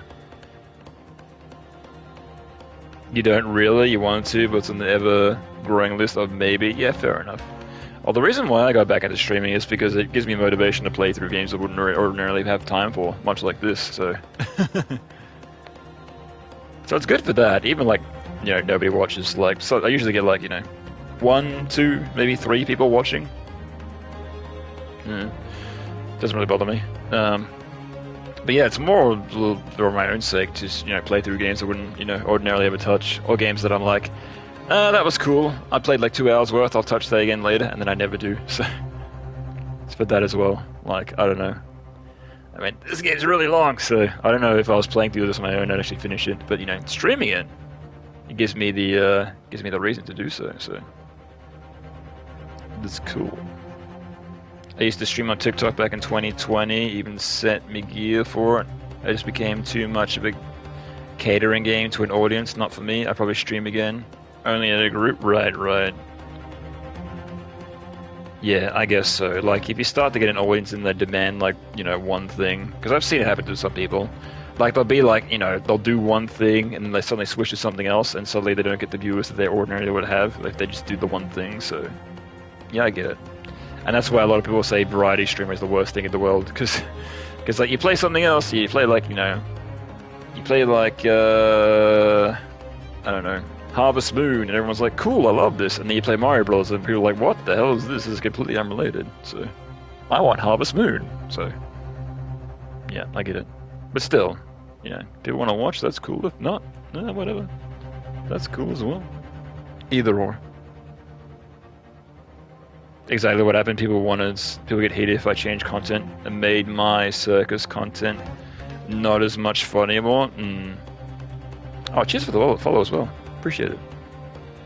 Yeah, but that's the beauty of having a small audience, I guess. I can more or less just play whatever I want. And some people jump in and some people don't, you know, they come and go.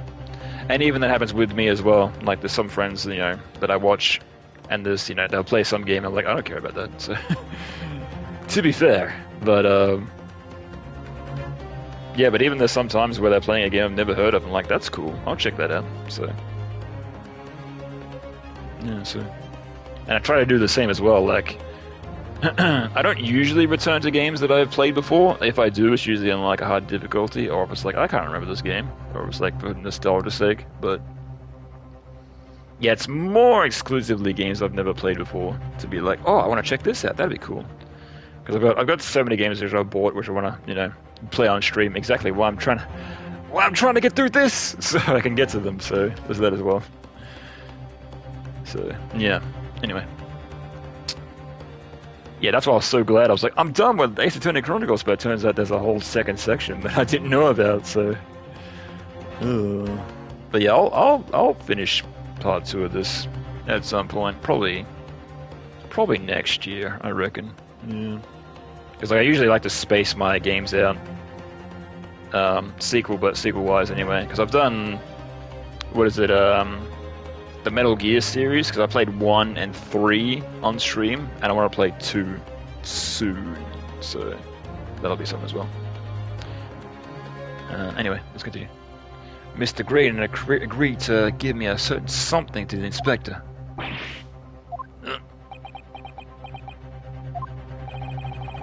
I'm sure I need not to remind the inspector that if found to be true, a striking deal of any kind of witness. Oh yeah, what is that? Oh, that's like showing it up in my chat client, whatever that is. Hang on.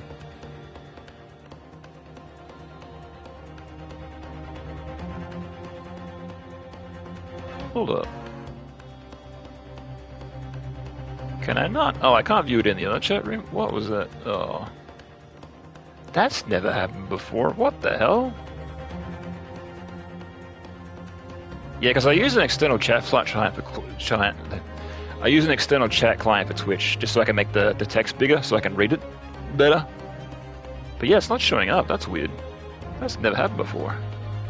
That's weird. Why did that happen? Strange. Anyway. Get on with it. Stop wasting time. I want to beat this game. She considered a gross case of maleficence? Sure. Well, Objection! It's becoming clear. Jumping in with accusations of this Nipponese student's activity. Just hearts, my roommate was using external chat too. They are blind, so it makes it easier to read. Oh, I see. Yeah, nice. Oh, okay. That's weird. Why didn't that show up? Maybe because like it's an emoji. Yeah, I'm just seeing like boxes, like square boxes. Weird. That's never happened before. Bizarre. Oh. That job began with accusations that this Nipponese student's speciality. I don't do that. But with the stakes so high, this prosecution is not prepared to listen to the baseless charges. This is incumbent on the defense now to present the evidence in support of the diabolical claim. Evidence?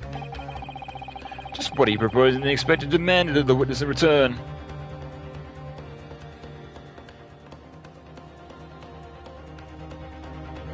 Not all readers have the same source code. The squares are just a placeholder for anything they don't have. Yeah, I was thinking that. Yeah.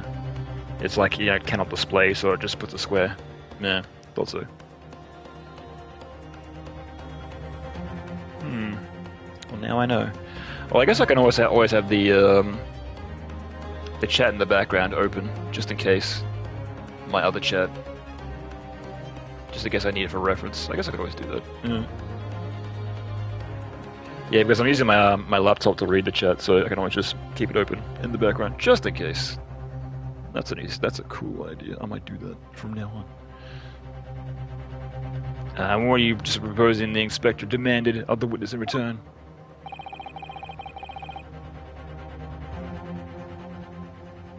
The court must see proof of this alleged deal.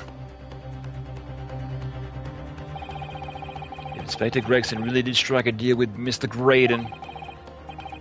Then logically, there's only one thing he could have asked for. That must be it. Bruno, do you think it could be? Yes.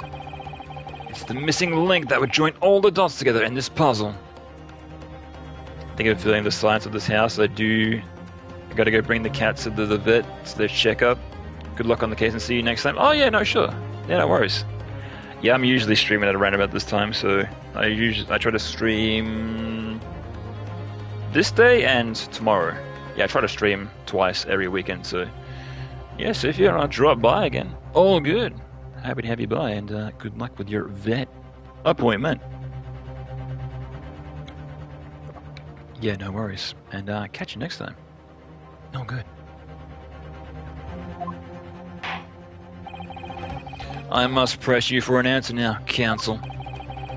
What evidence explains the nature of this alleged deal that Inspector Gregson made with the witness? Oh god, I don't even know. Holy shit.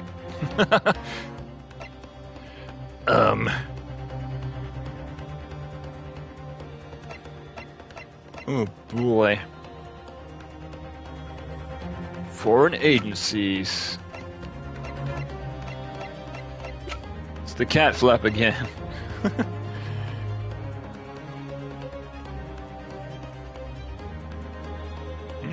Yeah, I don't know.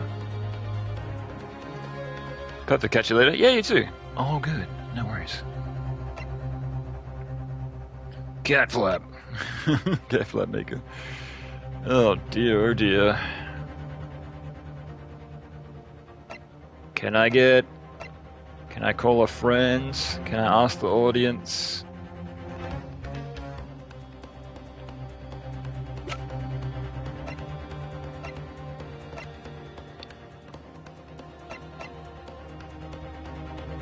Oh, is it the,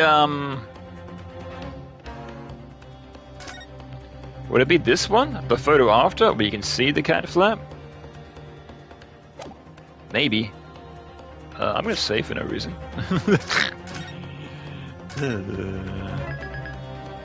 Don't worry about it.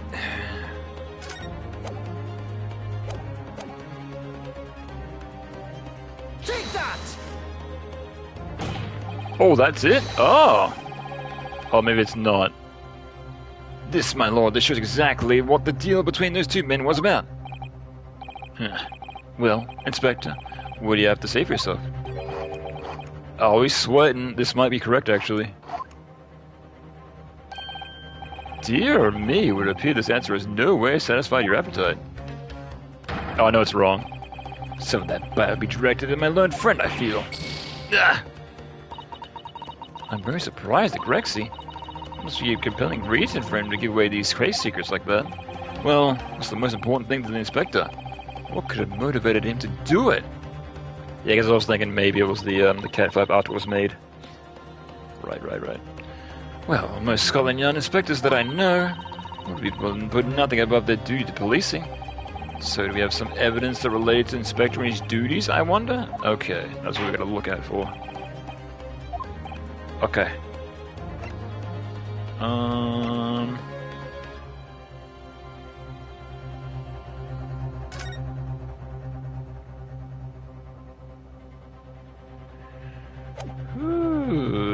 Right.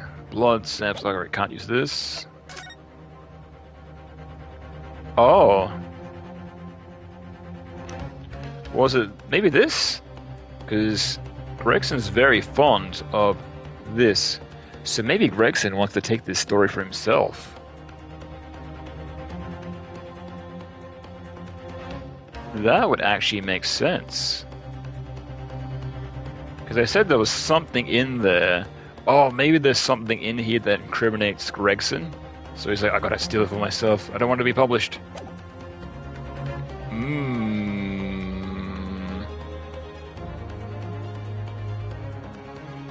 Let's try. Take that! This, my lord. This shows. Okay, that's wrong.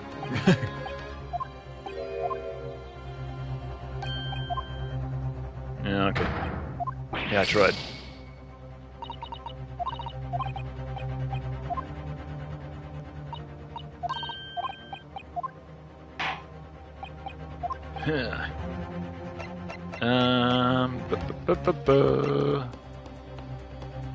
Secrets being linked to foreign agencies.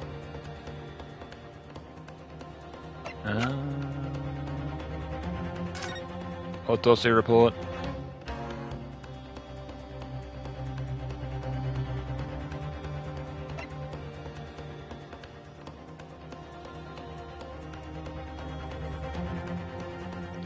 Maybe he had something to do with this? Yeah, because who shot?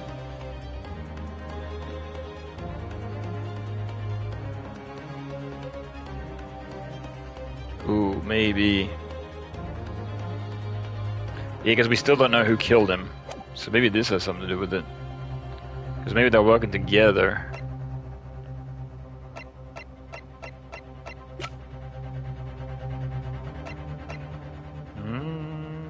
The third bullet. Okay, I'll try that. Maybe. Take that! No, that ain't it. Christ. Okay, wait, can we just reload from here? Don't have to worry about, don't have to see myself get a fail state.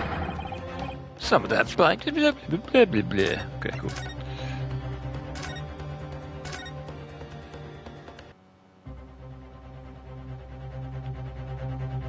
Just slowly present every single piece of evidence until we eventually get it right. That'd be funny. I could technically do that. I guess I could just do this forever if I'm not really sure.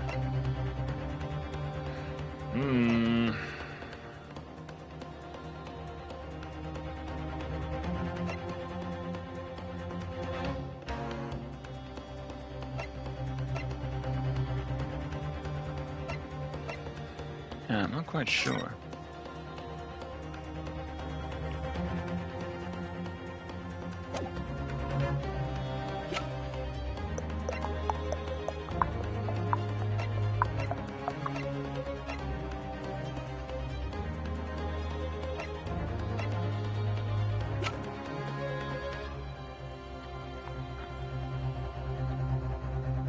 Maybe it's the disc. Maybe it's the second disc, and I have to present the first disc. Take that! Oh, it's the disc. Okay. That was a random guess. Okay, I got it right. Inspector Gregson.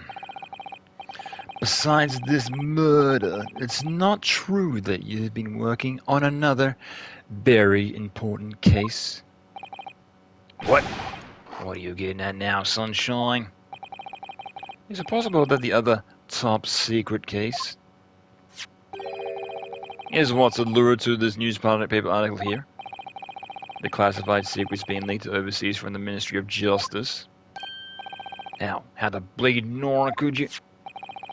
We discovered during the course of this trial the music box deposited at Windy Banks by Magnus McGillard. A special musical box designed to play 2 discs at once. It would seem very likely now the encode on the pair of discs were in McGillard's possession. Are the leaked classified secrets. How can we be sure of that? We don't know the second disc. So I put it to you, Inspector, in order to recover the second of the discs containing these secrets. You covertly made a deal with Mr. Gregson in which you exchanged the disc for details of the case. You little...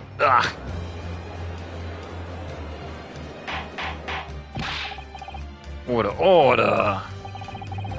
On the day of the incident, which we met you at Windy Banks, you said this.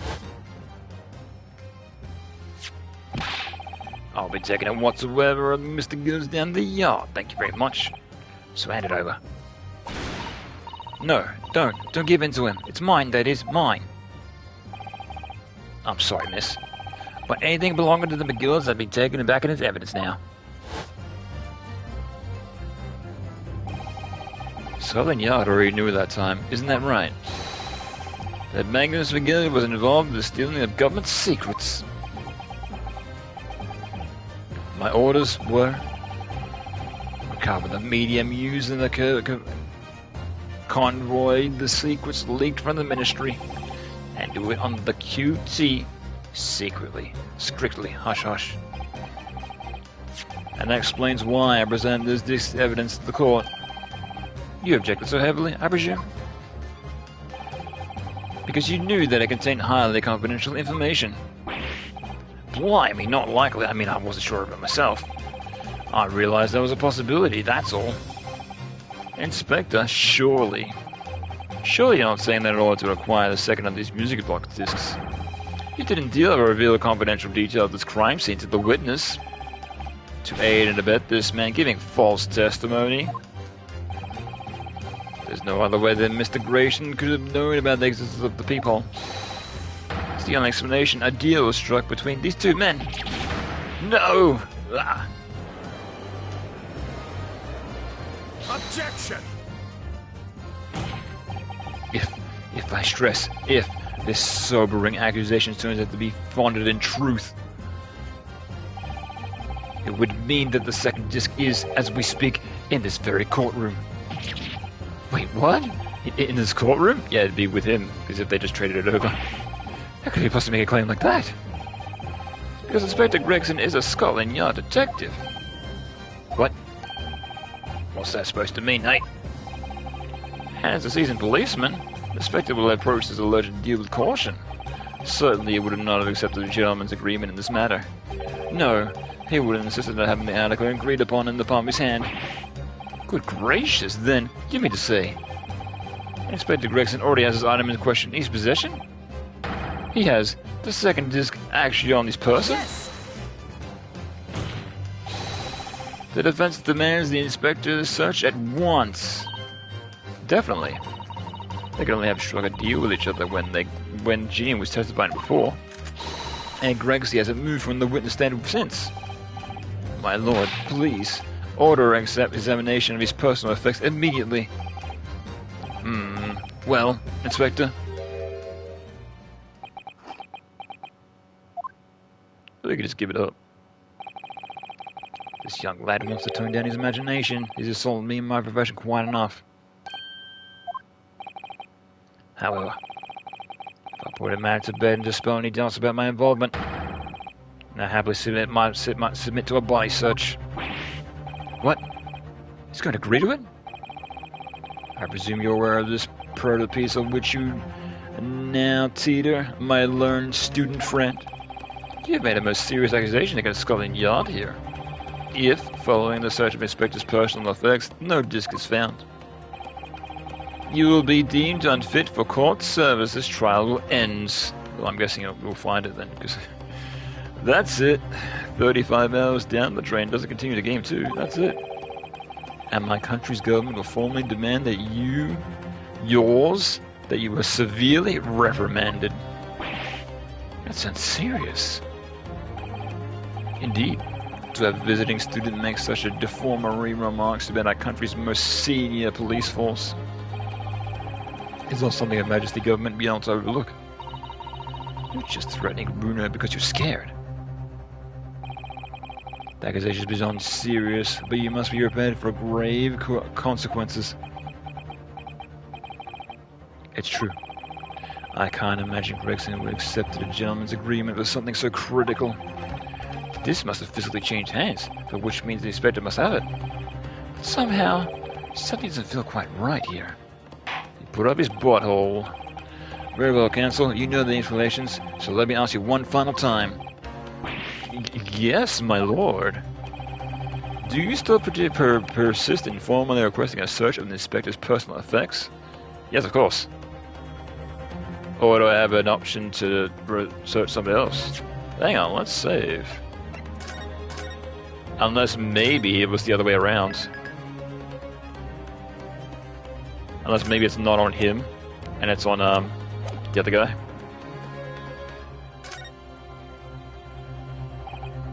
Yes, our defense demands the Inspector Gregson a search at once. Very well. Are you ready to proceed, Inspector? Be my guest, sir. Strip search. You got the body like Bob from Bob's Burgers. And so a brief body search was carried out by the court bailiff. Of course, we can't animate this. Few short minutes later, it was revealed the inspector had nothing unusual in his person at all. Cool. Let's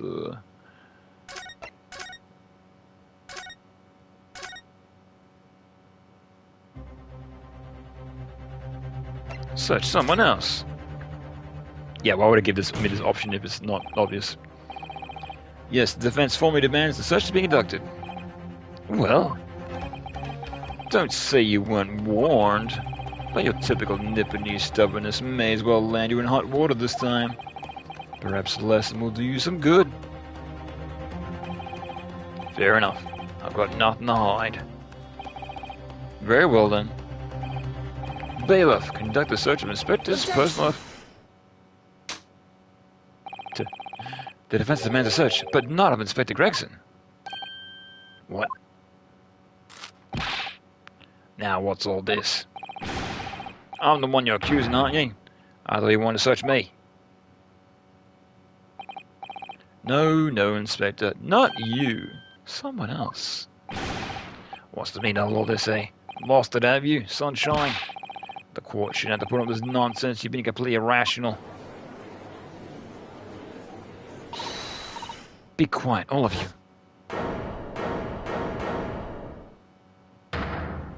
Oh, it's her. Runer's doing what you told him to do and having the courage of his convictions. So you should respect him and listen to what he has to say in good faith. Because that's the British way.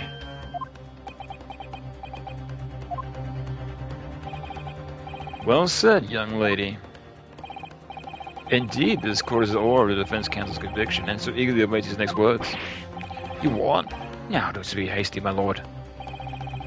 If I'm not mistaken about the things I've seen in court today, I'm fairly sure that I knew who had the disc at the moment. There's only one person it could be.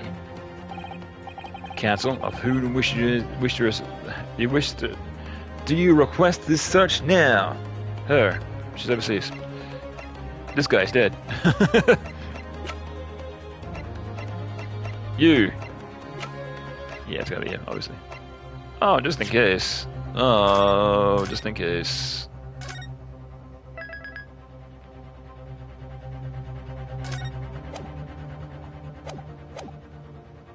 Yeah, you know, just to save the most amount of time possible. Take that! Mr. Ashley Grayson, my lord. Graydon. The defense demands that he must be searched at once.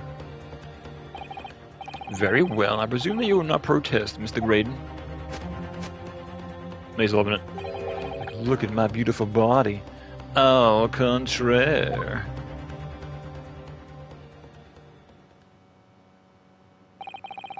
And so a brief body search was carried out in the court bailiff.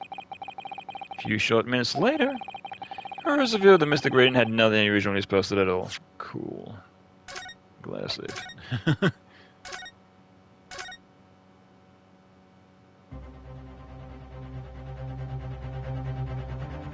Her. Could we do that? Take that! My lord, the defense demands this person to be searched at once. Good grief, what possible relation could you have to this person in the case, counsel? Objection! I guess that's just a random, just like, no, you idiot. Yeah, because she was the only person standing there, right, so... Huh. So how does this make sense, then? Unless it switched hands at some point. To one of the Skulkin brothers. Take that! Of my lord, Mr. Nash Skulkin. Well, I never. Eh? Me? Him? You want to see my body? Very well then, bailiff. Restrain the witness and conduct a thorough search of the personal effects. Please, my lord. Yeah, we got it right. Inspector. Even though I'm pretty sure this isn't obvious to do, but okay. Scotland Yard. This object to search. Yeah, I'm guessing it could have only gone one or two ways if he was staying there, right? Objection! Unfortunately for you, Inspector, your objections carry no weight here. Eh? In this courtroom, only the prosecution and the defense has authority to object. But Lord Van Sykes, I have no idea what forces are playing that might influence your actions. But personally, I have no intention of obscuring the course of this trial. Ugh. Bailiff, carry out the search. Now. No, just, I don't know nothing. Nothing about no disc. Cut it out! Ah! Here, my lord. In the witness's pocket. I found this. When the hell did I get over to him? At some point. Good lord, that's... I don't know why we just can't search everyone, but okay.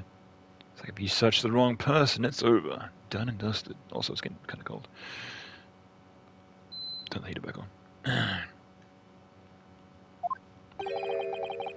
Another music box discs.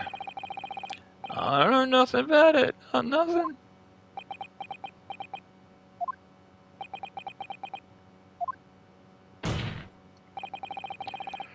That is the second music box disc left behind by Magnus McGillen. Well, is it not, Inspector Gregson?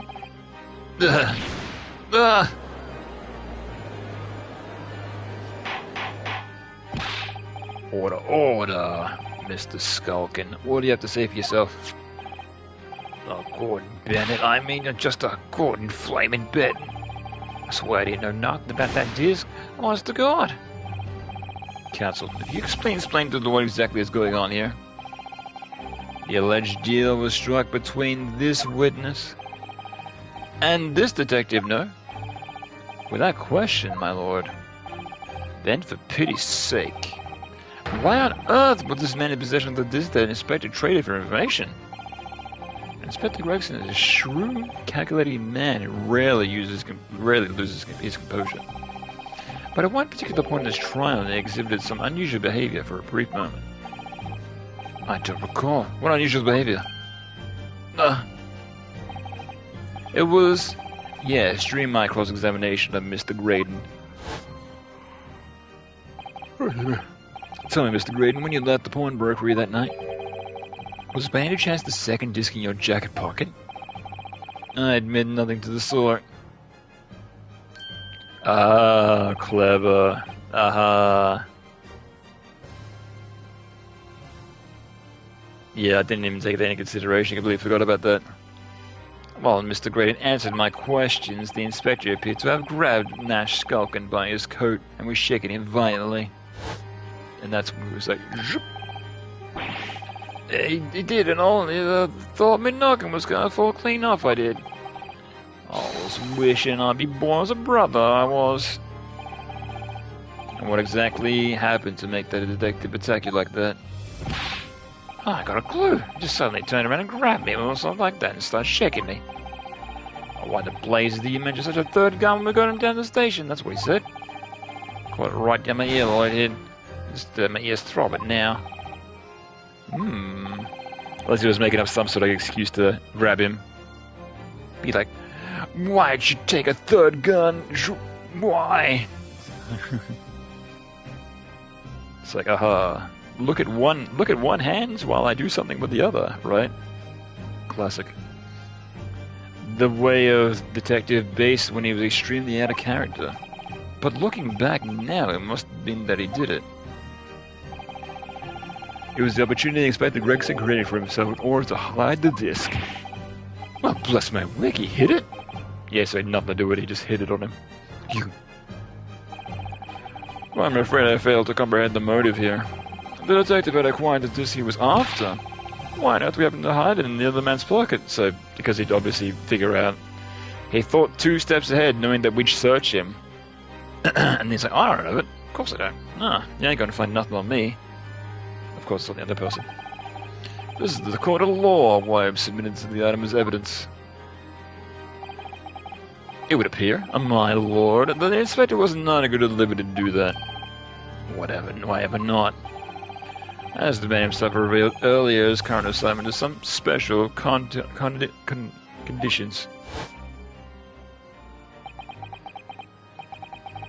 My orders were recover the medium used to convey the secrets locked from the ministry, and do it on the QT secretly. Hush, hush.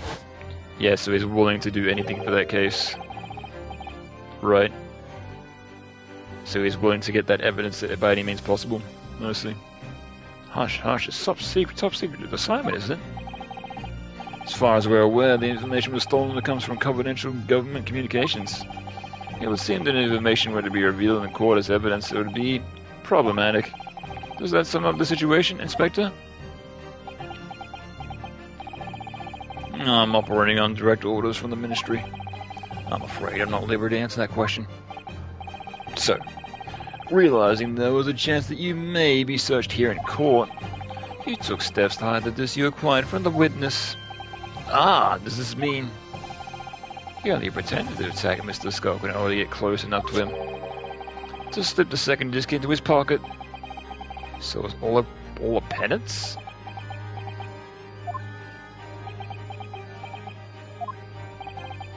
Well now, Inspector Gregson, and you, Mr. Graydon, are you prepared to admit the execution made against you of this legal alleged deal?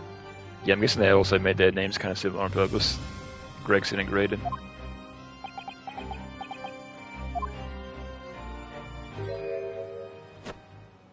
Let me guess. I have no idea what you're talking about. Admit to it, yours truly, please. Mr. Graydon? Clearly our eastern visitor has uncommonly active imagination. However, there's no proof that I passed the distance, Inspector. Oh, God. Objection!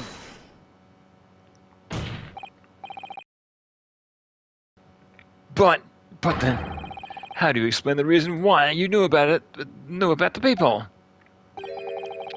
I'm under no obligation to explain. What? Yes, I lied in my testimony, that I admit, so sentence me accordingly. But that is all I admit. Murder, leaking government secrets, striking a deal with the detective, all over this young Eastern man's fancy.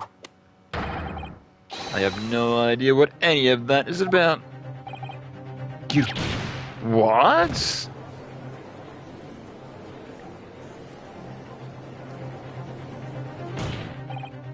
Well, what about you then, Inspector Gregson? You admit making a deal with Mr. Graydon in order to acquire the disc?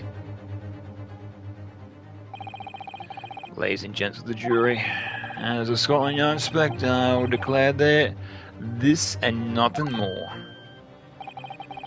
I am acting in the best interest of the country. Wherever I'm done is been in the name of justice. So, as members of the public of this fine country, I like to think that justice will now be your guiding light when you're making decisions. Yeah, it's also ironic that they unanimously voted guilty and this is still going. This case is still going. I thought it was supposed to be over when they unanimously acted guilty, but it was still going. It's quite a quandary, indeed. Rarely have a case such extraordinary tumultuousness in the concluding of a trial. Nevertheless, I'm absent any further evidence to be presented. I believe it is time that we put the matter to the jury to their final learnings. Oh, fucking finally.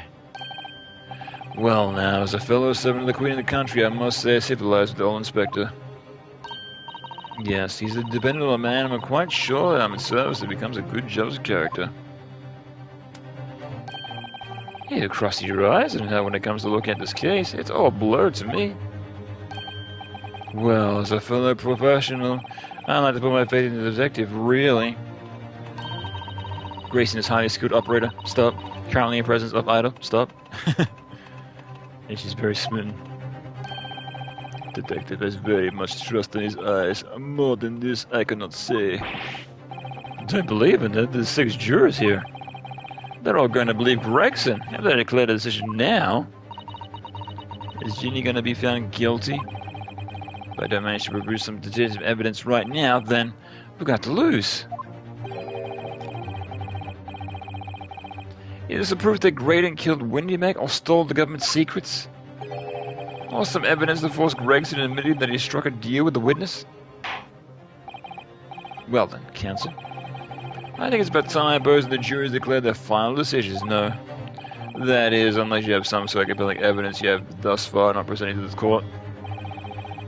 If I let the judge call on the jurors to announce their learnings, Gina will be found guilty. So there's no choice then, Runo. You have to throw some more evidence at them. This is it now. It all comes down to this. Who do I present the evidence against? Gregson or Graydon? I don't fucking know. God. Oh my God. Christ.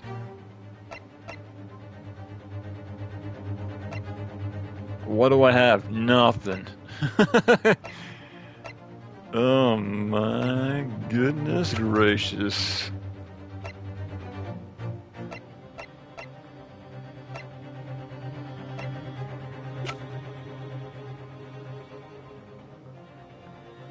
Hell, I don't know. Something that I haven't presented yet, eh? Ooh, the gun.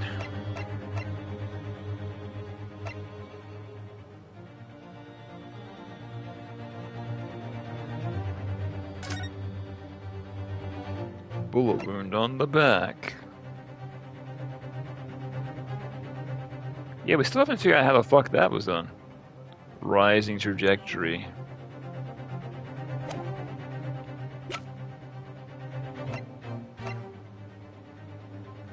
Ooh, yeah, I don't know. This! Yeah, we haven't presented this yet, so... Is this gonna be the final piece of evidence? Oh no. Can I look at this, actually? Can't find anything in that place! And the Baskervilles. That's right, I used Daddy's notes to write it. I think it's a great story. I don't know why Haley should mean to publish it. No, it's strange, isn't it? Perhaps it's the problem with the title? Perhaps Mr. Jones is a family friend of someone who is that name or something?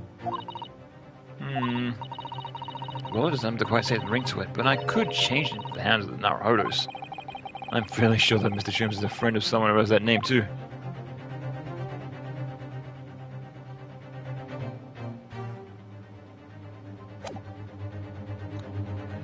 Ooh, yeah, I got no idea. People. Oh, I don't know who it is.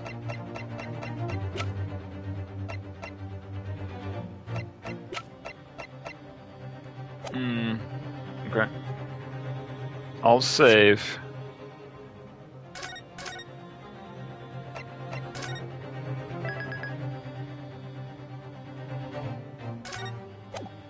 Leave it to the jury? Okay, yeah. There we are. Not gonna do that. Yeah, do that! Fail immediately.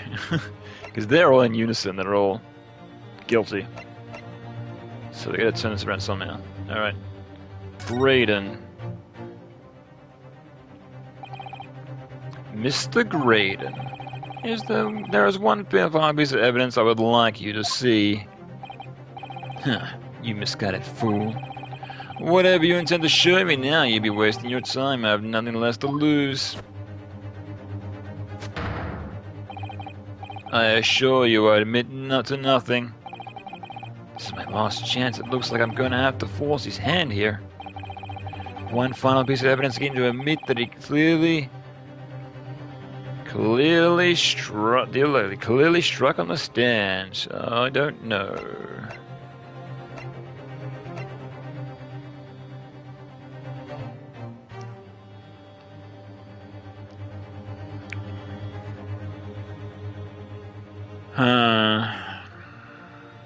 I'm still thinking this might have something to do with something.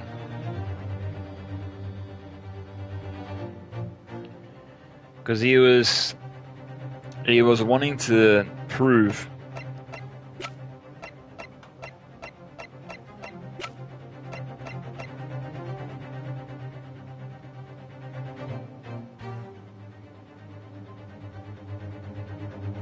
yeah, because the detective was wanting to prove his other case by any means necessary. He's willing to do anything for it, right?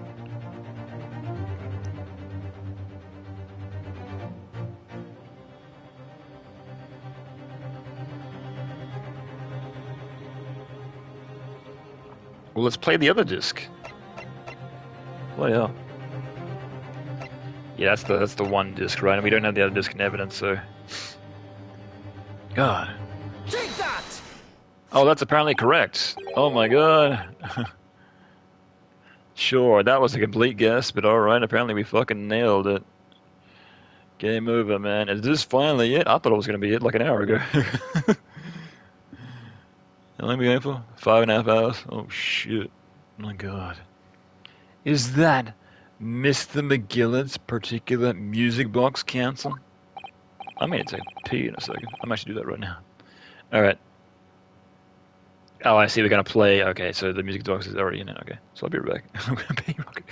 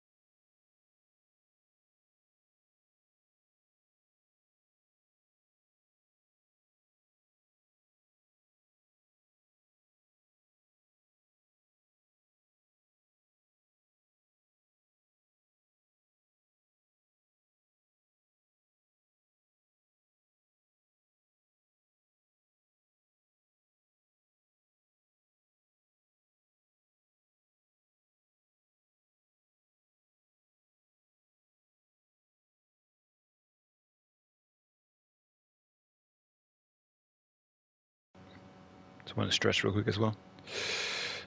Ooh, boy. It's getting close to being early in the morning. My very neighbors are probably going to wake up soon and be like, that dude's talking to himself again. Oh, God. Okay. Yes, with a disc already in place to play, I think perhaps now would be a good time to listen to the sound produced by the music box again. Only this time. Well, with the second disc we've just discovered set in place as well. Goodness, this disc cancel. No, wait. I can't let you do that.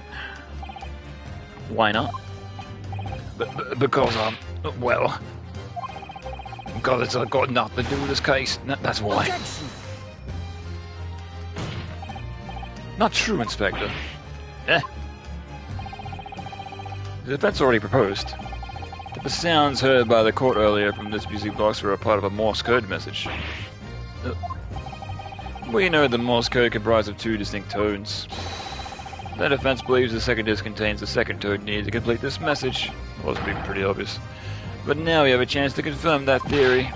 Crying out loud, sunshine, we're talking about two state secrets here. You go about letting the whole courtroom hear the confidential information like that, it's treason. Do you admit the charge? And in order to protect those state secrets, you engage in unlawful dealings with the witness. You're mad. You let the secret information out into the public domain. You'll be making an enemy of the entire British government, you idiot. Objection! Let's not forget, Inspector, that you, a Scotland Yard officer, leak confidential case details to the witness. You continue to lie to the court, and all because the fair means are foul, and you're determined to do your duty. Well, my fair means foul, I better do mine. Don't you dare. I will stop at nothing to protect my clients. I don't care who I make the enemy of. Meanwhile, Ben Zoggs is like, this is very entertaining. My lord, if you please, the court must hear the sounds made by this music box. Come on, Ben Zoggs, for Pete's sake, stop him. Objection! I know, serious. Foot and all. Inspector, you should know my methods by now. I'm a prosecutor. I'm no Scotland Yard puppet. That. In this courtroom, my duty is the law, so let me propose a toast to uncovering the truth, by fair means or foul. No! Very well, the defense's stance here is that of the prosecution has been made very clear, I feel. Therefore, in accordance with my defense's request, the court will now listen to the music box set in operation once more. I say set up with both. Yeah, fair enough. I'm guessing so they don't both slip out. Whee!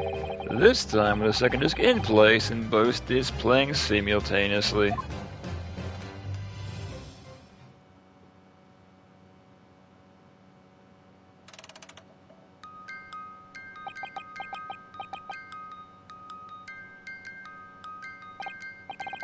Oh, listen to that. It's unmistakable now. It's Morse code. Alright, I admit it. Whatever you want. But for the love of God, shut the blooming box up. Who can translate Morse code? Who knows state secrets now?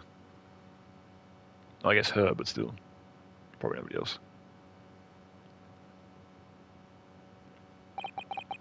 Let me ask you again then, Inspector Gregson.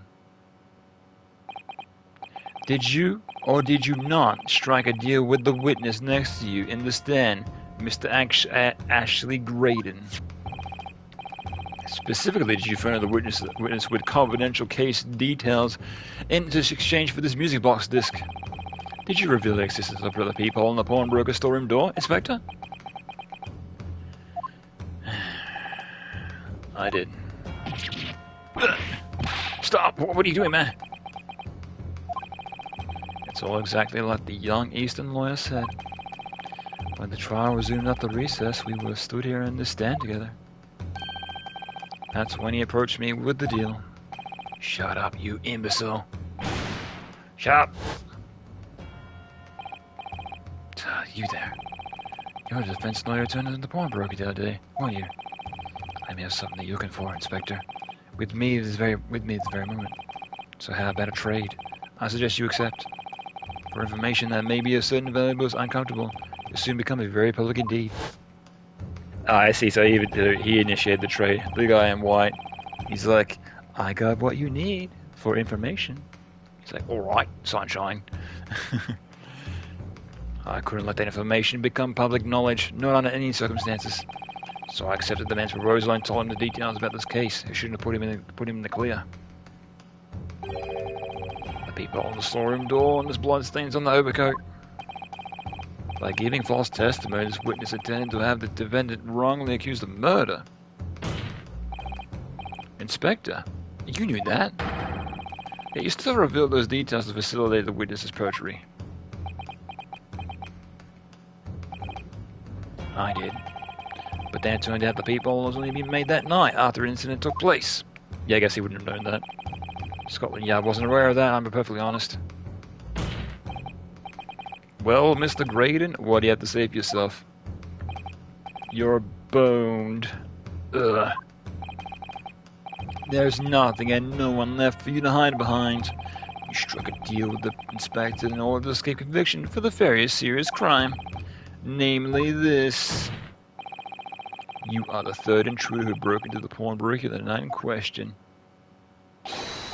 And you perpetrated the murder of the proprietor, Mr. Pop Windybank.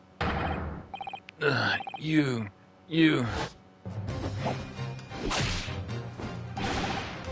Traitor!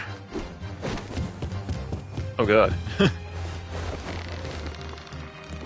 Bailiff.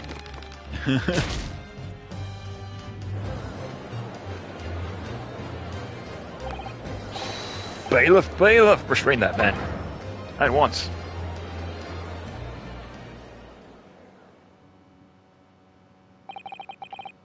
That's it then. It's all over.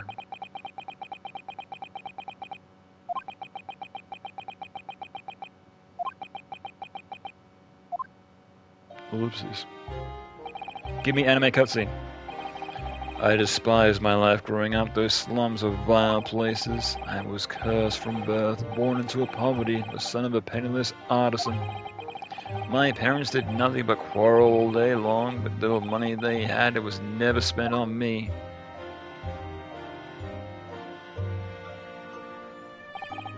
So I set about studying to better myself, to one day escape from that hellhole. And you eventually became a communications officer, and I admire your determination. But then you decided to try to sell government secrets? Why?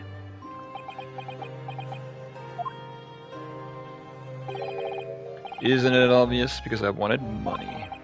Even now, years later, the nightmares of my life in the slums wake me in small hours. I wanted to drown them out, with more money than anyone who ever lived in that squalor could ever imagine. Then one day I met him. Mr. Magnus McGillard. You're a fiend and will acquire talents. So you are. I have mine to throw away if you're interested. Ah, so he's willing to work with him for the sake of money? Right.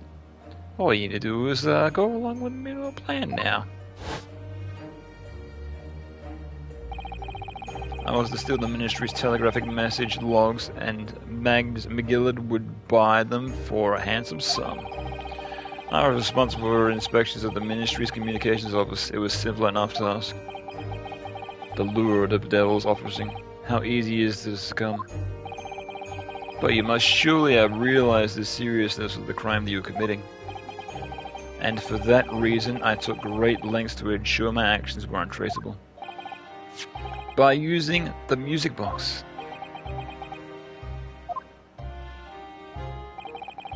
My father was a brickmaker, though my mother divorced him when I was still a child. Yes, Mr. Mason Milverton. That's right. He was very skilled with his hands. He'd once been a music box maker's apprentice. I imagine his skills would be sufficient enough to create a machine that could generate Morse code. I sought out my father again to employ his services. It was the first time I'd seen him since I'd left the slums 10 years earlier.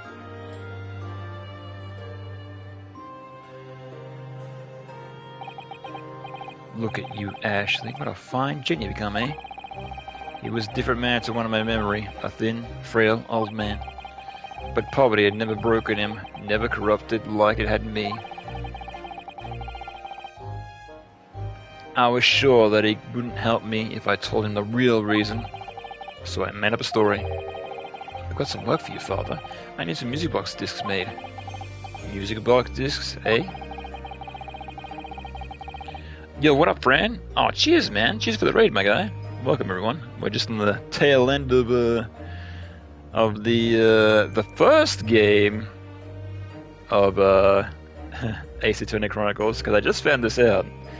Somebody came in, they're like, hey, you know about the second game? I'm like, what? What second game? Yeah, I didn't know there was 2 games in this one collection, so I'm like, oh, there's like 40 more hours of gameplay. Oh, no. There's 2 games? Yeah, I didn't know that. I thought I was almost done. God. Yeah, but I reckon I'll finish this, wrap this one up, and then I'll do the next one next year, so... Ugh. Oh boy, because this one's been long enough, because holy shit. Jeez. Oh. This musician friend of mine had written some music that he wants to sell to the public. Yeah. That long? Yeah, this is... Ooh. Because I did Dual Destinies back in the day, and I thought that was long, but this was like, holy shit, this is way longer. Ooh. Who wrote this crap? I'm gonna write the longest story ever. They'll love it. Ooh. Because I was wondering if because even in previous streams I was like, oh, I wonder if they'll make a sequel to this, not knowing that there is a sequel. Because that's what I thought. I thought that this was I thought that what they did with the mobile versions, they just took this one basic game and split into 2 games, so the download would be shorter. But no, that's not the case. Apparently, they're just 2 games, so they just released them as one set when they did consoles. So, and your defense, the tires are similar. Great Ace Attorney. Well, it's not that. It's I'll show you. I'll save and I'll show you.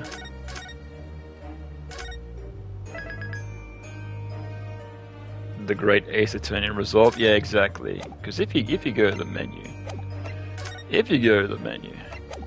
no, don't save. I'm going. Because here's continue select adventure and whatnot.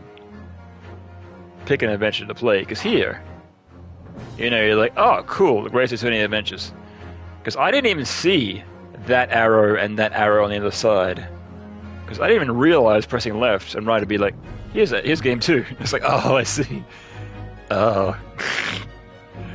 Oh, I see. Yeah. Like Ace Attorney, you unlock the episodes. Ah, okay, so you can go in any order. Right.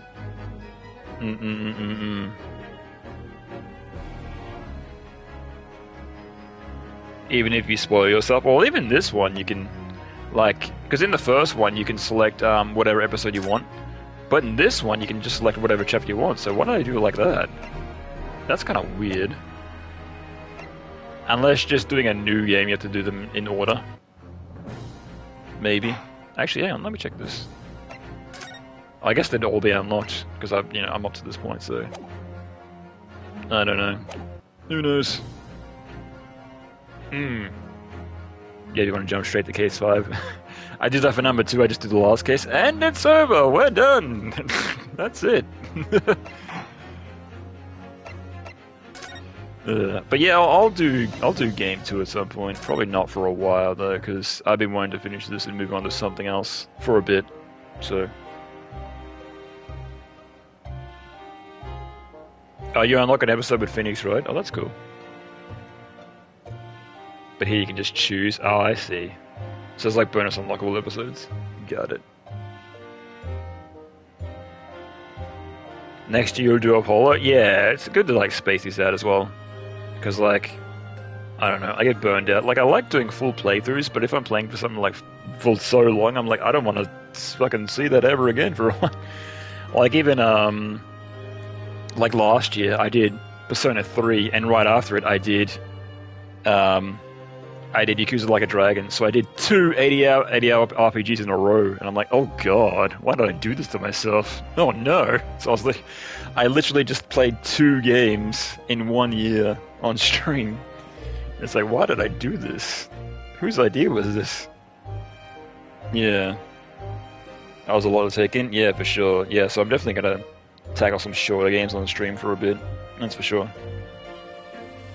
Yeah, because my next game I want to play on stream is Mega Man X, and that's gonna be a short game, so that'll be like 1 or 2 streams. Easy, done and dusted, and I'm on part, what, 16, 15? But this, oh boy. A musician friend of mine has written some music that he wants to sell to the public. I brought the score with me, and here are 2, actually. Short games are a godsend? Yeah. Yeah, I'm definitely gonna burn through some shorter games for a bit before I tackle something giant again. If it's like 10 hours, perfect. 5 hours, perfect. Amazing. Let me at it. Yeah, I think everyone was, what was it with Resident Evil 8? Everyone's complaining about its length because it's only 10 hours long, and I'm like, that's perfect for me. Like, I beat it in 2 weekends. Hell yeah. Done. Amazing. Done and dusted. I'd be delighted, son. It's been 20 years since I did on this work like this, though. That's fine, what? Yeah. Fetch my tools, would you? They're in the loft. That's how I had him make the 2 discs. Thereby splitting the information in 2. You were taking considerable precautions indeed. It was to protect myself as much as anything. So you only did this once? You did it once and you got caught. It meant that I would deal with Magnus McGillard in 2 separate transactions. The first involved the first of 2 discs and the music box playing for them. I exchanged them with McGillard for 10 guineas. Then, I received the second disc, it would pay 1,000 guineas. So, what happened on the omnibus 2 months ago? Was the second part of a deal? The exchange of a second disc? Yes. I'd sold the man information that way a number of times already, but it seems he became a reluctant part with his money. Doesn't quite make sense, Mr. Graydon. For why was it only boss 2 months ago that your father, Mr. Milverton, was the one dealing with Mr. McGill and not yourself? When I received the 1,000 guineas after my first completed dealings with McGill, I decided to give 200 guineas to my father for his troubles. My father realized something was amiss. He's like, all this money, that's too much. In time he worked out that he must have involved in something dubious, and when he did, he said to me, next time there's an exchange, I'll let your old man do it, understand? Otherwise, I won't take your money anymore.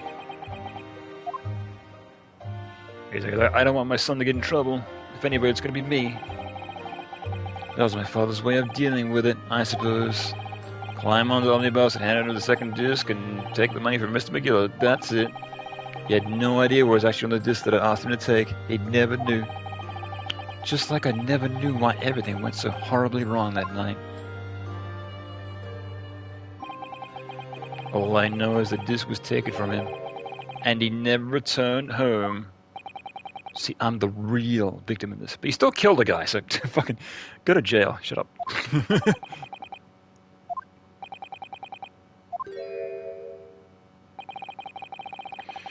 It was only then that I found out what sort of monster McGill really was. After 10 years of not once uttering it, I swore on my father's name. Spin. Jojo pose. To exact revenge.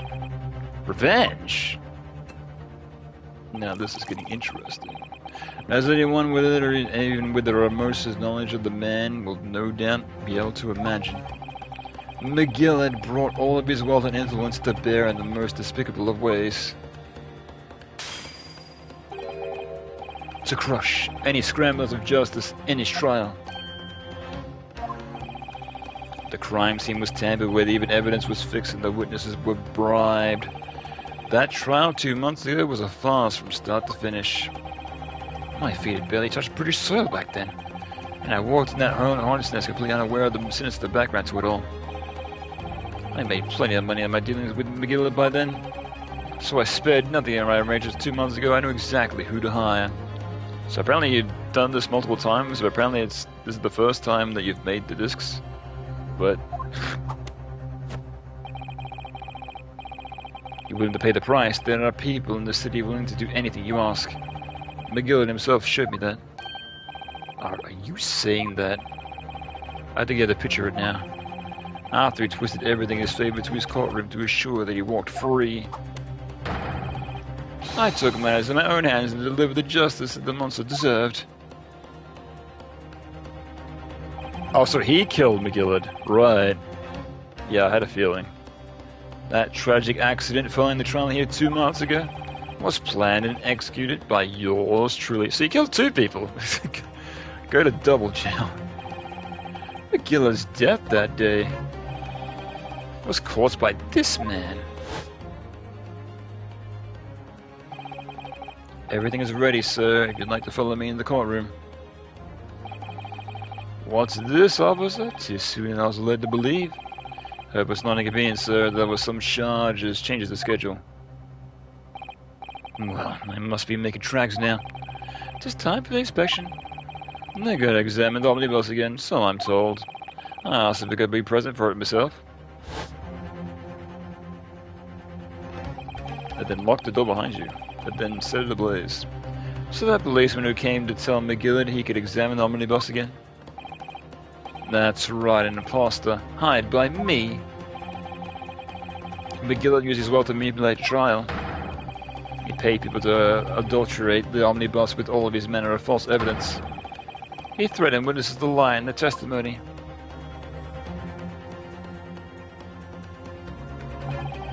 So when I gave this man a taste of his own medicine, once the omnibus was doused in paraffin, one of my sham policemen ushered the McGillard inside and sent him to a one-way journey to hell.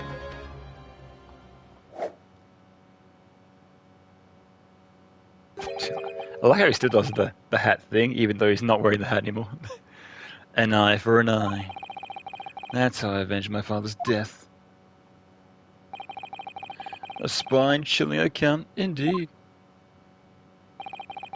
But that wasn't the end of it for me. There was a loose end, you see. A loose end?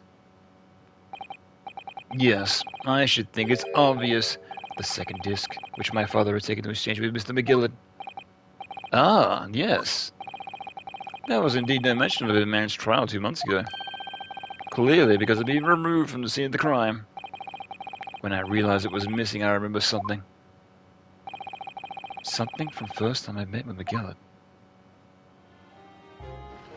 That's right, yeah, because it was wrapped up in the coat, and then it was deposited in the thing, right? In the pawnbroker. This is the first of 2 discs, and the music box you need to play them. Well, look at that now, what an ingenious little invention. So then, as promised, 10 guineas for your young man. Wait, what's this? Windybank's pawnbrokery. Aye, it is a pawnbroker's ticket, so it is. You can use the redeemed articles deposited there for you. There's no need to give it a name, just hand it over to the ticket and just tell the fee in the watchword. I put a jewel in a pawn for you. I bet you could 10 guineas if you sell it. So it will. Wait, how did he know the other watchword for the coat? If he'd never met with him. Unless he used the same watchword every time. Ugh. I've never heard of a pawnbroker even using quite that way before. Have you not, Mr. Graydon? London's pawnbrokeries are very useful places, you know. Each one is like an extremely secure vault.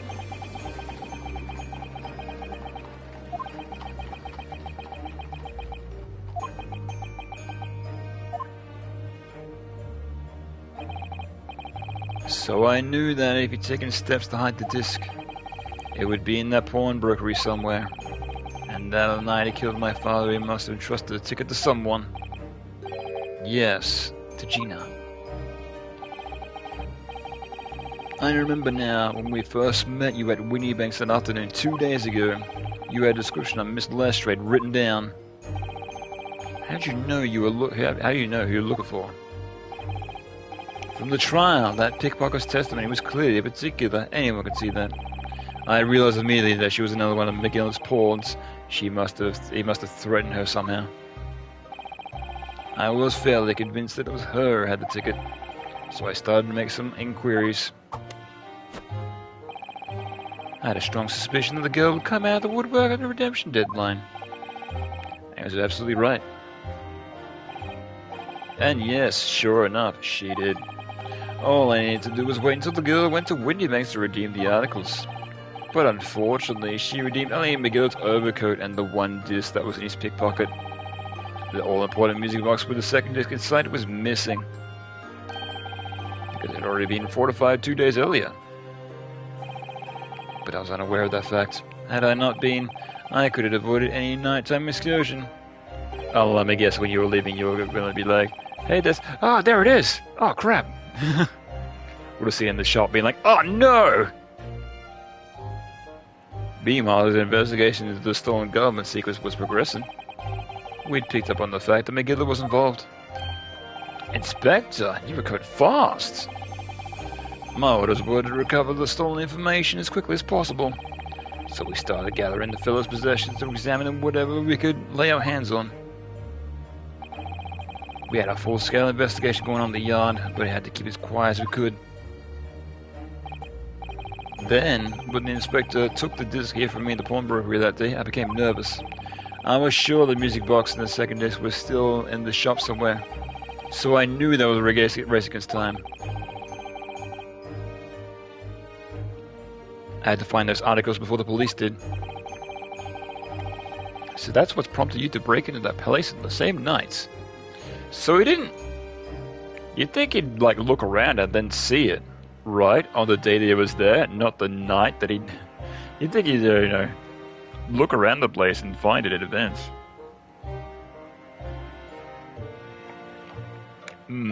But I guess he was hanging out for too long. He might have been on the cameras, so there's that as well.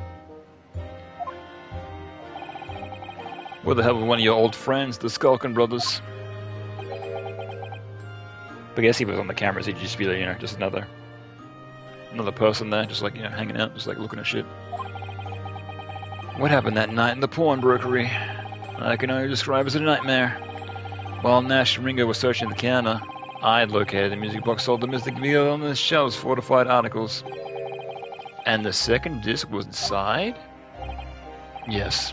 I slipped it into my pocket with a very deep sigh of relief. But then, something entirely unexpected happened.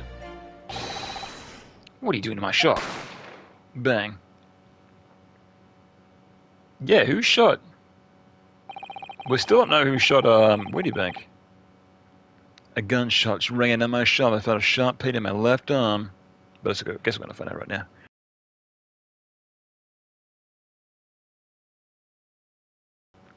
Throat's getting dry.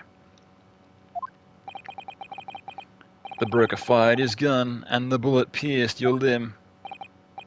Yes, exactly. But unfortunately, I decided to bring my own gun with me that night, just in case. Oh, so it's his gun. Okay, so he shot him. Alright. So then we know he killed him. Right. Before I knew what was happening, I'd fired back. The man already turned to flee, but I intended to fire in his direction, much less kill him.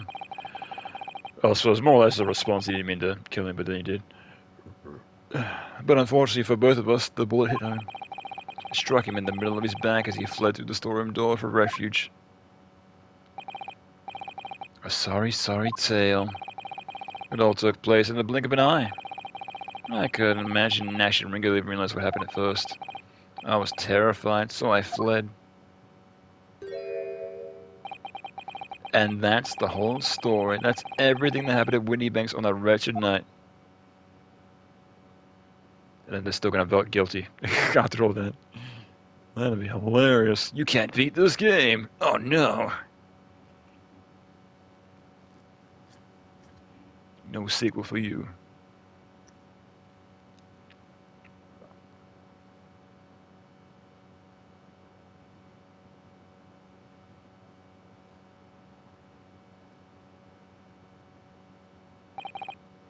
Earlier, you called Mr. McGillard a monster. A man who used his wealth and influence to distort the facts and escape justice for the crimes of murder. What tragic irony. For what you have done, this is exactly the same.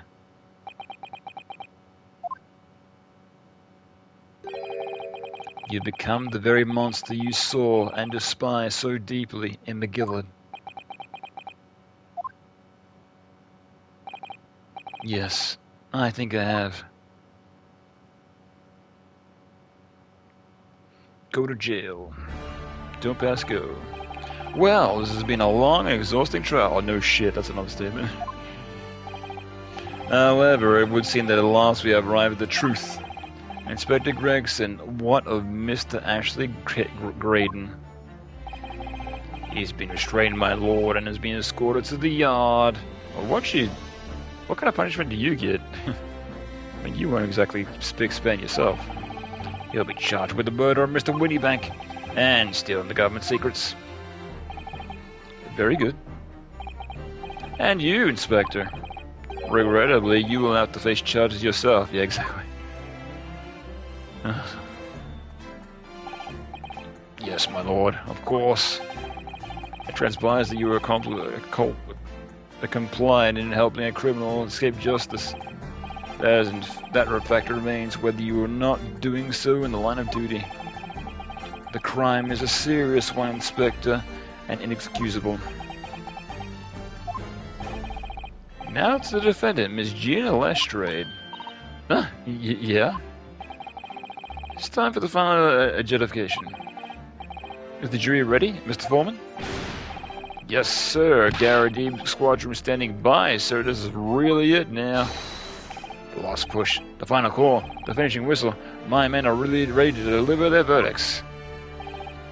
Thank you, Mr. Foreman. Very well, ladies and gentlemen of the jury. You will now declare your final decisions to the court. Not guilty. Not guilty. Not guilty. Not guilty. Not guilty. Not guilty. Hooray! We did it! Yeah, I swear that sounds like that sound effect from Five Nights at Freddy's. That hoo hoo hoo hoo. Sounds very familiar. The reuniting jury numbers. Yes, we did it. Can you imagine there'd be like one that's guilty? It'd be like, fuck! Still? Haha, that's the stuff. I'm off the hook. Finally, Runoi, you managed to do it. Finally is the word. I really wasn't sure I'd come up with a top in a while there. Right, yeah.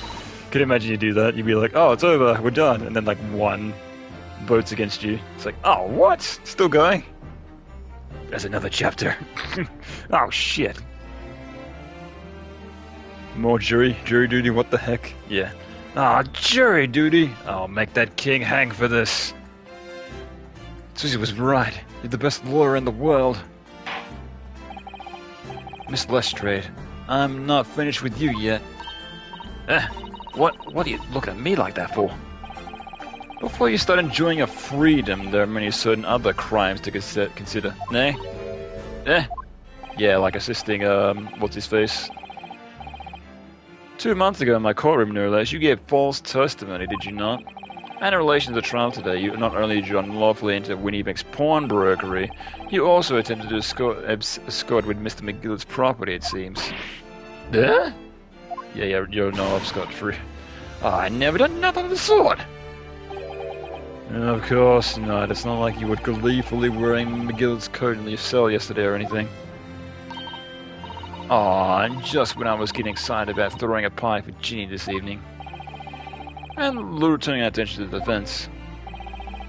Determining that when played together, the music box disc contained the message in Morse code was, well, certainly was most expected Revelation Council. Quite so, my lord. The prosecution was caught entirely off guard. In fact, I think we should applaud my learned friend's courage yesterday. I propose a toast. How young is this kid? Can he drink? To demanding that government secrets be disseminated before the entire courtroom.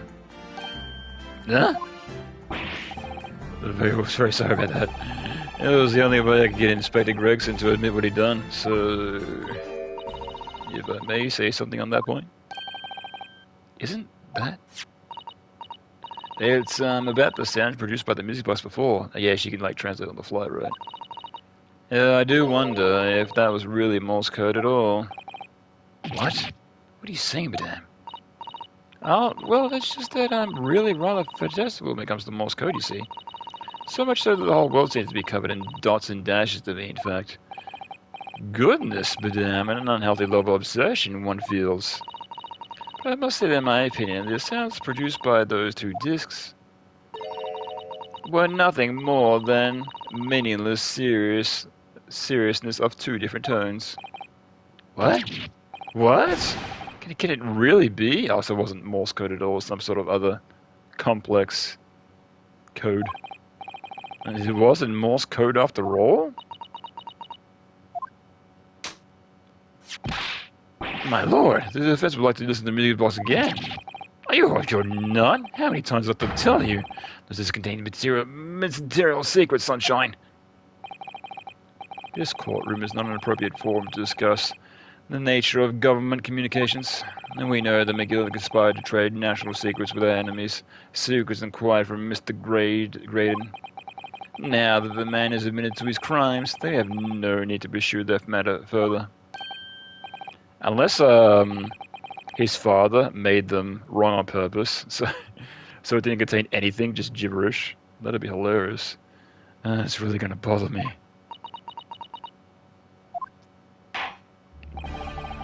Miss Lestrade. Yeah, my lord. That of which you've seen in today in courtroom being extremely disturbing. Falsifying evidence, intimidation, perjury, a grim catalogue of depravity. An appalling experience to befall any child. Come on, it ain't nothing to see most days in the back slums. I beg your pardon? If you're weak, you pay for it. Just how life goes. Gina. But look, I reckon we'll work something out today. The world ain't fair, but if you want to change, you've got to start at some. You've got to change how you are yourself. Well, that's a very laudable lesson, I would say. I eagerly look forward to the born-again Miss Lestrade never gracing my courtroom with her presence again. Yeah, she's been in it twice. She's going to return in the sequel. I actually wonder if any of the characters are going to return in the sequel, except for like the main cast. That'd be interesting though. It's like, remember me from the previous game? Now, with regard to the murder of Mr. Pop Windybank, proprietor of the pawnbrokery business on Baker Street, I hereby declare the defendant, Miss Gina Lestrade, not guilty. Not guilty innocent.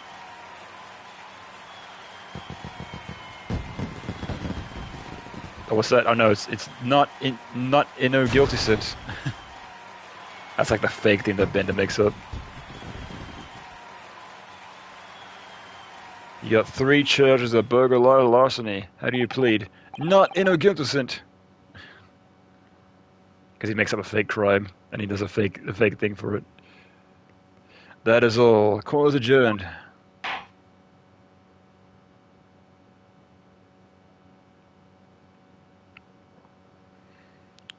Everyone leaves this up for us too. Let's have a showdown. Let's play Uno. It's time to duel, Yu-Gi-Oh style.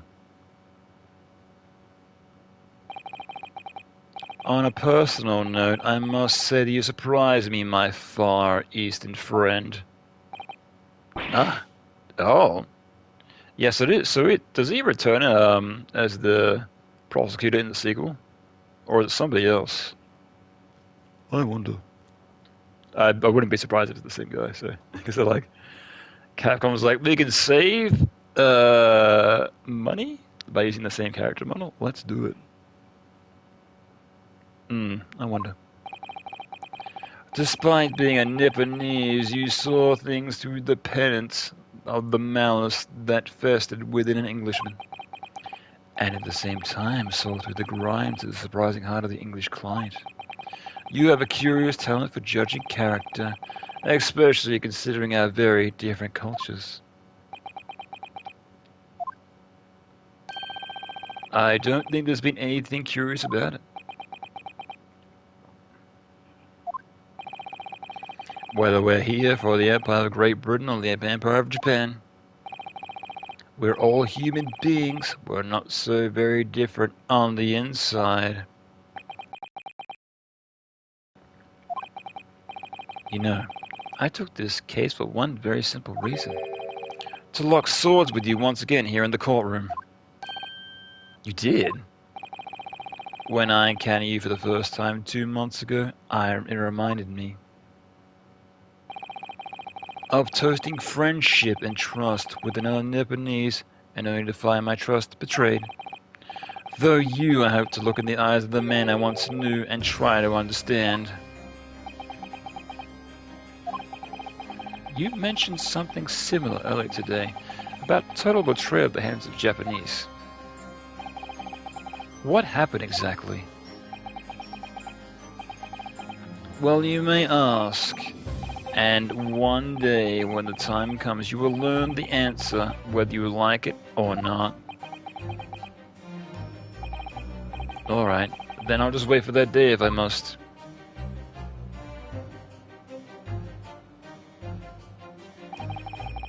Coming to be known as the Reaper of Bailey, and my retirement from service 5 years ago. It gave me the cause to wonder if I may have some sort of deeper purpose.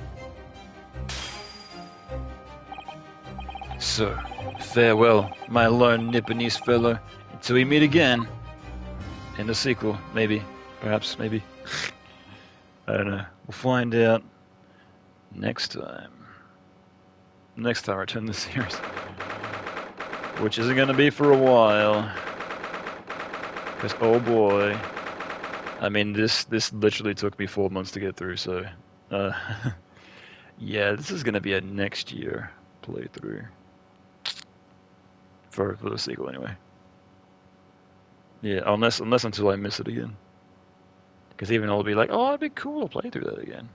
Or like, it'd be cool to return to that. They were good times, but there was also a lot of bullshit with this game, which fucking slowed it to a crawl. So,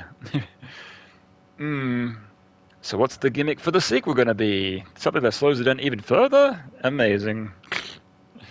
17th of April, 5:24 p.m. The Old Bailey Defendant's Antechamber. It's done. It's over at last. What? Where's Iris disappeared to? Ah. Congratulations, Gina. I knew it all along. I knew that you were innocent. She's like, oh, come off it. Well, I did what you said, Mr. Naruto. Believed in me right up to the end. You're as odd as your name. What's odd about it? I told you I had faith in you, didn't I?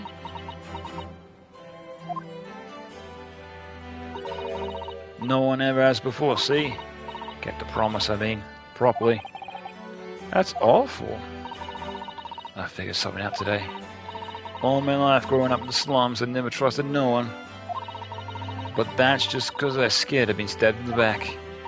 I mean, the more you trust someone, the more it hurts when they let you down. Yeah, exactly. It's like, yeah, you trust nobody and you can't be let down, right?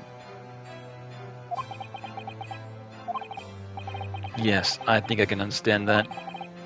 After all, I had a taste of it in that 2 months ago. Chose to trust someone and paid for it. That betrayal left a big scar. You know though, Gina, I worked something out quite recently too. Trusting in someone is really an exercise in learning to trust yourself. And when your gut tells you it's the right thing to do, then your trust is rewarded. There's no better feeling in the world. I think I have you to thank for reminding me of that valuable lesson. Ah, well, if you say so. Don't make a fat old sense of me though. I'm trying to say that putting my faith in you, Gina, has been a real pleasure. Right now, lad, pack it in. But I suppose, sort of feel the same way. I mean, sometimes trust in someone else is, you know, alright. Thanks. This is the way I see it, Ryanosuke. One final ghost vision. The defense lawyer is only good as his faith in his client. And that comes from how much his faith he has in himself. Yes, I wonder in the sequel they're going to give you like a refresher on the whole entire thing. Because I remember, what was it, in Ace Attorney 2? They, instead of like just jumping you right into it, being like, oh, you're already familiar with Ace Attorney 1, whatever, just go for it. They made it so that Phoenix like loses his memory like right away. So he's like, how do I do things again? What? How do I make it be a lawyer? I thought that was really clever.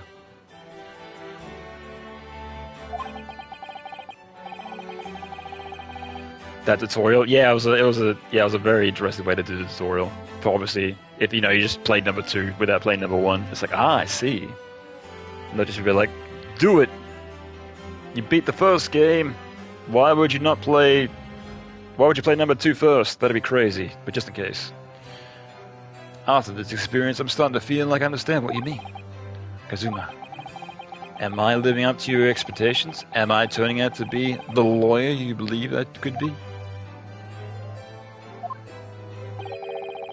Pardon the interruption. Here we are. But what the deuce does a man have to do with being noticed around here, my dear fellow? Ah, that voice. It's too late for that voice. Now, Mr. Naruto. Is it him in disguise again? I've been standing here patiently in the corner of the room for eternity. Oh, it is. Ah, yes, it was me all along. I would have some... it would have some said when you finally noticed me. You people, with your innocence is blabbering. Ah, Mr. Sherms. Is it impersonating a police officer a crime? I'm pretty sure it is. Ha yes, it was me all along, you see.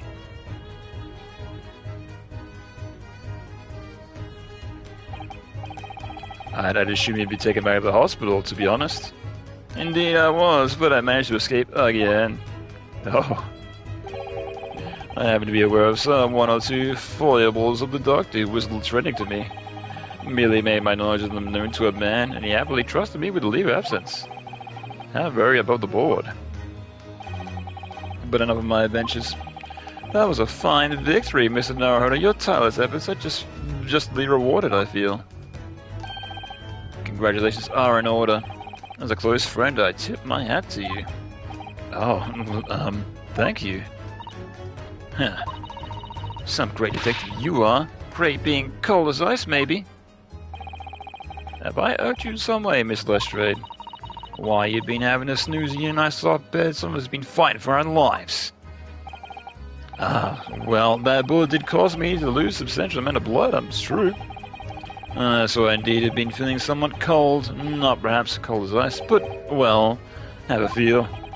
Could you take your hands off my neck, please, Mr. Sharps? And in some way, I suppose, congratulations are in order for you too, Miss Lestrade. What's that supposed to mean? Oh, why so off-guarded?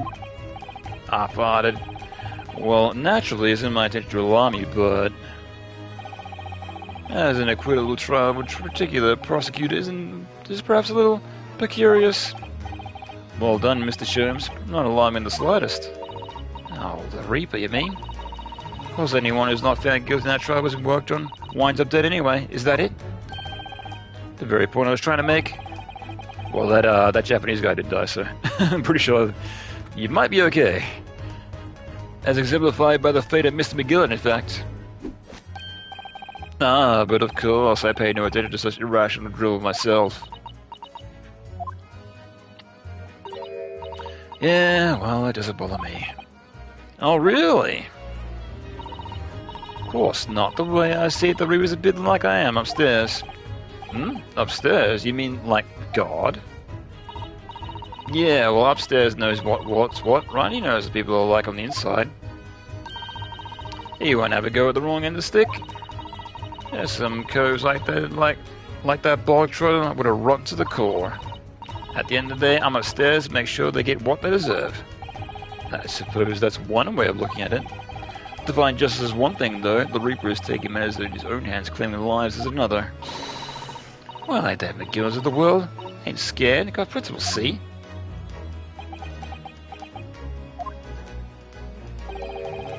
A train you wishes to be admired, Miss Lestrade. Oi, just give it a rest, alright? As I was saying, congratulations are in order. The news of your acquittal was very welcome news to me indeed. Let me express my heartfelt congratulations, Gina.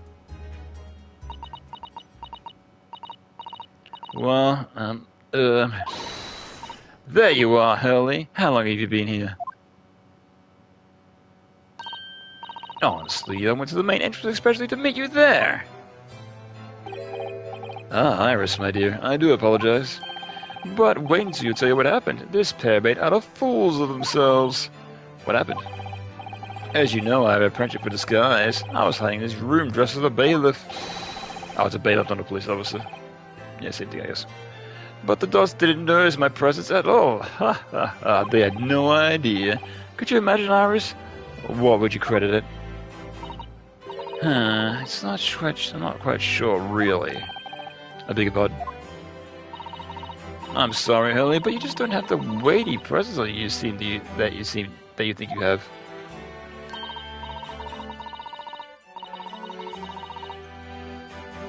So he thinks he stands out in every crowd. I'm the center of the universe. In fact, you really ought to be careful about that. It's gonna land you in trouble one day. Oh, be careful. Ouch. Anyway, it's such a shame. I was hoping to throw a party for June tonight. But you won't be able to come, will you? Don't look like I'm going to be going nowhere for a while. You'll add the judge's platter good stuff to make amends for, apparently. Like all them offences. What was it again? Breaking and entering, taking the bog troller stuff and whatnot and the like, blah blah blah.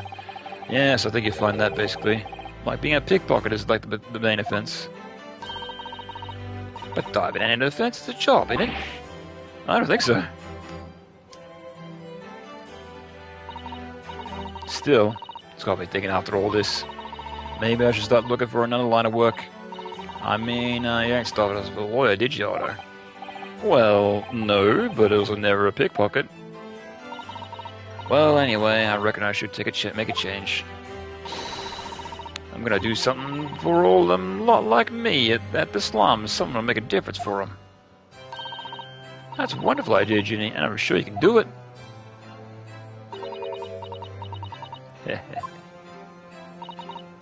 What is it? Emotions. Nothing. Miss Gina Lestrade. The prison carriages arrive, madame. Come with me near to the rear gate at once. Right. Well, looks like I'm off then. Yes, goodbye, Gina. And good luck. Otto? Yes?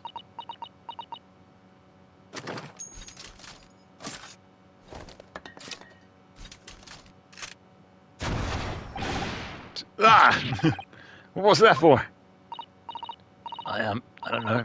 I mean, I don't know what to say, so... Ah, indeed.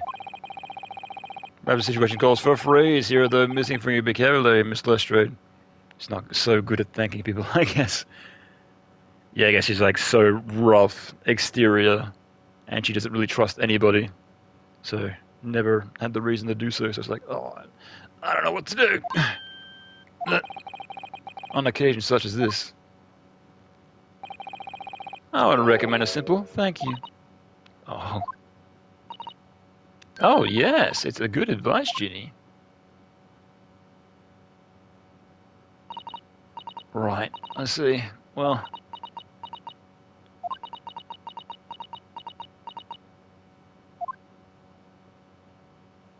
Oh, she took off her hat and everything. Thanks, Otto. Oh, she's actually smiling. Thank you for everything you've done. For believing in me. Not at all. In fact, that should be my line. Thank you, Gina.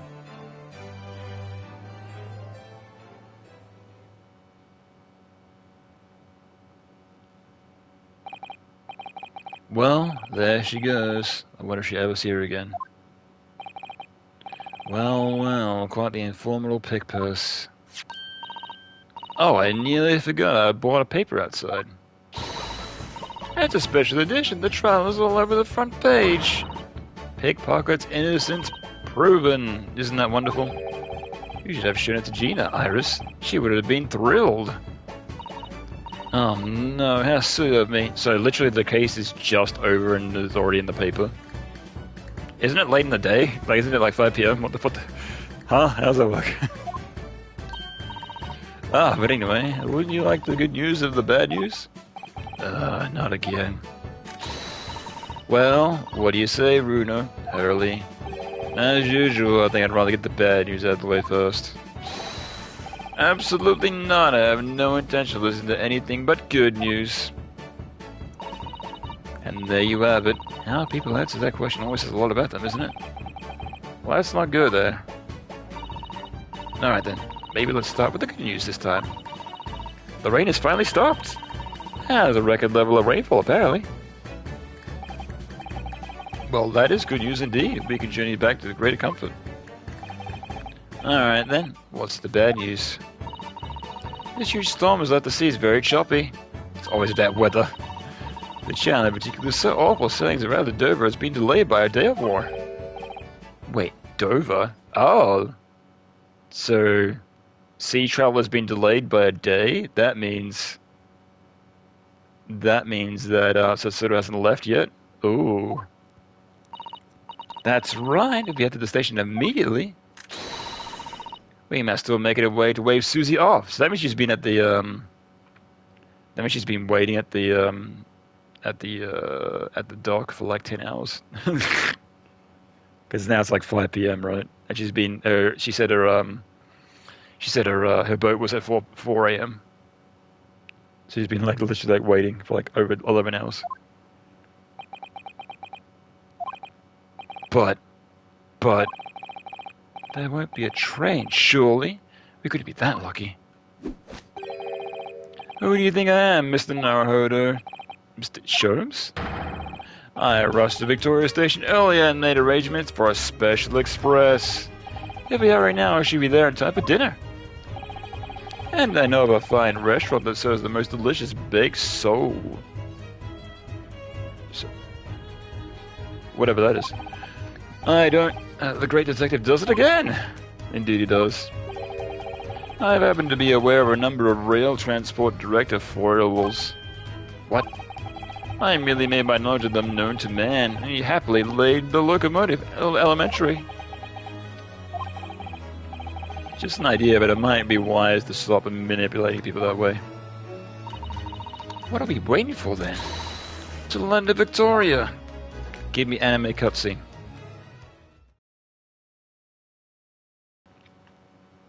No! 5:32 a.m. What the fuck? So she's been waiting here for 24 hours. Because I thought it was... Why is it 5 a.m. now? Or is this the day earlier? Yeah, it was like 5 p.m. and now it's like 5 a.m.? What? Okay. 8th of April, 5:32 a.m. Port of Dover, Quarryside. That took someone longer than I expected. Yeah, it took like a few hours at least. Susie's boat must be about to leave now. Miss Sasoro, where are you? Oh, there she is. Over there, look. It looks like she's reading something. That's a kind of a strange place to read. Be a shame if you dropped that book.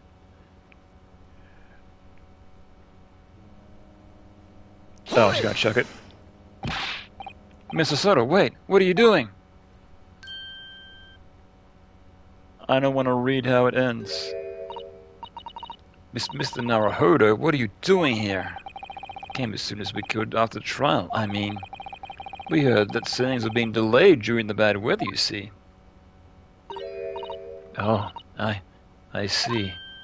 Then tell me, how did Gina's trial go? It went well. She was acquitted.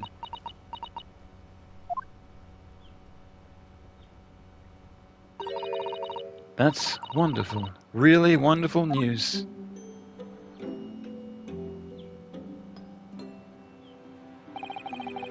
The book you're about to throw into the sea. It was your Encyclopedia of British Law, wasn't it? Oh dear, I was hoping you hadn't seen that. I'm not worthy of practicing law in any way now. So, I was saying my final farewell. You were saying goodbye to law? You? Sasoro-san? Would I be correct in assuming it's because of the people, Mr. Sasoro? I deliberately altered the scene of a crime, and then I tried to hide the fact. What I did is utterly unforgivable. That reminds me. How did you even come to have this, Susie? On the evening of the incidents, Mr. Sholmes had invited Gina to dinner, if you remember. Oh yes, we had a wonderful time. Well, Gina gave us a little introductory lesson, didn't she? To the art of pickpocketing, I mean. Oh, that was so much fun. I stole Runa's armbands. Yes, please don't do that again, Iris. That band's very important to me. I say she more or less did the same practice, but with a gun. Oh, it's so important. You should pay more attention to it. You hadn't noticed for ages. On a whim, I thought it'd be fun to see if I could take the cat flapper mat, so I put it up my sleeve. That... I guess they're kind of very, very loose and billowy, right? Really? And then I rather forgot about it until I found myself in the Misty Windy Make shot with it later that night. I see. And then...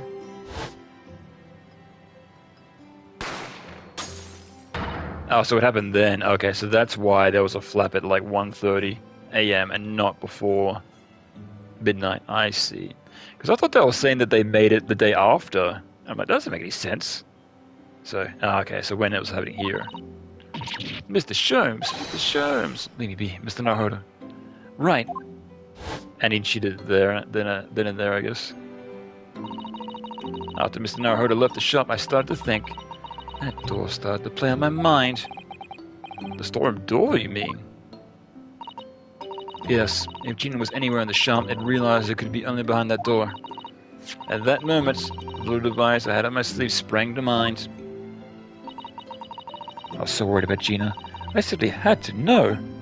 So, I used the cat flap mat to make the peephole on the door. As captured in a photographic print of the shop. One of Hurley's red-handed recorders.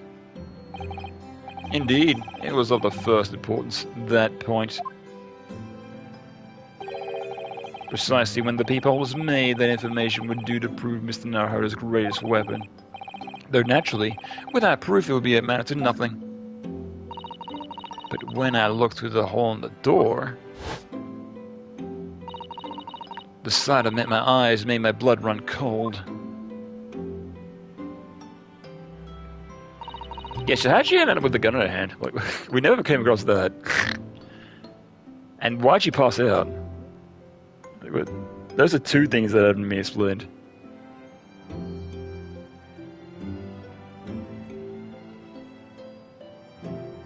Yeah, like we came across everything else, but how did Jita pass out in the room with him with the gun in her hands?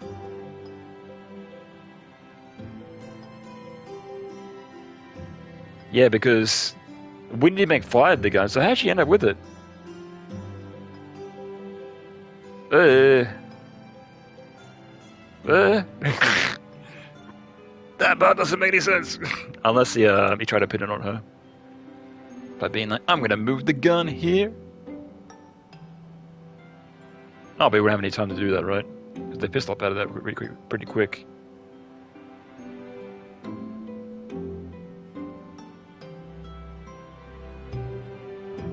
Yeah, I don't know. Weird. Whatever. Thoughts started to run through my mind. I remember that trial 2 months earlier. The trial of Magnus McGillen. I thought about how he manipulated the evidence and arranged false testimony to secure his freedom. He made the British justice system feel very dark and sinister to me. And then, a terrible thought occurred to me. What if some wicked criminal is planning to do the same thing now?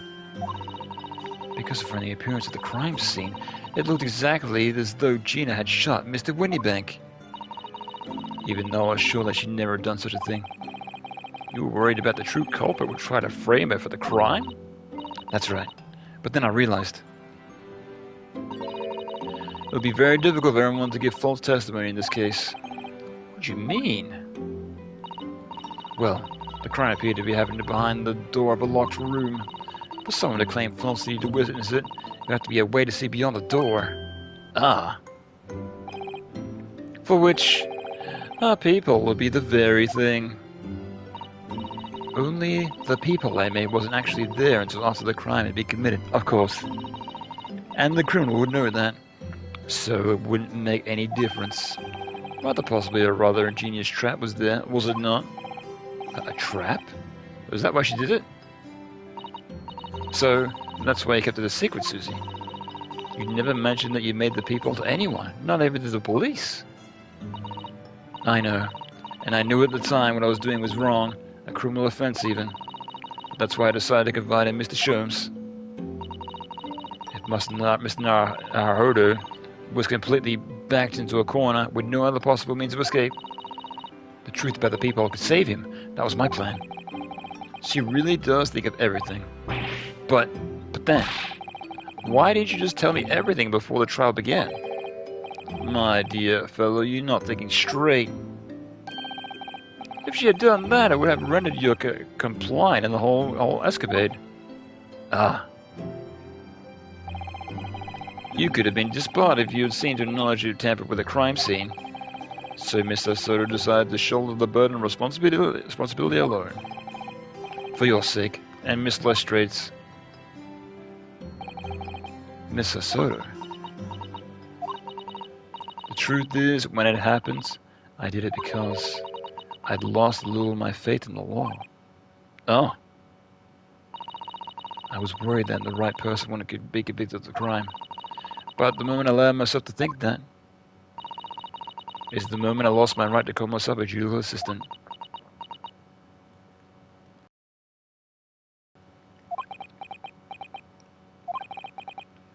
What you did is comparable to what he did. Graydon is the one who lied in the witness stand using the people as a way to implicate Gina. And besides, if the people existed, they hadn't existed, I'm not at all sure that he could have been acquitted in the end. Mr. Soto, what you did saved Gina's life. Well, with your kind words, Mr. Naruhodo, you've saved me too from my regrets. No regrets. Well, we all must be thankful that Miss Lestrade's freedom is being assured. Yes, exactly. Although some of the loose ends in that trial will be continuing to play on my mind, I'm sure. Yeah, exactly. But the revelation that music box contained the secret messages, Mr. Naruhodo. What a try to work that one out. I'm full of admiration. Well, actually, that argument was quite as compelling as I thought it was. Oh, it wasn't? There were a communications officer among the jury members, you see, a telegraphic operator, and she said the majority of the sounds of the disc were just meaningless tones. As one would expect after all, when you're talking about a secret government or communications. Yeah, I'm assuming it was more encoded than Morse code, because you assume that's pretty basic, right? So it'd be like more encoded if it's, government secrets. No doubt they were written in cipher to avoid being readily understood should they have been intercepted. Yeah, exactly. That's what I thought. In cipher? I see. So then we should never hope to understand the message anyway. Nonsense, my dear fellow.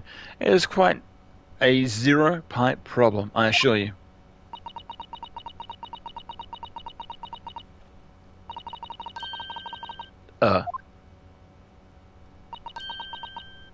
So, keep? What? Well, that can't be a real word, can it? How funny. Wait, Iris, what did you just say? Oh, I said asogi. Does that word mean something to you? Yeah, it's Japanese, right? Mean something? Asogi. What's the name of my best friend? What? But how'd you know that name, Iris? I wrote that during the trial before, when the message was playing on the music box. She's transcribed on the fly. She really is a genius. Yeah, she intercepted government secrets.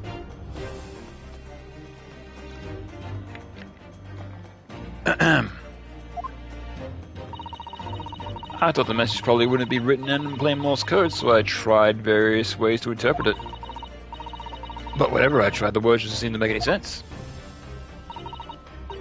That is, in English at least. Oh. That suddenly occurred to me, you see. There's more than one Morse code, not English variety. Oh, yeah, fair enough. Various countries around the world have their own altered and added Morse code to use it in their own languages. Ah. I don't believe it. Are you saying... So it's Japanese Morse code?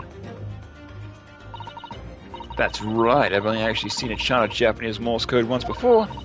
But I think it's based on the Oraiha program, isn't it? And you mean to say the Japanese Morse code that matches as the Sogi? Yes, I think so. Sorry, but I just don't remember all of the Japanese Morse code. Iris, would you let me see that? Mr. Soto, do you know it? Japanese Morse code? Yes, I spent some time studying it. Because I'm quite sure Morse code will become ever more important for the international communications. Not for much longer. When they invent the phone, that's going to be like, whoop, spend my time wasting. Then I might recommend, my dear madame, that you focus your efforts on the English version. Be that as it may, I will show you the message, please. So you gotta translate Japanese Morse code to Japanese, then translate that into English. Of course.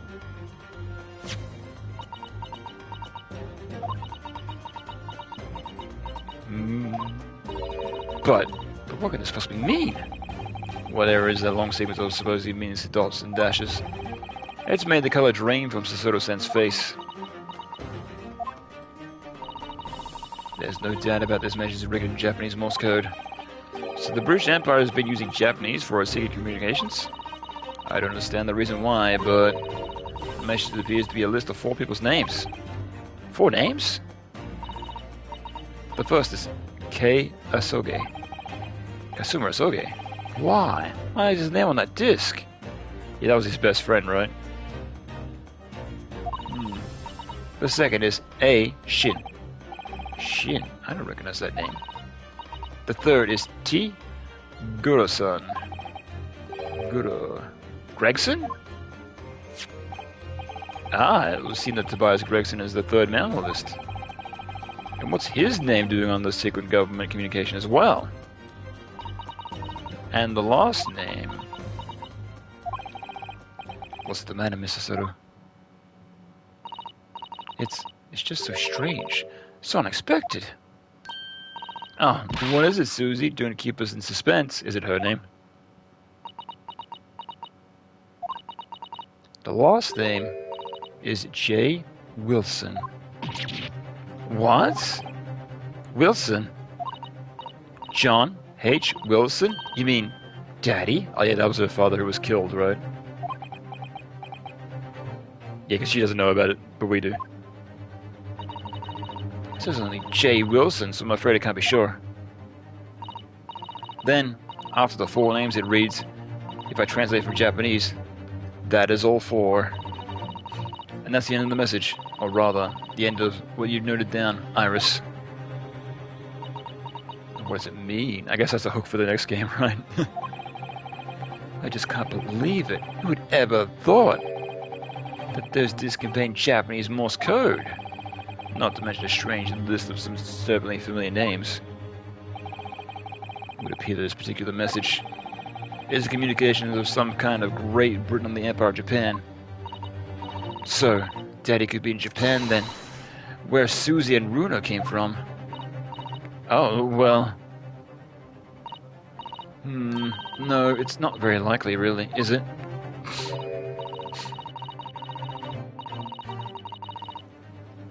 I mean, there are thousands of people with the surname Wilson, and there's going to be loads of J's among them. Yeah. Because I think it was, like, you know, you Google your own name and whatnot. And I think I actually found, like a website dedicated to, like, a baby that also had my name. I was like, this is weird. It was like somebody made, like, a dedicated website to, like, that a 1-year-old baby that also had my name. Like, this is very strange.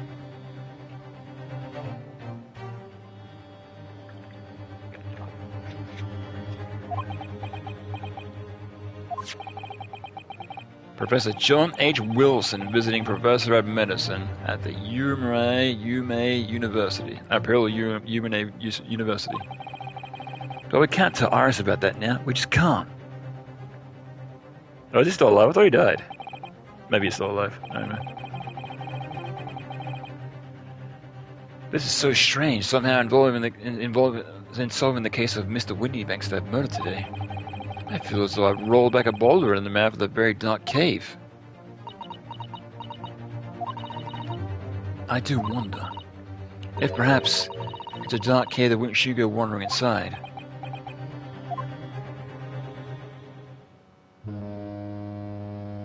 Oh, it's ready to go. All aboard? Oh dear, the ship is going to set sail soon. Yes, it seems so. I'll sail on that same ship, first to port in Dunkirk in France. Then I'll change on the larger passenger vessel bound for Japan. You're really going then, Susie? I wish you a safe passage, Mr. Soda. Unless I'm going to go back with her. Thank you very much. I wish you all the very best. Because that'll make sense. Because if we start the second game in Japan, we can start with like the same defendant lawyer from this game. Because always in the first case, it's always that guy, right? It's always the guy with the glasses. That's Spaulding. Thank you so much. I wish you all the very best. Mr. Soda, I had hoped that you always be at my side to guide me and support me. Mr. Naruhodo, please, come back soon. As far as I'm concerned, you really are the best, very best judicial assistant in the world. Ugh, emotions. I'm quite sure. I'll be back before you know it. Really, Susie? Oh, don't forget, Iris. I made you a promise yet to fulfill. A promise? How about your manuscript? Ah.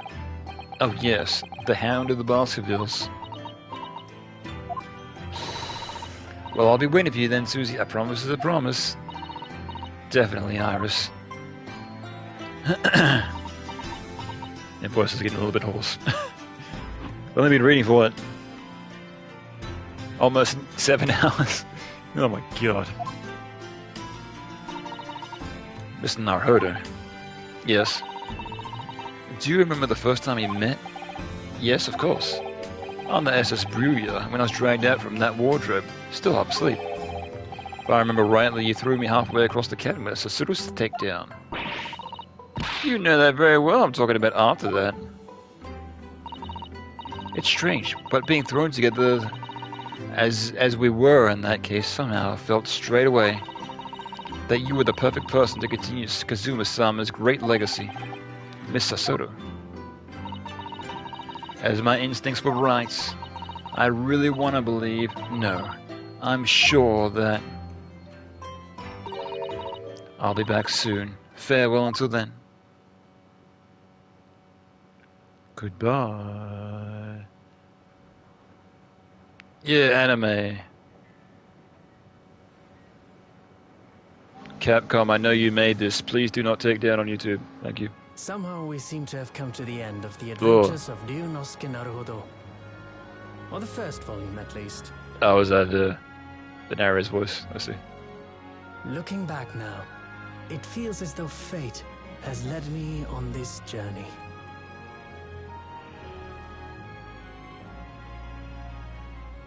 She's pretty tall for a 10-year-old, jeez. Fate led me to becoming a lawyer, to traveling halfway around the world, to meeting the great detective. I'm sure there'll be trials and tribulations ahead. And the cat's here again. Of course there will. But whatever happens, I know I'll be able to turn my fortunes around. Oh, it is his voice, I see. After all,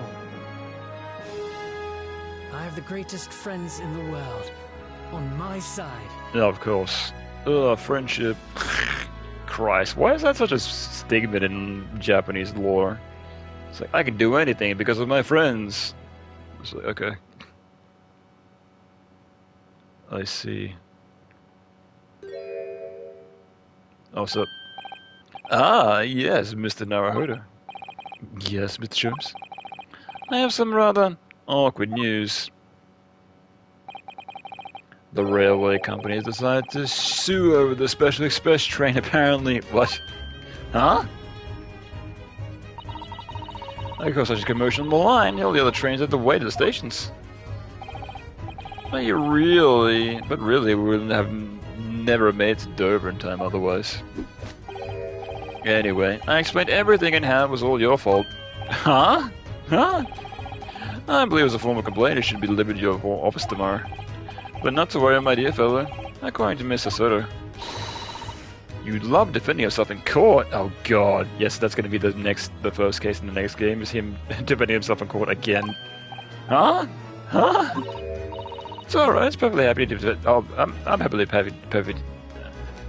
I'm perfectly happy to testify. He really didn't look like the sort of man who'd do something so outrageous. See? Mr. Sholmes. Yes. A word, if you don't mind. Why, certainly, any word you like. Bellow it out, my dear fellow. Time to kick your ass. Oh yes, I love Bruno's words. You just know, I know just the one he'll use here. Asshole! There, I really must say. Objection.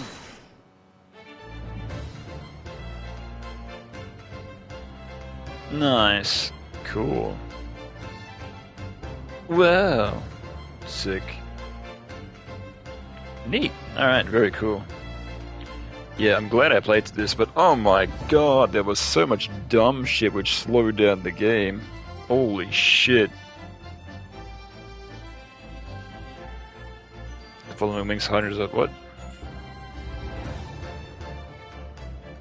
Do I have to read this? Yes, this is like the extra flavor text.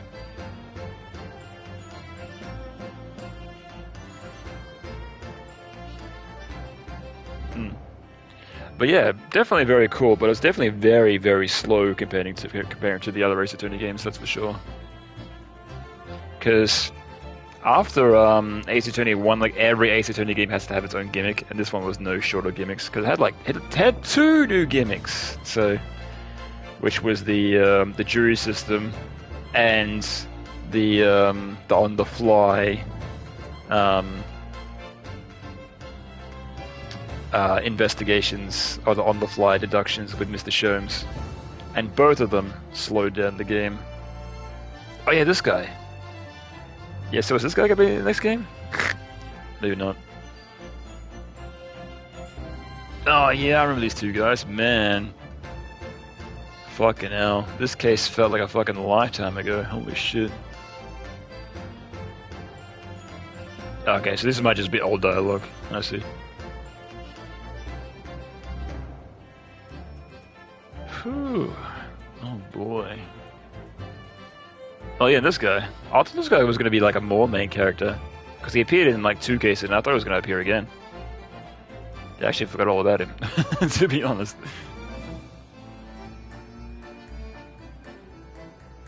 Oh, I see. Like some of the characters of the meeting, because he's going back to Japan, and he's going to end up at the boat with him. I see.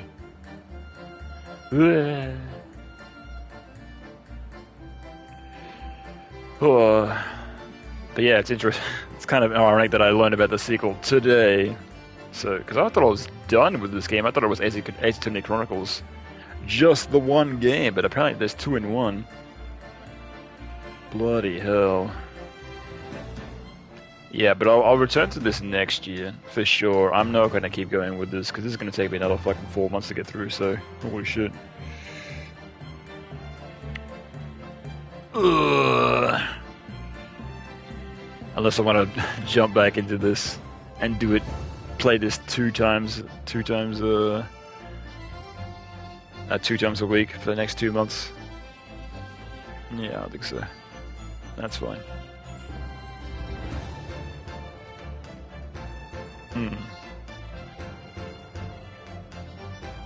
Yeah, and I'll keep calling it Ace Attorney Chronicles. On the YouTube version, I'll just name this as Part 15 or whatever. And then when I eventually return to it, I'll call it like Part 16.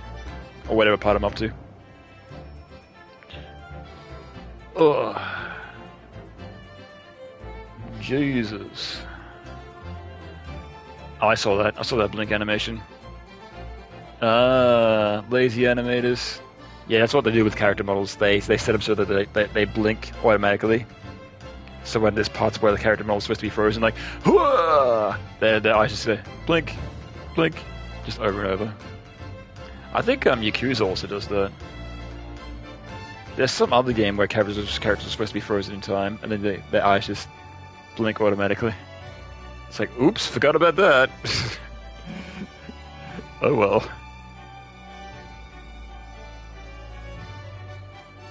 Yeah, not that it matters much, but...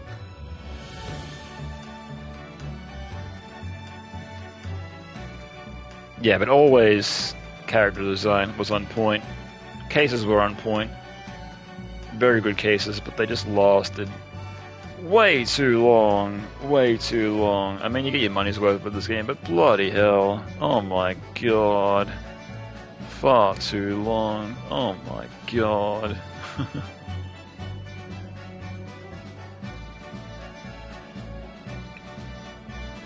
Yeah, I was saying this earlier in the stream, and I thought Dual Destinies was like long as shit, but this was crazy long. This has got to be the longest AC Tuning game I've ever played. Holy crap!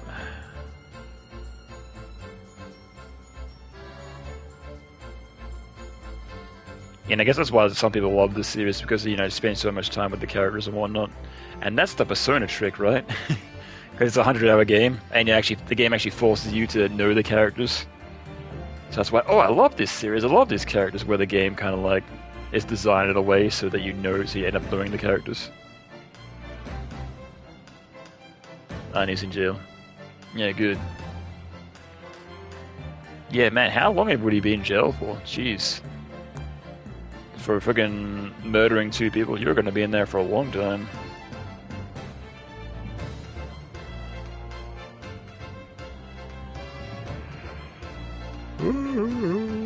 Oh boy. Yeah. Oh, we're gonna see the lady, the bird lady in jail. That's right, I forgot all about her as well.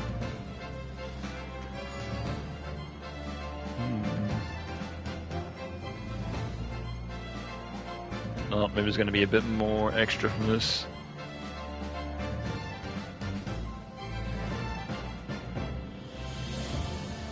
Yeah, I'm not gonna read it. All of this you can read on your own time, because I'm not pressing anything. It's advancing on its own.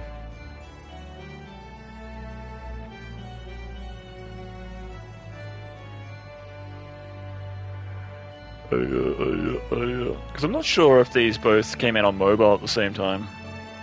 If these were both developed in tandem and just released on like the same day. Or maybe they were like slowly both released on mobile and then they're released as a pack on console. Yeah, because I hadn't heard of anything about this until yeah, I hadn't heard anything about this game until it was eventually released on console, so I don't know. Maybe it was just released on mobile and then they weren't promoting it until it was released on console. That'd be funny.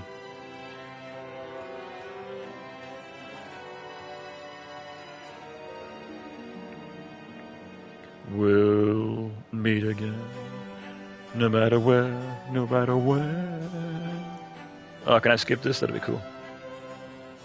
Yeah! Oh, I can pause it. Do you want to skip this? No, I'll let it play out, whatever. That's fine. I usually skip credit sequences, but that's okay, I'll let this one play out. Yeah, it's more or less all my thoughts for this game. Oh, I feel like a nap now. Oh my god. Ooh. Oh, there she is. Bird lady. Yeah, I was expecting to take like 6 hours. Yeah, so it took like 7 hours. Oh, right, 7 hours on the dot, damn. Whew. Jeez. Yeah, I should have definitely played that last chapter on its own, so I definitely could have finished this next week, but that's alright. Got just one big, huge chunk to finish with. Because I knew I was near the end, I was like, you know what, let's just do it, let's finish it. So that means this last case was, what, 17 hours long? And the game was roughly, what's 35 plus 7? Oh yeah, her, I forgot about her as well.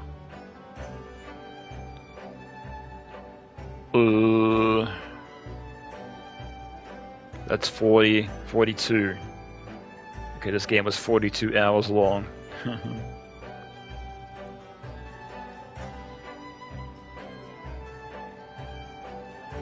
Yeah, not the longest playthrough I've ever done on stream, but hey, it was still pretty long. Longer than I would have liked. That's for sure.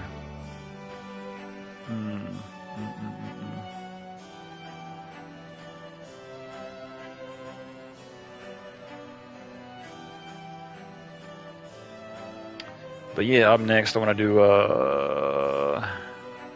Mega Man X for sure, because that'll be a nice short game. Yeah, because I've always been a fan of the Mega Man Classic series, and I've never really touched X that much. I mean, I played a little bit of X, but I haven't finished it. So I reckon that'll be up next, and I'm not sure what after that.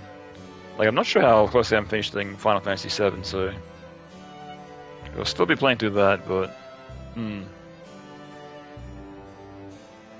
yeah, and at some point I want to do like a whole big playthrough of the classic Mega Man games as well, because I want to play through like 1 to 6 as if it was like one big giant game, not in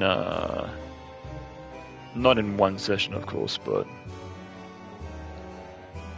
because, like, ironically, I call myself a big, huge Mega Man fan, but I haven't actually beaten a lot of the Mega Man games. Cause I've beaten 2.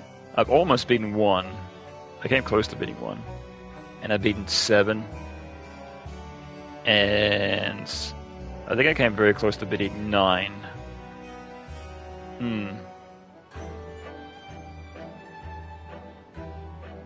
Yeah, so 1 and 2 will be easy, but that's what worries me. From 3 to 6, those are going to be tough. That's where it starts to get hard.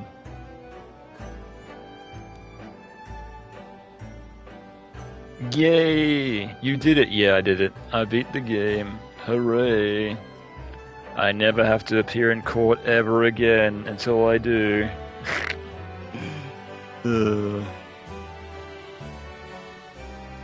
Yeah, I'll definitely do the sequel next year. But yeah, for now, definitely much shorter games. Because I've got a ton of games I bought. And I'm like, that'd be cool to stream someday. And then, like, it's just been sitting in my library forever, so... Yep. Till next game. Yeah, because my plans originally, I was going to do Dual Destinies next. For my next Ace Attorney game. I had no idea there was a second game already in here ready to go, so... Welp. Oh well. Guess they'll have to wait. Oh boy. Capcom, we love money. Buy the DLC. It's only $10.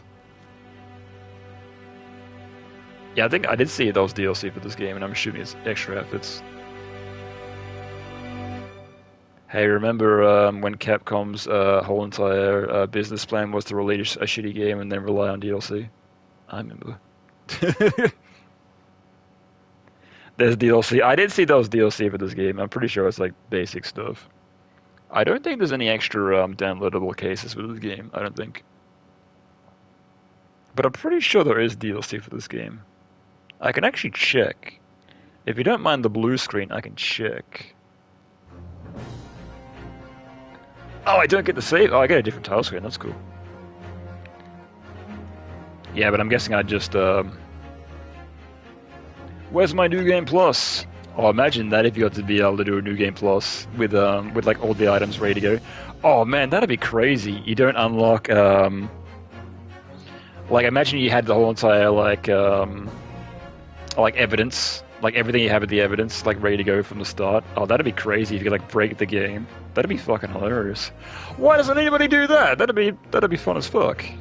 Just like be like, oh, prove me otherwise. Nope. Oh, you got evidence? Yep. Yep, there you go. There you go. This game be over in like 10 minutes. Anyway, hang on, let me actually check. I need to... Yeah, the screen's gonna go blue. 1 second. 1 second. What do we got? Friends who play Friendbiz. That guy. I know that guy. How do I view products? There we are. Oh, there isn't. What? I thought there was DLC for this game. What the hell?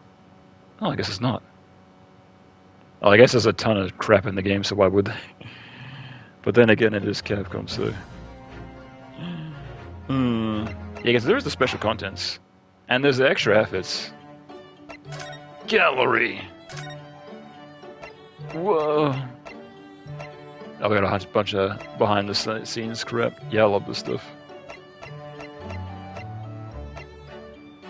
Yeah, and you see like what they could possibly been like.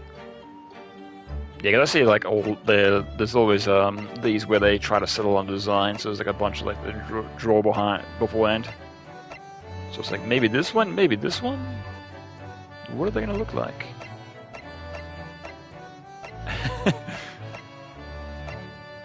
Bits and pieces of his gun. Oh, and that's interesting. He has like an alternative version of what he possibly could look like. Top hat. Have you tried Ghost Trick compared to this game? It's short. I haven't tried Ghost Trick, no, but I heard Ghost Trick's very good. And there is I think there's a modern console port of Ghost Trick now, right? Yeah. Oh, that's interesting. They hold the different... Like, they had a dress down before they had a character design down. That's interesting. Oh, they more or less just made her hair, like, longer. Like, mess with the hairstyle. Interesting. It's by the same guy in charge of Ace Attorney. It's on modern console. Yeah, I thought so. I thought it got a release. But yeah, I can check that out at some point. I'll put it on my watch list so when it goes on sale I'll be able to pick it up for like $10. Yeah, but I heard Ghost Trick is very good. And hearing it short, that's even better. Oh, okay, I get like an unlockable, that's cool. Interesting. Yeah, make that your wallpaper real quick. Zoom in! Zoom out. Zoom in, zoom out. Zoom in, zoom in, zoom out. Okay, so you get an extra one for beating the second game. Okay, that's cool. Watch the credits again! Okay, never mind. Sound test, voice recitals. Hold it! Hold it! Oh, I can't spam it. Inconsistency, sir. I mean, yes. There's a clear inconsistency here. What? I never heard that. That's weird. Oh, do these play on, like, auto mode? I will become a lawyer. I have to. When do these play? I mean, the defense demands its right to a cross-examination. Weird. Yeah, these must play on, like, auto mode when, like, you know, just reading, kind of. Your testimony completely contradicts the facts. Huh. Yeah, that's weird. Yay, credits. My favorite. Yes, I fully understand. I ask only for 5 minutes of time. I have vital evidence to substantiate the defense's claim. You guys adapted the British way of speaking very quickly. Now, let us engage in the art of deduction. Mr. Naruhodo. Weird. It's like they do not sound at all like I thought they would. The tea's brewed, and I have some freshly baked biscuits as well. Yeah, they do not sound like anything like I thought they would. I'm determined to bring about change in our legal system. The quintessential look. Objection! My lord, with all due respect, this is an outrage! The Yeah, sounds about- prosecution refuses to accept this decision. Yeah, about what I expected. Yeah, but the rest are like, what? Yeah, it's strange that like the Japanese characters don't even sound remotely Japanese. So it's like, what? Did you guys not try? Though, to be fair, it could like add to the lore, I guess. It's like how Xenoblade, it was dubbed by an internally UK-based studio, so that became like part of the lore. So it's like, oh, this is the way the characters sound. I'm really feeling it. Alright, it's rhyme time. Stuff like that. Yeah, and here's the alternate outfits you can chuck on. I probably won't be using them, but yeah, it's cool if you want to look different. Because I remember they had extra Avid DLC for some of the 3DS games, so I was assuming it was going to be the same here, but alright, now we're done with that, we're going to move on to the second game right now, just kidding. Now we'll do that next time. We'll do that next time. Takes place in Japan, everyone sounds British, yeah, exactly. British Japan! Set place in Britlands, of course. My favorites. Alright, now we're done with that. Actually, can we watch the...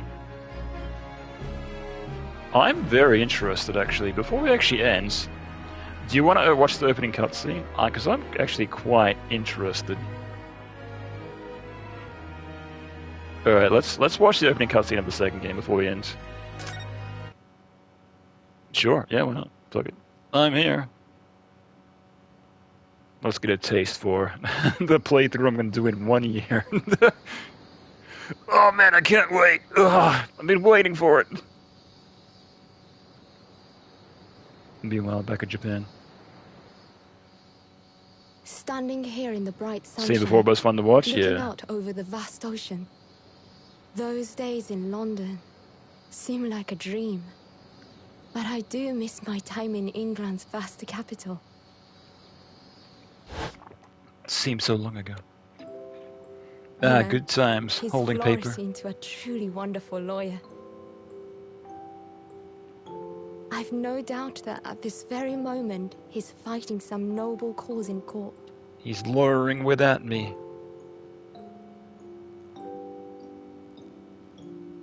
Forgive me for taking so long to come to visit you.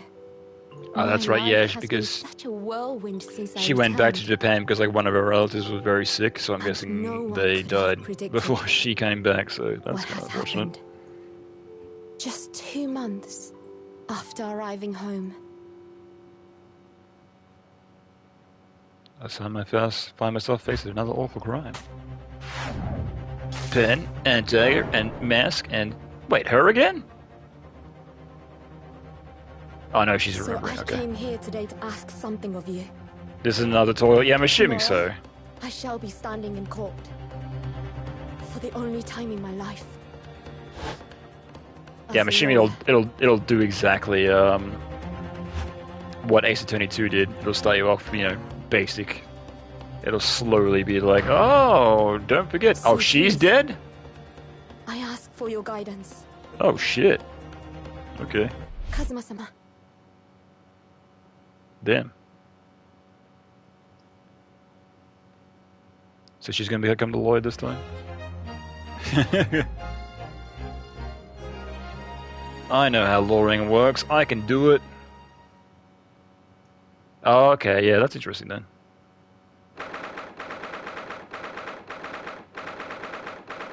Supreme Court of Judicature Defendants Antechamber. Yeah, it's interesting though. Because to be like, you know, like a tutorial, I guess. To be like, I've never done... I've been an assistant, but I've never been an actual lawyer before, so I kind of know how to do this, but I don't have the quite know-how that my friend does. Right. Here I am again after 9 months of the Supreme Court of Judicature, Japan. Long tutorial again. Alright, I'll do this for next time. Fuck it. I'm gonna save a number. Save it off my old game. No, that's right, I'm saving a new one.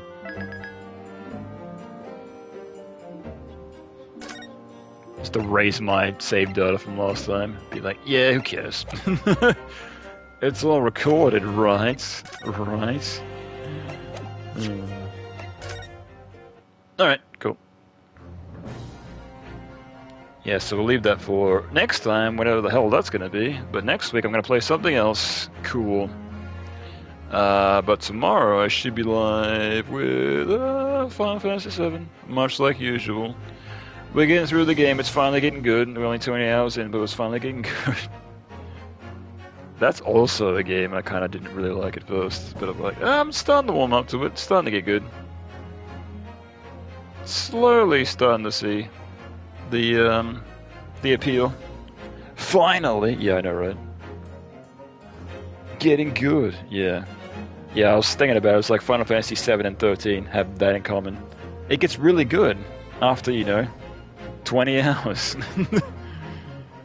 Because isn't that the word that Final Fantasy 13 becomes the best game you've ever played, but it takes like 20 hours to get there, so...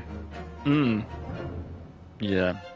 But it's like, with the story stuff with 7, that's when it gets its best, but it's just the in-between shit that was like, oh man, this sucks. But then it's like, it's the story stuff, and it's like, oh, this is awesome. But then it slows down and it's like, oh, this sucks again. So, yeah, it's not good all the way. It's like some parts are good, but can't imagine. Yes. But yeah, that'll be it for now. Yeah, cheers for hanging out, my guy. All good. I don't think there's anybody live. No. Is GameStone Quick still live? It is. I'm gonna watch that. Cool. Alright. So yeah, I'll see you then. Until next time. Goodbye.